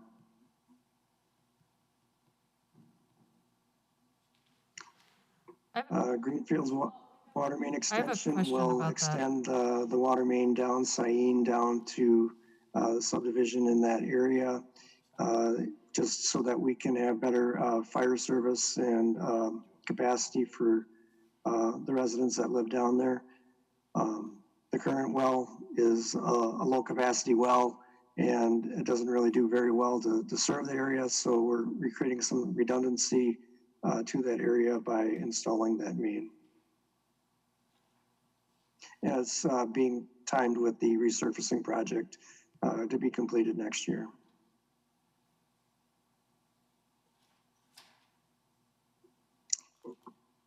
Tower repainting. Every 20 years, we repaint our water towers inside out, do a full inspection of them, and make repairs accordingly. They are very expensive to repaint, as you can see, $230,000, and we pay for that through the existing maintenance of facilities through the water rates. This one is for only one tower or for all the towers? No, this is for 3 of the towers that we have. I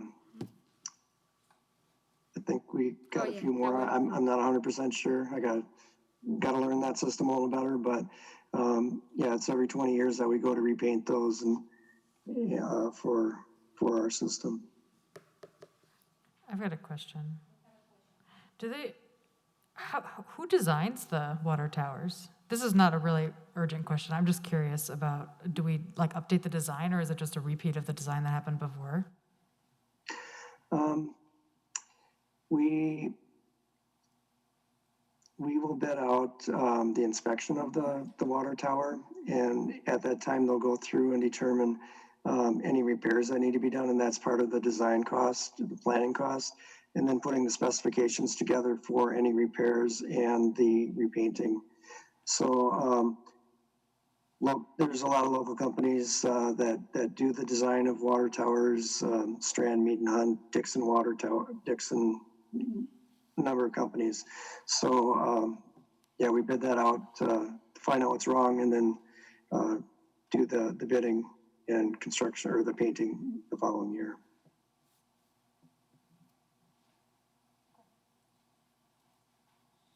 Julia Dorothy's raising her hand. When we repaint the water towers, are we anticipating putting the new logo on them? I would imagine.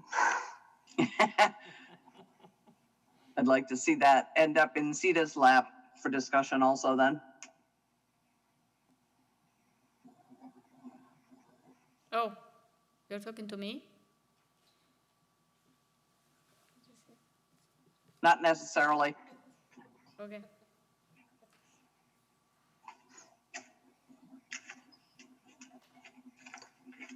Let's see what we got here. Can you scroll down a little bit, please? Tower D. Yes, in our comprehensive water plan, we had designed one of two systems, a 2-zone system or a 3-zone system. And we were looking to try to, conserve some money on capital by just completing or constructing 2 water towers. Whereas now we feel we need 3 water towers. So we were going to take one down, put 2 up, but we actually need all 3 of them at this time. That wasn't after we had done a follow-up study to find out what the impact to the businesses were with their water pressures and their sprinkler systems. And we found that 3/4 of the businesses relied on the higher pressure in order to provide their fire protection. And it would have been very costly for those businesses to upgrade their sprinkler systems to meet the new fire flows for their business. So the city went back to the other option of constructing the 3rd water tower, and that's included in this budget here. So this budget is for D, which is the one out by Lacey Road and the Highway 14 for the construction of that water tower.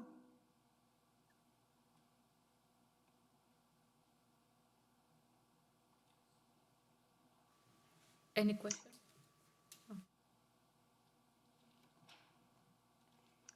Tower F is, as I mentioned, the second of the 2 water towers that will need to be constructed. This one will go over by Glacial Valley on the hill just to the north of City Hall.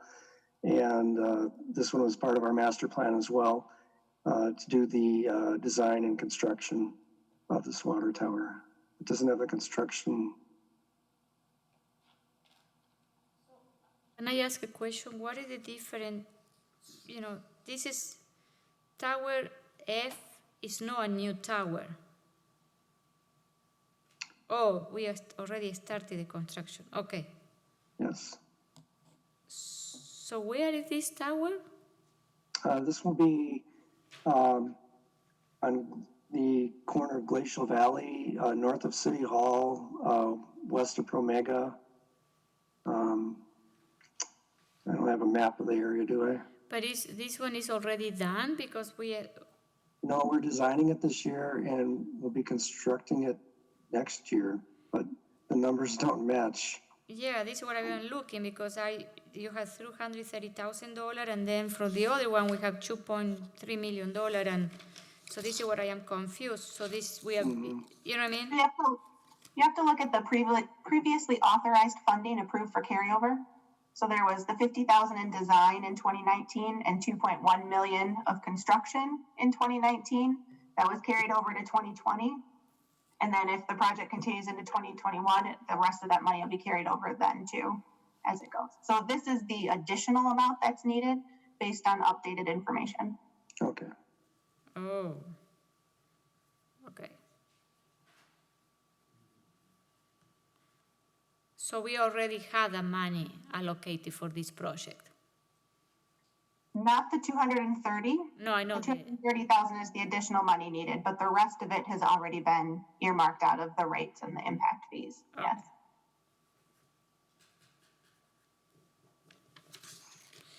Okay.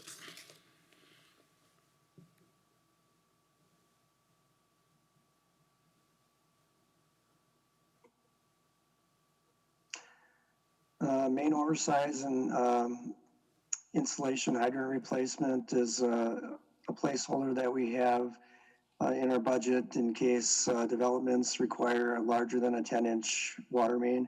The city reimburses them the incremental cost for that water main installation, and we use this as a placeholder in our budget for that program.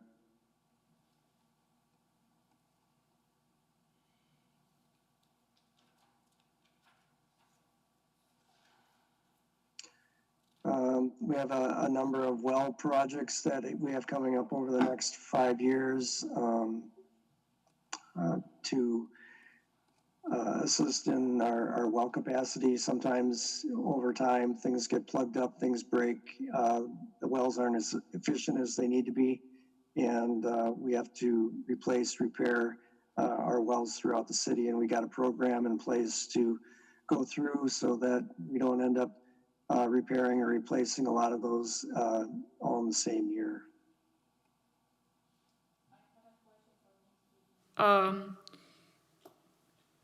This is a maintenance cost. What is here? Why is not in the budget? Because it's large. And why we don't do a replacement fund? Kind of like, you know what I mean? Because we are going to have this well, the maintenance of this well every year or every, I don't know. Yeah. So the replacement fund is a better tool when you have property tax levy funded versus water rates. So the water rates, this amount is already kind of built into the rates. So it doesn't peak and valley as much as it would with the levy. Okay. So it kind of is a replacement fund in that the water rates are setting aside an amount on its own. It's built into the rate structure, even if we don't show it that way in the CIP.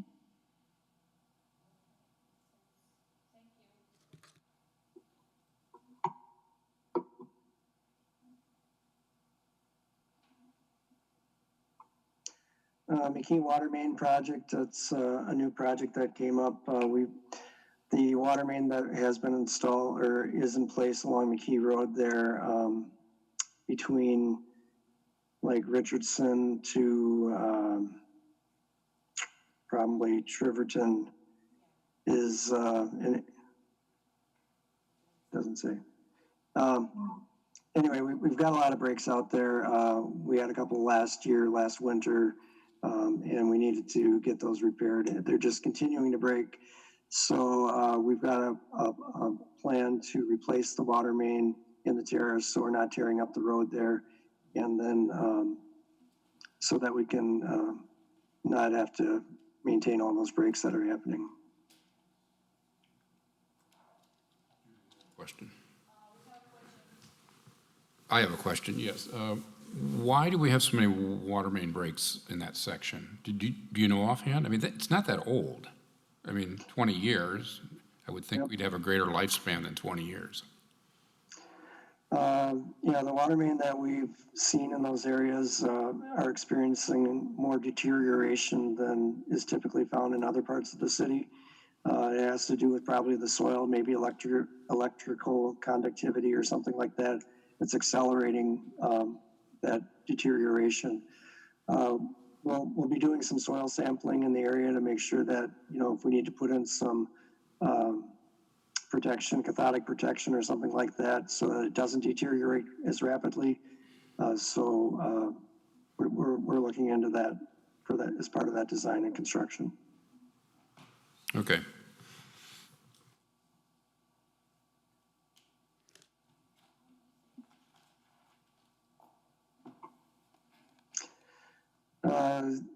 We were planning on resurfacing Irish Lane from Syene to the west. In that area, we're planning on upsizing the water main in that area to get better fire flows and protection through the area.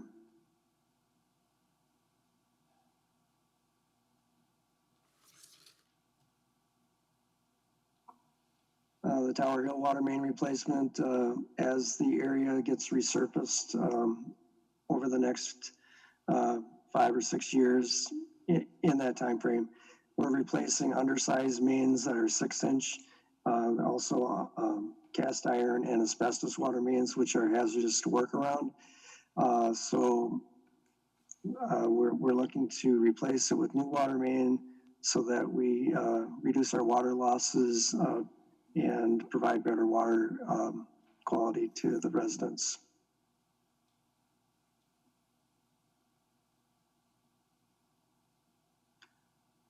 Belmar water main replacement. Again, we're looking at sections of 6-inch cast iron pipe that's older and corroding to replace it with ductile 8-inch water main for better fire flows and service to the residents. That'll be done as the resurfacing of those roads occur.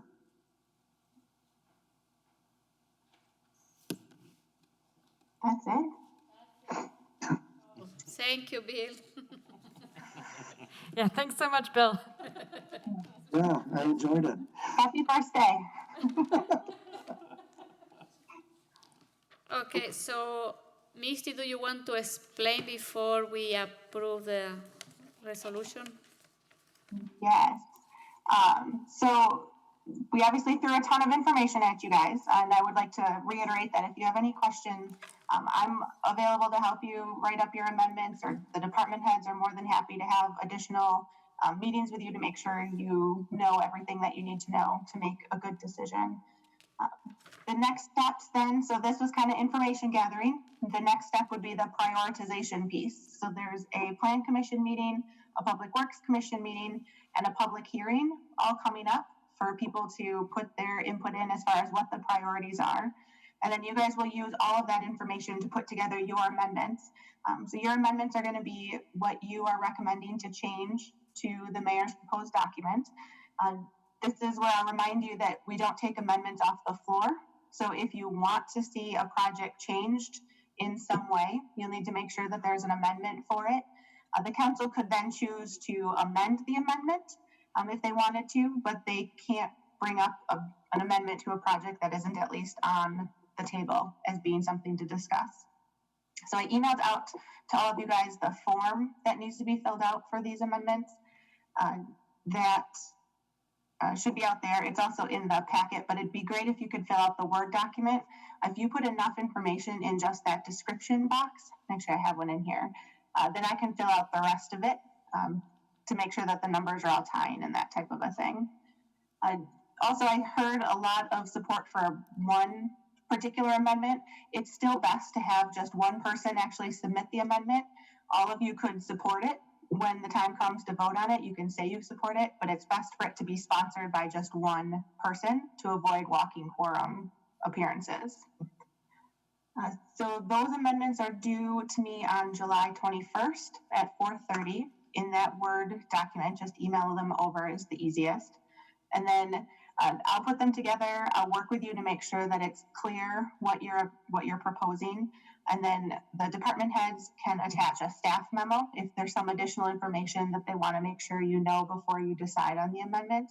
And then we'll post all of the amendments that were submitted along with those staff memos on August 3rd. And we'll send out a news flash letting people know that that's out there. And I'll email all of you guys on council too, so you know it's ready. And then on August 11th, there will be a public hearing at the council meeting so that the public has a chance to weigh in on your amendments, then not the mayor's proposal, but the amendments. And then that same night, we will actually go through each one of the amendments, amendment by amendment, make changes to them if we need to, and vote them up or down. And then at the end, we will have an adopted CIP. The other thing I'll remind you is the CIP is a planning document. So this is a 10-year look. Obviously, a lot can change in 10 years. I know you've seen a lot that's just changed in the last couple of months. So this is kind of our plan going forward, but it doesn't mean that it's set in stone. But if the mayor does make any changes between the adopted CIP that you guys approve in August and his proposed 2021 budget that goes out in September, those have to be specifically identified. So you'll at least know any of the changes that are being made at that point. And then the last thing I'll say is the committee of the whole meeting in June. The first part of it will be Ellers, which is our financial advisor. They'll come and talk to you guys about If the CIP is adopted as proposed with no changes, it'll tell you what that means for the tax rate, what that means for levy limits, what that means for borrowing amounts and tax rates for borrowing and all of that stuff. So they'll be out here to give you a lot more information about how this document complies with our policies. That's all I have. Okay, thank you, Misty. Any question to Misty? Or you know what you need to do? Okay, so next I am looking for a motion to approve Resolution R-106-20, adopting the 2021-2030 Capital Improvement Plan.